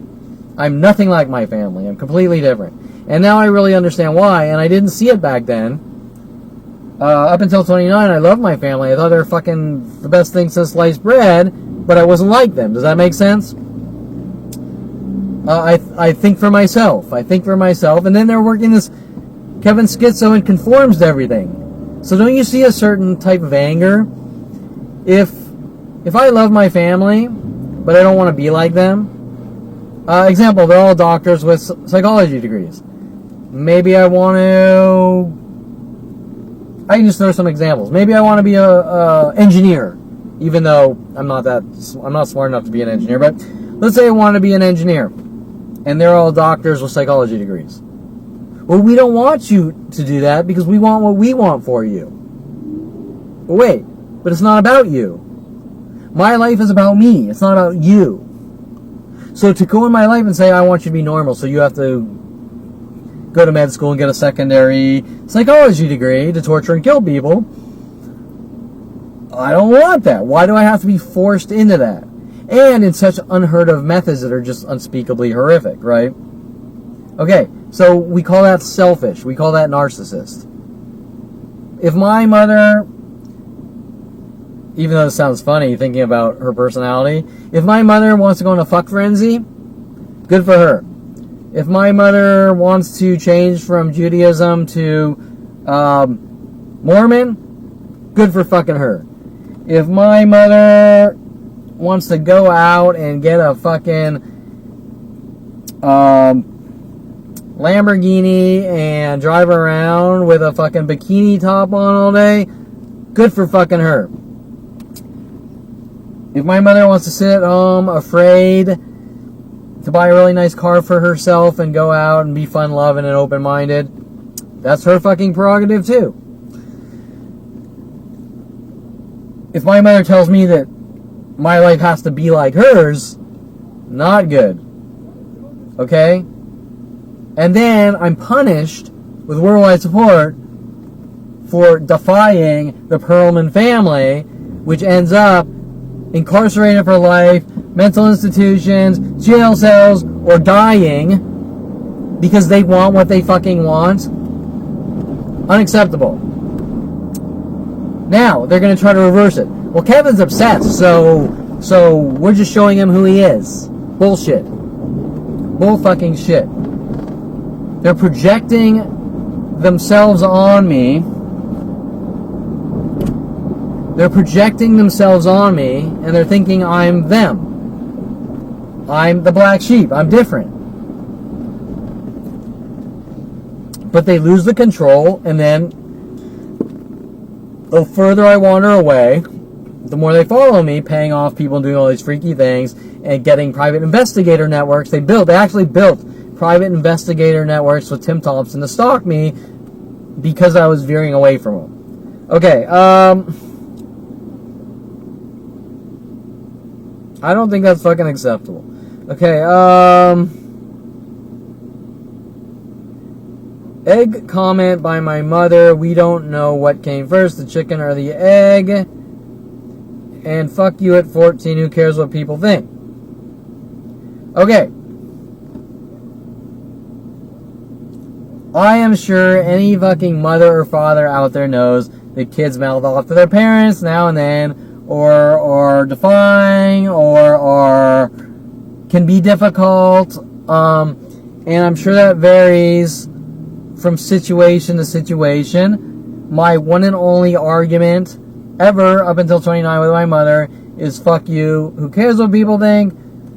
She didn't care. It's not about who cares what people think. It's about, I said fuck you and I mouthed off to my mother and she had a tissy because she lost control and that was the end of the world. Her walls came crashing down. That's unacceptable. We're gonna go ballistic on Kevin because he mouthed off to me. Okay? It's not about the statement who cares what people think. That's like a backwards hick would focus on who cares what people think. My mother is angry that I mouthed off to her. I said fuck you to her. She flipped her fucking lid. My son's an asshole. because he mouthed off to me. If I was an asshole, I would mouth off to her every day for fucking 29 years. We are talking complete imperfection.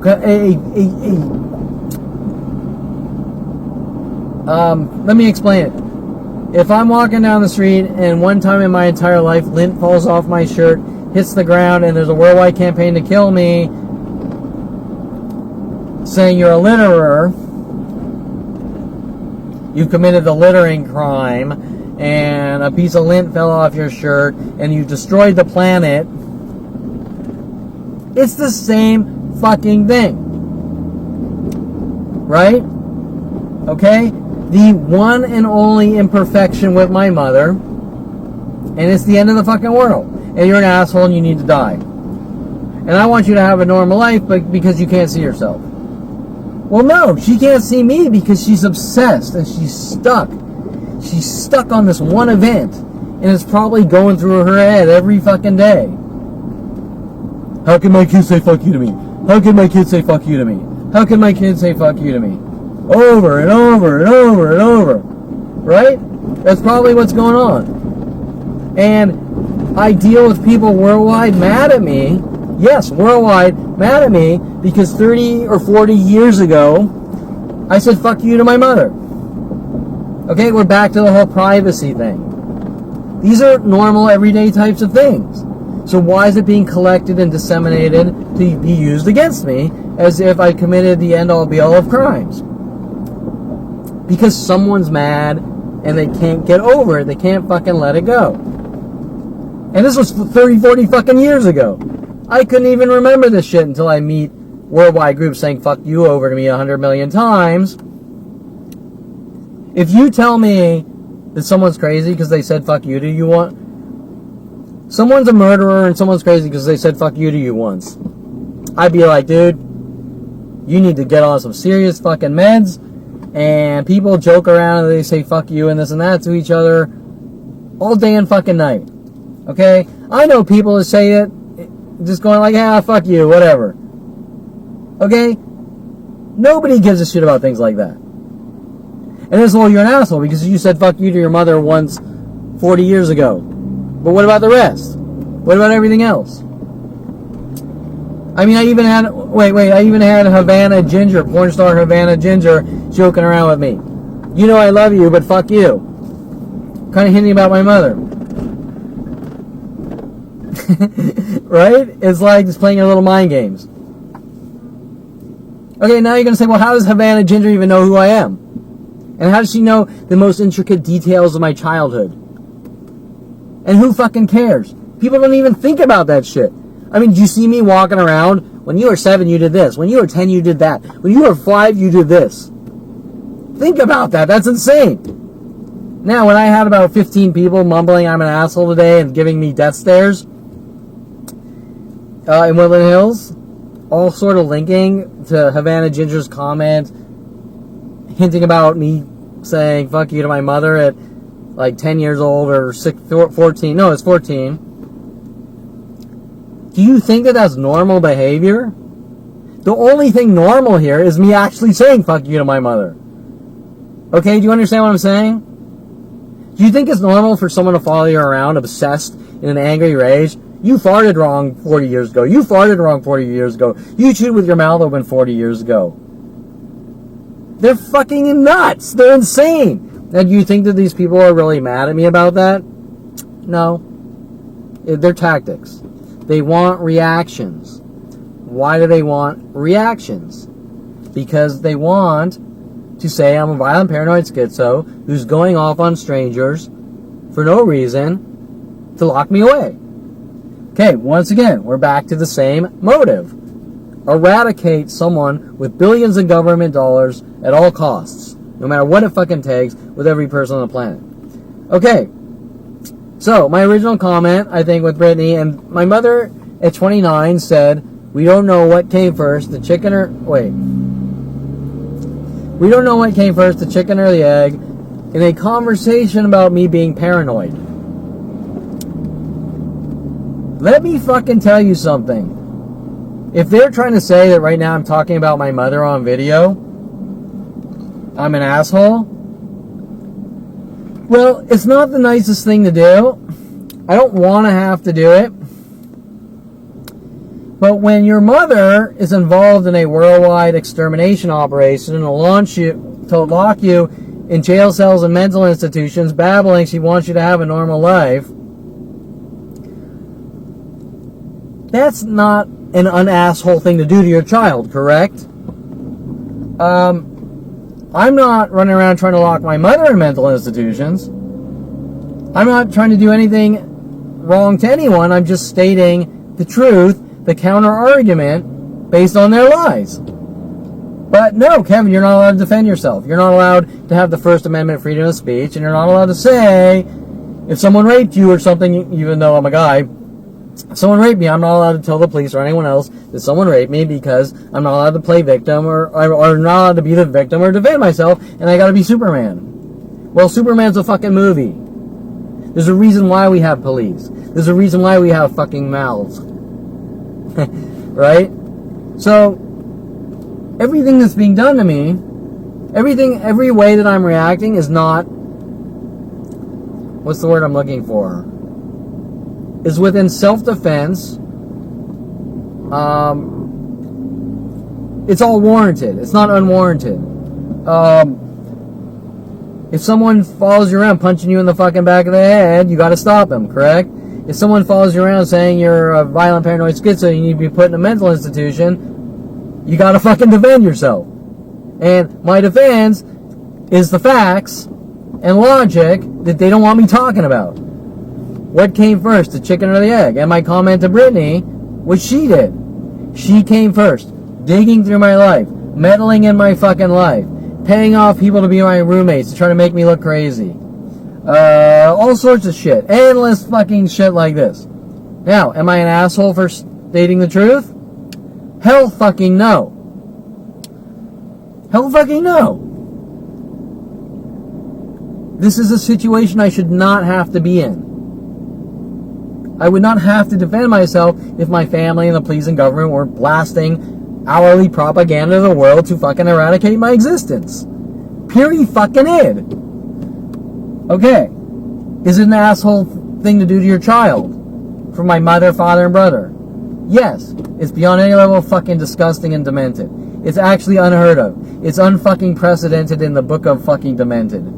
Okay? You could put together like 100 fucking... You could take all the scenes out of 100 horror movies and put them together, and it's not even close what's been done to fucking me, pretty much, on a mental level. Okay.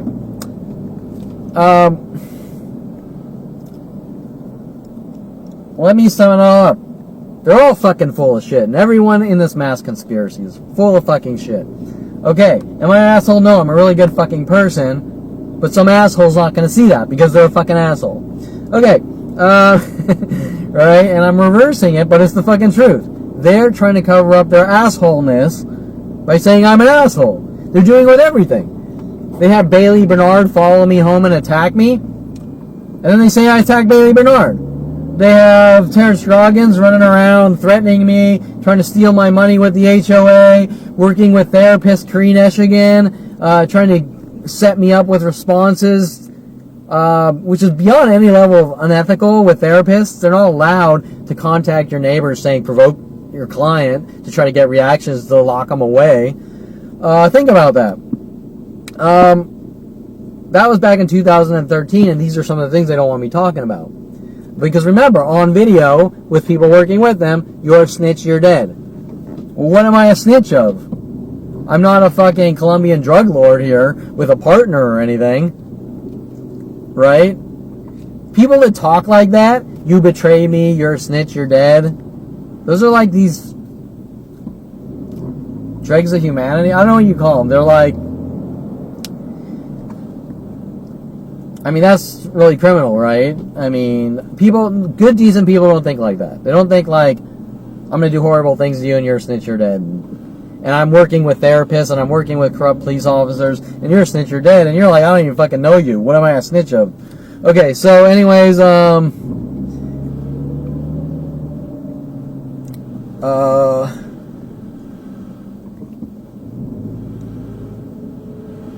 Shit, where was I?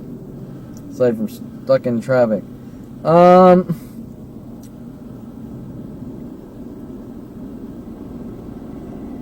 So what came first, the chicken or the egg? My mother came first with her fucking meddling in my life, trying to get her obsessed answers, force me into those answers that she needs to hear that aren't true.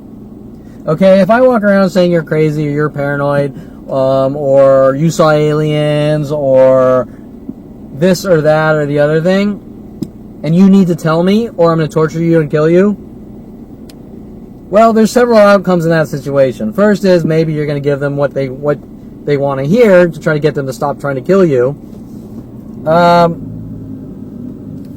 because they're obsessed lunatics. Or you're not. They're going to just keep hunting you for the rest of your life. I can't fucking tell you, but because these are insane, unheard of situations from obsessed psychotic murderers with psychology degrees. But what I can tell you 100% is that statement, what came first, the chicken or the egg, referring to me being paranoid, has to do with their obsession to try to figure out if there's something wrong with me and never letting up. They just keep following me and not letting me live my life. So what came first, the chicken or the egg? They did. They did with their fucking analytical, fucking obsessed thinking. Everything is wrong with me. Everything is a crime. Everything isn't normal. Everything is this. Everything is that. I'm trying to live my fucking life. But they're mad about everything. And then I find out what they're doing. And they try to cover it up. What came first, the chicken or the egg? They fucking came first. Them with their meddling and fucking with my life. And then they don't get the answers they want, so they throw a tantrum. And then they gotta cover it up. So what came first? The chicken or the egg? Well, we don't know if you're paranoid or something created paranoia. No. You following me around, trying to get the fucking answer, and you're obsessed meddling in my fucking life is what has created the problem and keeps making the problem worse and worse, because you can't just admit they fucked up. They destroyed my life. Period. I was 29 years old. I realized all sorts of shit. I realized they had Paul Humphrey follow me around, doing these weird things like hinting about sitting in corners in restaurants and trying to get answers to their insecurities. But like everything else, everything I'm doing is normal. But to them, because they're digging, it's not normal. Does that make sense? Let me give you an example. I go to coffee shops and I sit outside, so something's wrong with me. Kevin goes to coffee shops and a lot of times he sits outside, so he's afraid to sit inside. Well, no. That's not what's going on. That's their paranoia. I go to coffee shops and I sit outside. Why? Because I enjoy the sun, the wind, the weather, the fresh air, a nice outside view with trees and mountains. Oh, that's fucking crazy, right? Nobody sits outside. Okay, but in my family's mind, it's like an OCD thing. Okay, so what came first? The chicken or the egg? They did. I go to restaurants. A lot of times I want to sit where there's a good view. Example, I don't want to stare at the wall.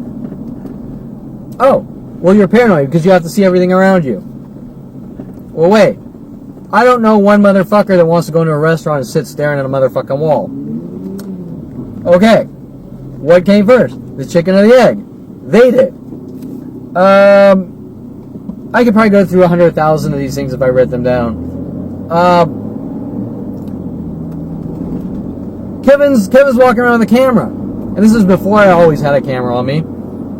Are you a photographer? Maybe you're a fraud. I gotta find out. What came first, the chicken or the egg? They did. Kevin has a camera. He could be a paparazzi and he could be ruining people's lives with his camera.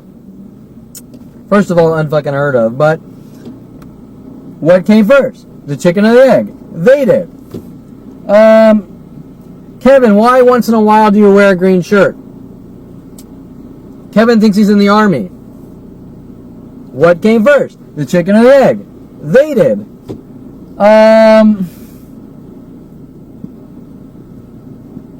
Kevin was born in Calabasas area, Hidden Hills, but he likes the darker things in life like strippers and the adult industry and adult websites and playing pool. Kevin's crazy. He's not like us. What came first? The chicken or the egg? They did. Because none of these things matter. Because I'm just a person out living my life. And they're analyzing and breaking this down and breaking that down. And then they're getting angry. Because they don't understand. But what do they need to understand? Why do they need to understand it? All they need to understand is I'm Kevin and I live my own life. Do I follow people around? Why are you a lawyer? Why are you a psychologist? Why did you buy a red car when you could have bought a blue car? You're crazy because you could have bought a blue car, but you want a red car. Okay, now remember, this is coming from my mother when I was a kid that said, never buy a red car because a red car flags the police. That's fucking crazy. You're drawing attention to yourself by having a red car. That's fucking insane. Then my father tried to cover it up by saying that's not what she said. She said don't buy a red car that's like a Ferrari or something. I mean, my father is just, the pathological lying in my family is just off the fucking scale. Okay, so anyways, let's go to the next. So what came first, the chicken or the egg?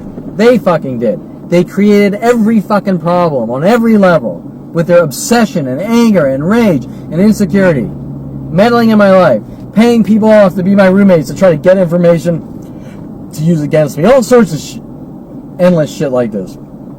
Unheard of shit. Why can't you just leave the fucking kid alone? Or the guy, the kid, whatever. Why can't you just go live their own fucking life with your hate, rage, and obsession? Okay, so,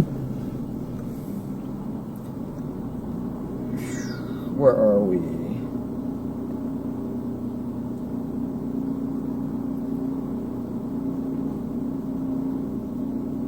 My door, too big.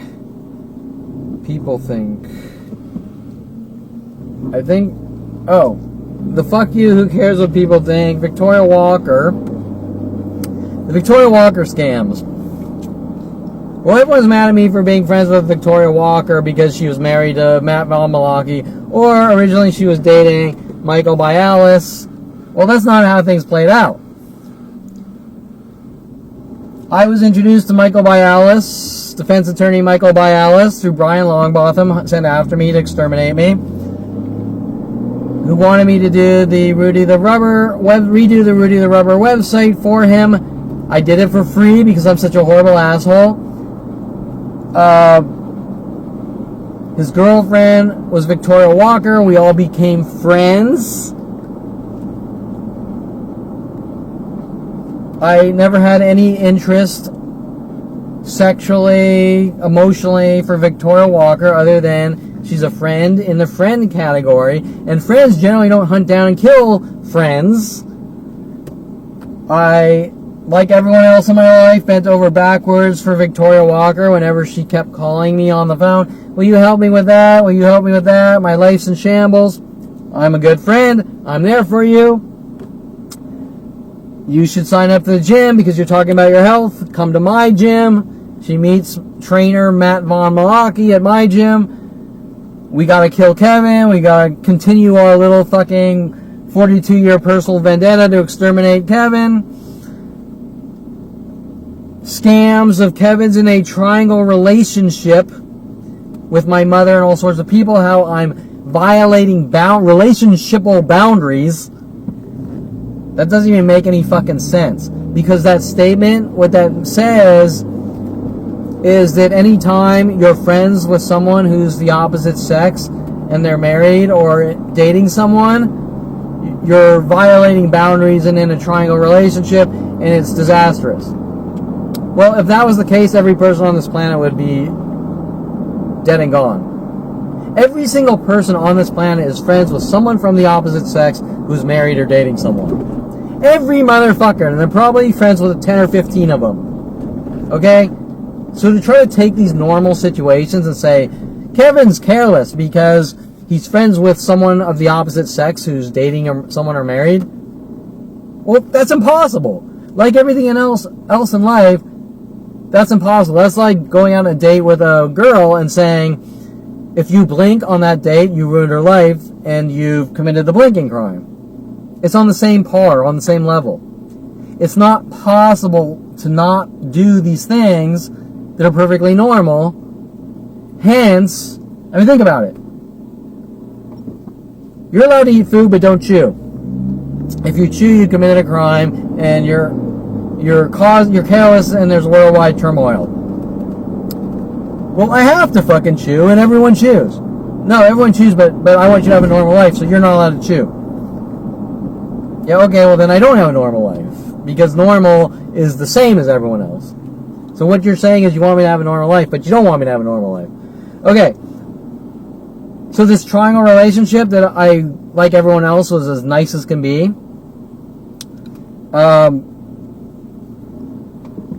I'm a horrible monster, need to die. Now, I'm not talking about the setups like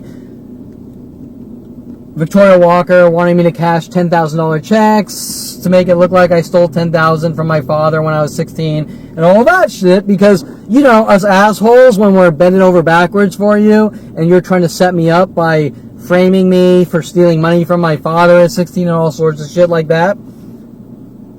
She's a good person, so she's allowed to do that. And I'm an asshole for helping her build websites for free, giving her advice, having a shoulder to fucking cry on, and never once making any sexual moves on her. And to tell you the truth, I can't even think of a time where I actually called her. She was always calling me, reeling me in. And you can sort of try to nitpick that, but the bottom line is Victoria Walker was in the category of, I know you, you're my friend, I'm there for you if you need me, we don't have a deep extensive personal relationship. Now they're trying to play it off that I'm in a triangle relationship of love and this and that. There's nothing there. There's not even close to a relationship with Victoria Walker, just like there was with Aubrey Fisher. Nothing. Not even close. Never a date. Never a kiss. Never intimate conversation. Nothing other than, you're in my life, you're a friend, I know you, I'm there for you. So how does this go to triangle relationships and boundary violations? It doesn't. It's the same thing as a piece of lint falling off your shirt and touching the ground and being hunted for with worldwide support. They don't make any fucking sense. Okay. So the only one normal here is fucking me. Okay. Walking on eggshells. Okay. My life, I don't even know, I kind of got... What came first, the chicken or the egg? Okay, what came first, the chicken or the egg? Well, if every person I'm near is like walking on eggshells for me because they've been told shit, then that's causing problems for me. And that's also called defamation, slander, libel, and there's criminal intent, like I explained before, to mentally bludgeon me to death and lock me away or eradicate me. Almost every person I'm in contact with worldwide. How do you explain that? But nothing's going on. So if my life is walking on eggshells with these fucking psychotic murderers who then try to reverse it, what came first, the chicken or the egg? They did. Because I don't fucking know them. So why do I have to walk on eggshells with them? And it's not paranoia and it's not schizophrenia. They're fucking angry. They're in an anger and rage, and I have people, one person sequentially after my life, one person sequentially after the next, since a young child coming in my life that is pissed off and wants to lock me away. And that doesn't happen by itself because because a planet is having a bad day. It happens because something is said in such a way and disseminated worldwide against me to rile up the masses in anger and rage and chaos. And you can't pretend that's not going on. You can't negate that. Because to try to cover that up says you're fucking guilty. to cover up a worldwide slaughter against one man, now going on for 42 years, or exponentially growing, says that you're a bunch of guilty fucking murderers. Period. It has nothing to do with Julia Sophia Reynoso, Jen Hess, Kelly Hatch, Damon Riggins, Michael Huntley, Tom Farley, Paul Humphrey, Tatiana Dobkins, Daryl Loon, Val Moroza, Rooney Morales. It has to do with illegal operations, and to say that this isn't going on says they're guilty as shit. They're murderers. Okay.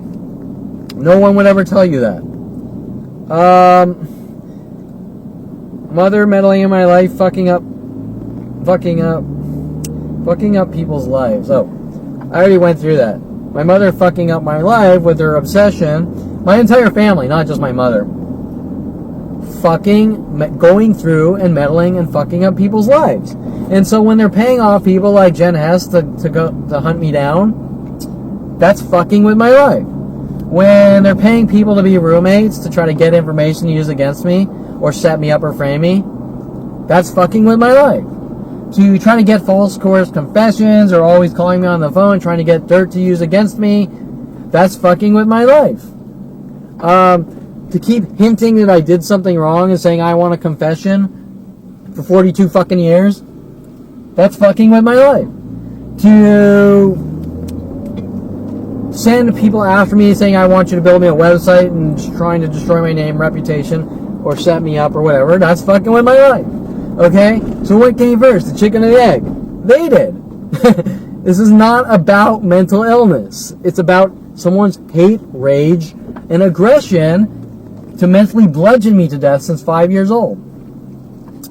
Okay, I gotta fill up, get gas, as Paul Humphrey would call it go-go juice, and maybe Mr. What Do You Mean had a double meaning to that one. Okay, so,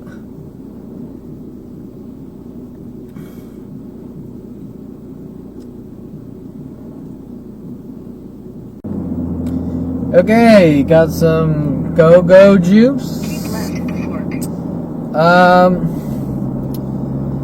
Okay, where were we?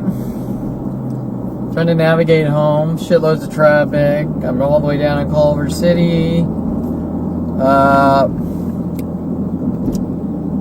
Let's see. Where are we? I think I'm getting to the end of this list. Thank God. The long one.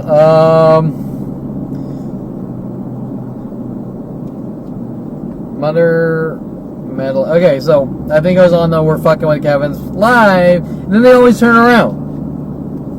We're gonna send Jen Hess after you and 100,000 other people after you to meddle in your fucking life and fuck it up and try to make you look like a crazy person working with the police. And then they play victim. Oh, poor me, look at me, Kevin's ruined my life, Kevin's this, Kevin's that. What the fuck? All these people are the same. They pay off these people or send them after me to exterminate me with every resource on the planet. And if I fart wrong by them, I ruin their lives, and I need to be hunted and killed for it. All these people are the same fucking thing. There's zero middle ground. I'm always the guy, the good guy, the how do you say it? Like, I'm just living my life, and I'm fun-loving and accepting, and I'm not going to say I'm perfect. But any sign of any imperfection, you're a fucking dead man with the police and government and worldwide support. And the reason they're looking for the imperfection is to cover up the fact that they were sent after me in the first place. Okay? So it's kind of like I was talking before, people calling up on the radio. Oh, I did this stupid thing to this person and blah, blah, blah, and they're all laughing, you fucking idiot. And then they learn from it and they move on or whatever. Even though there was never a crime, they just look like an ass puppet or something. In my life, there is no imperfection. Imperfection is crime. You will be hunted and exterminated with worldwide support, locked away, incarcerated for life, put in mental institutions. Any type of imperfection. If you go out a date, make an idiot of yourself, if you become chumpy, you're a puppy dog, you committed the puppy dog crime or something. If you call a girl more than once in one day, you destroy her life, you committed a crime. 800 feet. Turn right.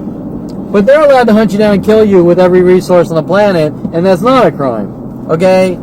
That needs to be fucking explained. Actual, real crimes. So when you have these psychotic murderers calling you an asshole, saying you committed the asshole. Oh, we don't want the freeway. When you have these psychotic murderers hunting you down to kill you, saying you're an asshole, well, let me tell you, you're around a psychotic murderer who won't fucking stop hunting you to kill you, or with mass groups, you become a fucking asshole real fast in self-defense. Let me fucking tell you. Okay?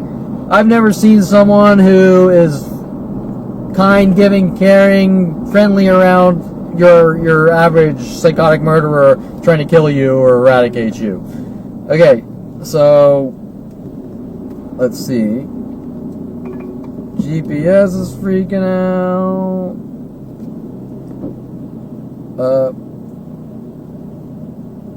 Sepulveda. Okay. So where are we? I think I already said this. Family does not have the ability to separate games from reality. I think that's a fair statement on what I explained before. You're not capable of understanding that life is not a game. And then they get mad at me for playing lots of pool. Or playing video games as a child. But what the fuck does playing pool have to do with the tea in China, other than a guy likes pool and is becoming really good at pool? Or, you know, I was okay. I'm not going to say that I was fucking whatever. You see the recent video. If you watch online with Brittany Henderson or the one solo of my pool playing, now that I'm all washed up and been through 18 years of worldwide murder operations, 18/42 years, you can have your opinion that I'm not I'm not a beer keg chugging pool player. I play for the actual sport, okay? And you can make your own decisions of if you think I'm good or not. It's all irrelevant to the fact that someone's mad at me for playing pool. It doesn't matter. You played too much. You played too much pool crime. Whatever. Okay, so it just jumps from thing to thing.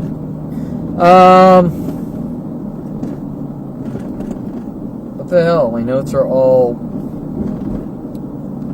Actually, hold on. I gotta look at my GPS. Uh-oh. Okay, we're on course. Notes. Jesus, where am I?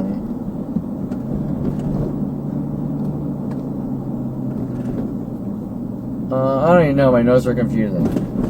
You have to win. Well, I explained that one. So they think that because I play pool, it has to do with life. Winning has to do with life. I explained all that. This isn't a game. They're mad at me for playing pool. It all comes down to they're mad at me for playing pool. But why do they care? Okay. And then they think that pool is something out of the movie The Hustler or Color of Money. They can't separate. They don't understand that The Color of Money is a movie. It's not real. Okay, so... And then they get mad at me, maybe I quote a line out of The Color of Money, and then they go back to Kevin conforms to media. And back to the Kevin's doing movie quote crimes, like, roses are red, violets are blue, I'm schizophrenic, so am I. How dare you quote the movie, What About Bob? You need to be hung and killed for the movie theft crime, right? I mean, just pure fucking insanity from babbling, psychotic, murdering idiots. Okay, but they're not murdering idiots. They know what they're doing. They're just... Okay, it's not my... Jesus. I can't even read it. It's not my something game since 5 years old. It's theirs. They're the ones mad at me. I don't even know what I was trying to say, but they're the ones mad at me for everything I do. Everything I do is perfectly normal. If they have a reason to be mad, they can verbalize their issue and deal with it like a mature adult. But to follow me around trying to mentally bludgeon me to death and shove a mental cattle prod up my ass every 5 minutes for going out trying to live my life, that's their issues. That's their problem, and whatever their problem is, they need to deal with their issues. And if they have an issue with me then they can state what the issue is, and we can get about to the bottom of it. But if they have no argument, that's the same thing as Adolf Hitler blowing away Jews, going, "You're a bad person, die." And there's no argument, just die. Okay, you do what we tell you or we kill you. I don't even know what my fucking...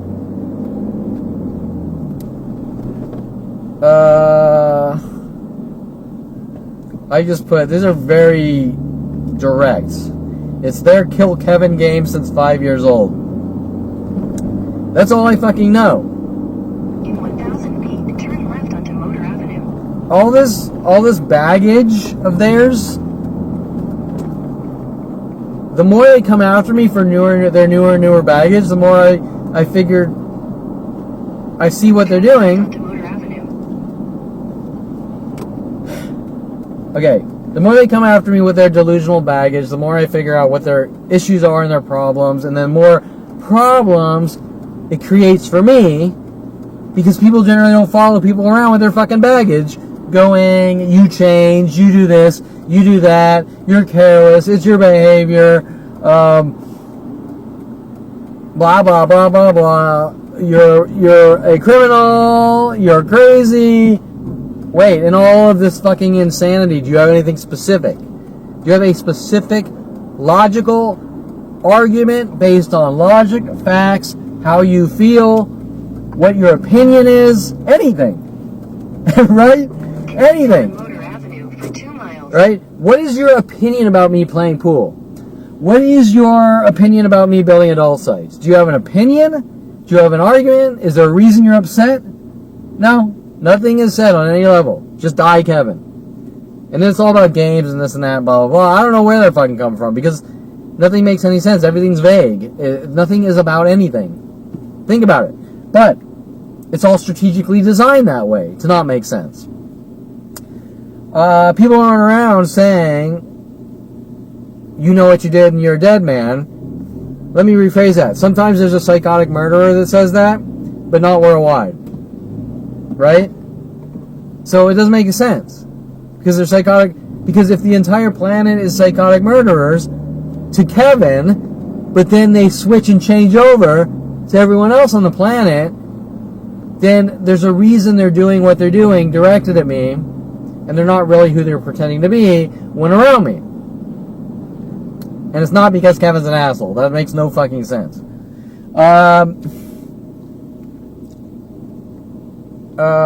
Okay, so it's their Kill Kevin game since 5 years old, and yes, it starts at 5. So now, you're talking a fucking 5-year-old who has tunnel vision, and most of you probably can't even have a concept of your memories at 5 years old because you're so underdeveloped at 5 years old. And yet, here's a family angry at 5-year-olds. So angry that there's this lifelong vendetta. Okay, I don't even know how to explain it. Where cops are being paid off, they're going ballistic on me for something at 5 years old doesn't make any sense. And then they try to brainwash me into saying I'm a bad person, I did all these horrible things, but none of it exists. And they never have a specific argument, they only hint that you did this and you did that. Like, we're sending Rody Morales after you to hint that you killed someone on the road or something. But then, you piece it all together, all the people they told at 16 to try to launch vehicles at you, and you avoided them. So now they're mad at you for avoiding the people they told to launch vehicles at you and getting out of the situation. And then, 15 years later, they sent Rody Morales after you to try to silence you and kill you or eradicate you because you figured out, or at least they thought, you figured out that they were paying off people to launch vehicles at you and try to make you look like a reckless driver and shit like that, right? None of it makes any fucking sense. Okay, so, an entire planet says 5-year-old taking turns on someone until they are dead or gone. Who would say that is okay? Well, apparently, 3/4 of the planet says that that's okay. And when I understand that, I don't even know. There's no words. Because how could you even understand that? You can't. Who would support this? Apparently everyone.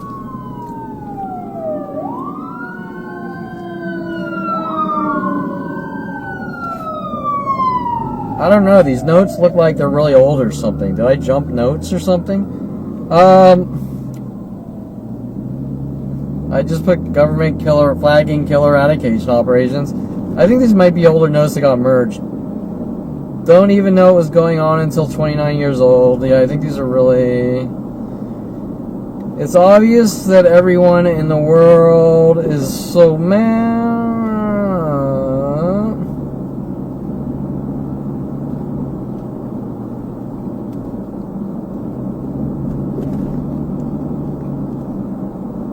I don't know. The last notes,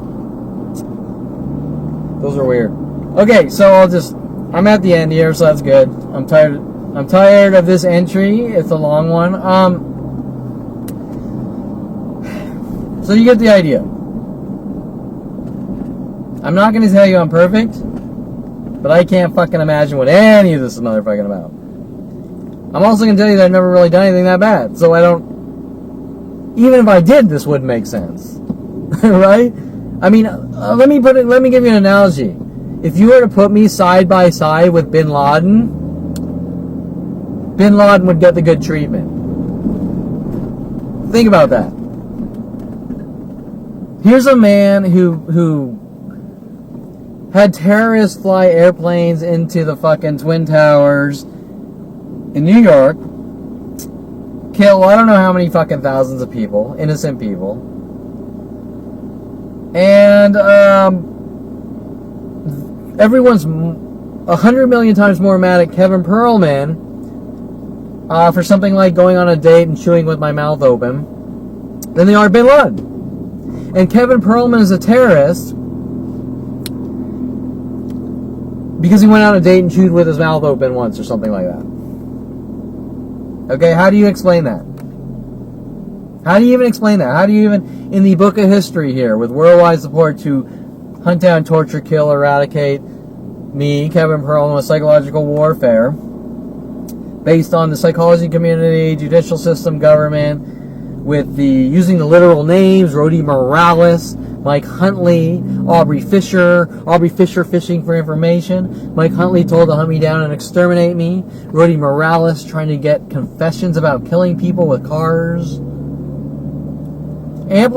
Multiply that by 100,000 similar things across 42 years to try to inflict torture and pain on a child, and now at 47 with worldwide support, to try to make someone look like a violent paranoid schizo, eradicate them, lock them away, who's been a really good fucking person his entire life, who has went out of his way for everyone in his life, has been passionate about capitalistic ventures, art, you name it, making money, making shitloads of money and helping people, giving back to people things for free, or me making shitloads of money and helping everyone in my path make shitloads of money, whatever. All these things are good things. These are things that everyone talks about in capitalism and says these are great things. And yet, if, like I said, if you were to put me near Bin Laden, like side by side, they would go after me and they wouldn't care about Bin Laden. Does that make any fucking sense? But they're going to have 100,000 cover-up lies. They aren't going to make any sense, and I'm not allowed to hear one directly. So everything that comes back to me through anger and rage and innuendos. But nobody has the ability to have an actual conversation about specifics or facts. Think about that. No one. You're a bad person. You know what you did. You're a criminal. You're a monster. You're an asshole. You're careless. You're reckless. What's this about? I can't answer the question. Right? What's it about? There's a worldwide fucking campaign. There's over 4 billion people working on me all day and night 24/7. Probably a lot more out of 7 billion. The population in the planet is about 7 billion. There's about 4 billion people that want me dead and gone. There's over 100,000 to a million on the internet or parking lot, cryptic message tactics to torture and kill me. Every vague statement with nothing behind anything. across a 42-year exponentially growing kill operation or extermination operation, not one person can answer the fucking question. You say I'm a monster. Why? Can't answer the question. You say I'm an asshole, and I need to be hunted with worldwide support. Why? Can't answer the question. You say I'm a criminal. Why? Can't answer the question. You say I'm weird, so weird that I need to be hunted and killed by worldwide support, which I've never heard of the weird crime. How am I weird? Can't answer the question. You say I'm a violent paranoid schizo. How so?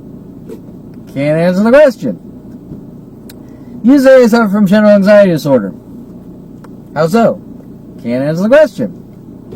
You say I'm bipolar. How so? Can you give me any examples? Can't answer the question. You say I'm a hater and I'm a bigoted, racist murderer. How so? There's got to be supporting evidence. Can't answer the question. You say I have no morals, I have no ethics, I can do anything I want. How so? Can't answer the question. You say I'm a schizo who conforms to media. How so? Can't answer the question. You say I'm a womanizer. I forgot all about that one. Kevin's a womanizer. How so? Can't answer the question. You say I'm let's see. I'm a fraud. Kevin's a fraud. Kevin's a fraud with his pool playing. Kevin's a fraud with his car building. Kevin's a fraud with his photography. And Kevin's a fraud with his adult websites. How so? Can't answer the question. You say I'm... Let's see. There should be only 100,000 more of these. You say I'm a car thief. How so? Has a car been stolen? Can't answer the question. You say I'm... Oh, I've killed someone. That's a big one. I've killed someone. Who? There's got to be a body. There's got to be a crime scene. Can't answer the question. You say I kidnapped someone. Who? Can't answer the question. You, right? Should I go on? You want me to go on? You say I'm trying to make women blow up in anger and bug them to death. How so? Can't answer the question. You say... Well, I'm a violent paranoid schizo, so I must have, hit someone or something, right? Who? What was my violent paranoid schizo thing? Can't answer the question. You say I killed someone on the road. I did something on the road, I killed someone, I don't know. How so? What? What did I do? Can't answer the question. You say... Continue straight to stay on Motor Avenue. I don't know. Continue straight to stay on Motor Avenue. Do you get the idea here? Out of all these things, out of these hundreds, like thousands of accusations, there's nothing specific. My past caught up with me. What did I do? Can't answer the question. I know what I did. What is it? I can't answer the question. What was my father's comment? You know what you did, with this angry tone. He said, what did I do? And he said, well, when people could lie, so they're not told what they did.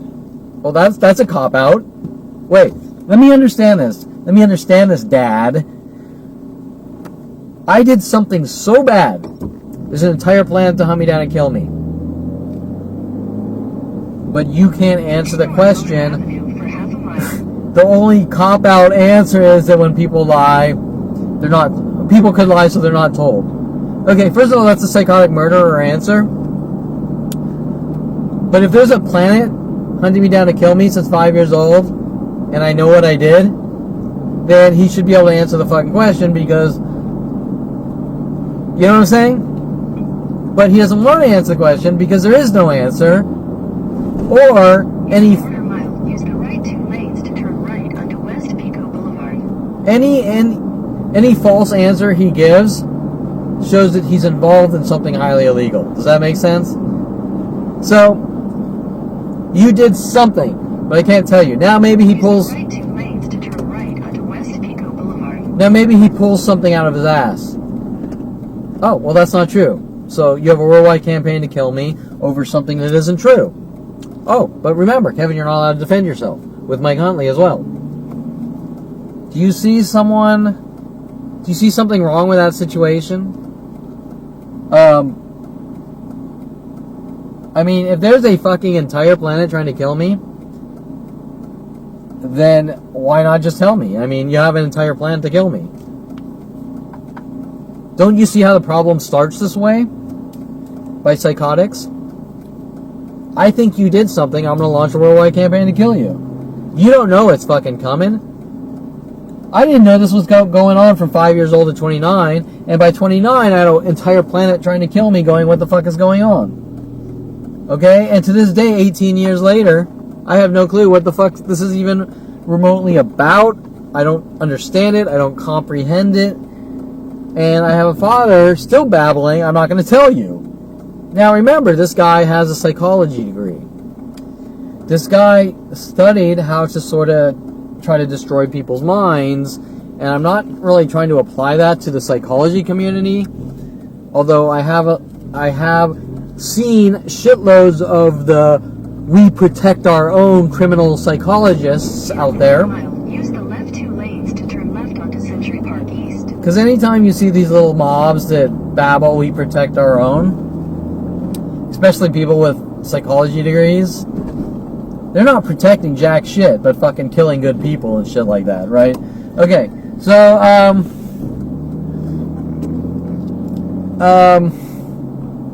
okay, I think I'm tired. I think I spoke a shitload. Ooh, in a big bus. Okay. And he does have the right of way with that fucking size. Okay, so, let me tell you. Okay, so, I'm just trying to think of any closing thoughts, but I'm fucking exhausted.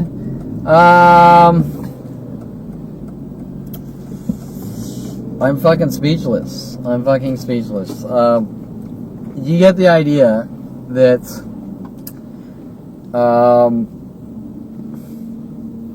none of it makes fucking sense. It doesn't make any sense. It's just pure fucking anger, rage, hostility at Kevin since 5 years old.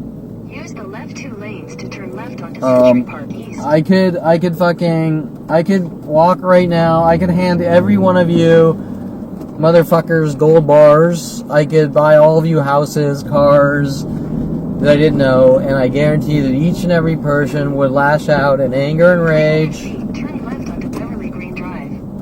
Take the next left. Each and every person, no matter what I did for them, give them fucking foot rubs all day and night, hand them bricks of gold, cook for them, give them housing and shelter, I would be met with pure anger and fucking rage. South Roxbury Drive. You're a horrible monster and asshole with that moment of imperfection, and you need to die no matter what it takes from each and every person. And while that's really scary to state, because it doesn't make any fucking sense, that's the way my life has always been. Now maybe they're going to try to play this game like, oh, well, Kevin's too nice, so that's why this is happening. That doesn't make any fucking sense. So then I've committed the being too nice crime? Is that what they're saying? Shit, I'm totally stuck in a residential area. Okay. Take the next right? left onto South Roxbury So then it'll shift from you're an asshole to you're too nice. Right? How do you go from here to there? So now I'm too nice. So you're too nice, so we got to center you by trying to torture and kill you with 4 billion people.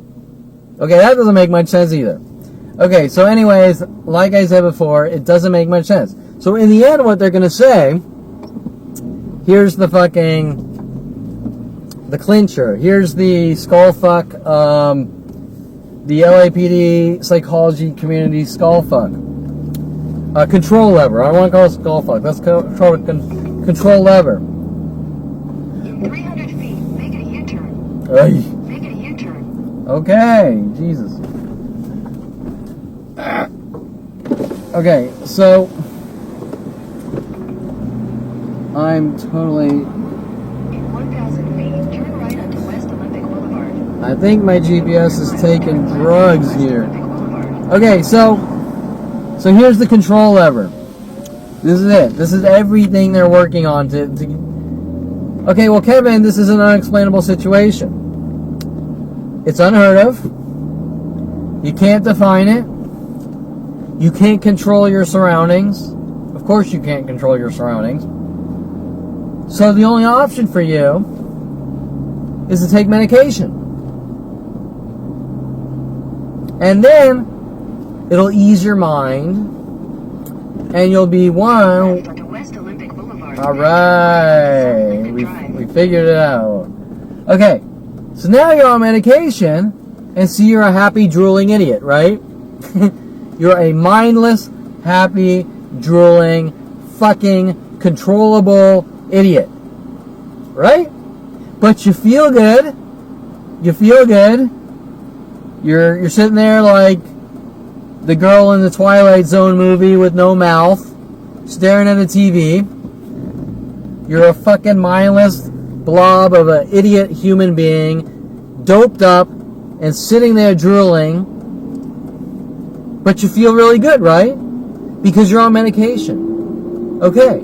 So now just go, live your life. Don't think for yourself. Don't have anything to say. Don't have friends. Don't have relationships. But you feel much better, right? Because you're a fucking drooling blob idiot who did what we told you, and you're on your meds. Turn right onto South Linden Drive. Just don't think for yourself. Don't have opinions. Don't think for yourself. Don't play victim, or don't be a victim. I passed the street. Left right onto Spalding Drive. Right? Do you understand where I'm going with this? You're a fucking drooling blob of an idiot, man. Keep left to continue on South Moreno Drive, then turn right onto South Lasky Drive. Because you defied the murder system built around you. Or really, that's the wrong way to put it, because that was always their intention. You're too smart, you know too much, you figured out. Right onto South Lasky Drive. You figured out what we're doing to you. So your reward is to be doped up and be a drooling idiot for control purposes. And you don't really go out and have a life or think for yourself or run your own companies or work for people or have friends or relationships because you're a mindless drooling fucking idiot. Santa Monica Boulevard. This is the most annoying GPS to try to talk to you with a GPS. You're a mindless drooling idiot. And that's what we want. So don't defy us. Just be a mindless, drooling idiot, and you'll feel good. Okay, well, how many of you feel like you want to sit around like a fucking worthless blob, being a drooling idiot? You want to go out and do shit. You want to accomplish things. You want to have a legacy, right? You want some meaning to your life, right? What's the point of living if you have no meaning? Is the point of living being a fucking worthless, drooling idiot? Take a sharp right onto California 2 East, Santa Monica Boulevard. Okay, so anyways, I think I made my point here that the real reason they want me on meds is they don't want me to have anything to say about my life. They want to control several things. In half a mile, turn left onto North Roxbury Drive. Several things. They don't want to be sued for damages. They want to cover up their mass 42-year crime spree. They don't want me thinking for myself. They don't want me ever having a dialogue with a stranger who obviously knows me saying that you've been lied to and this is a whole illegal operation. They just want me to be a dumbed down, drooling fucking idiot that doesn't think for himself, does what he's told, is obedient, is submissive, and just sits there and says, "Thank you, sir, may I have another?" while being fucking whipped to death.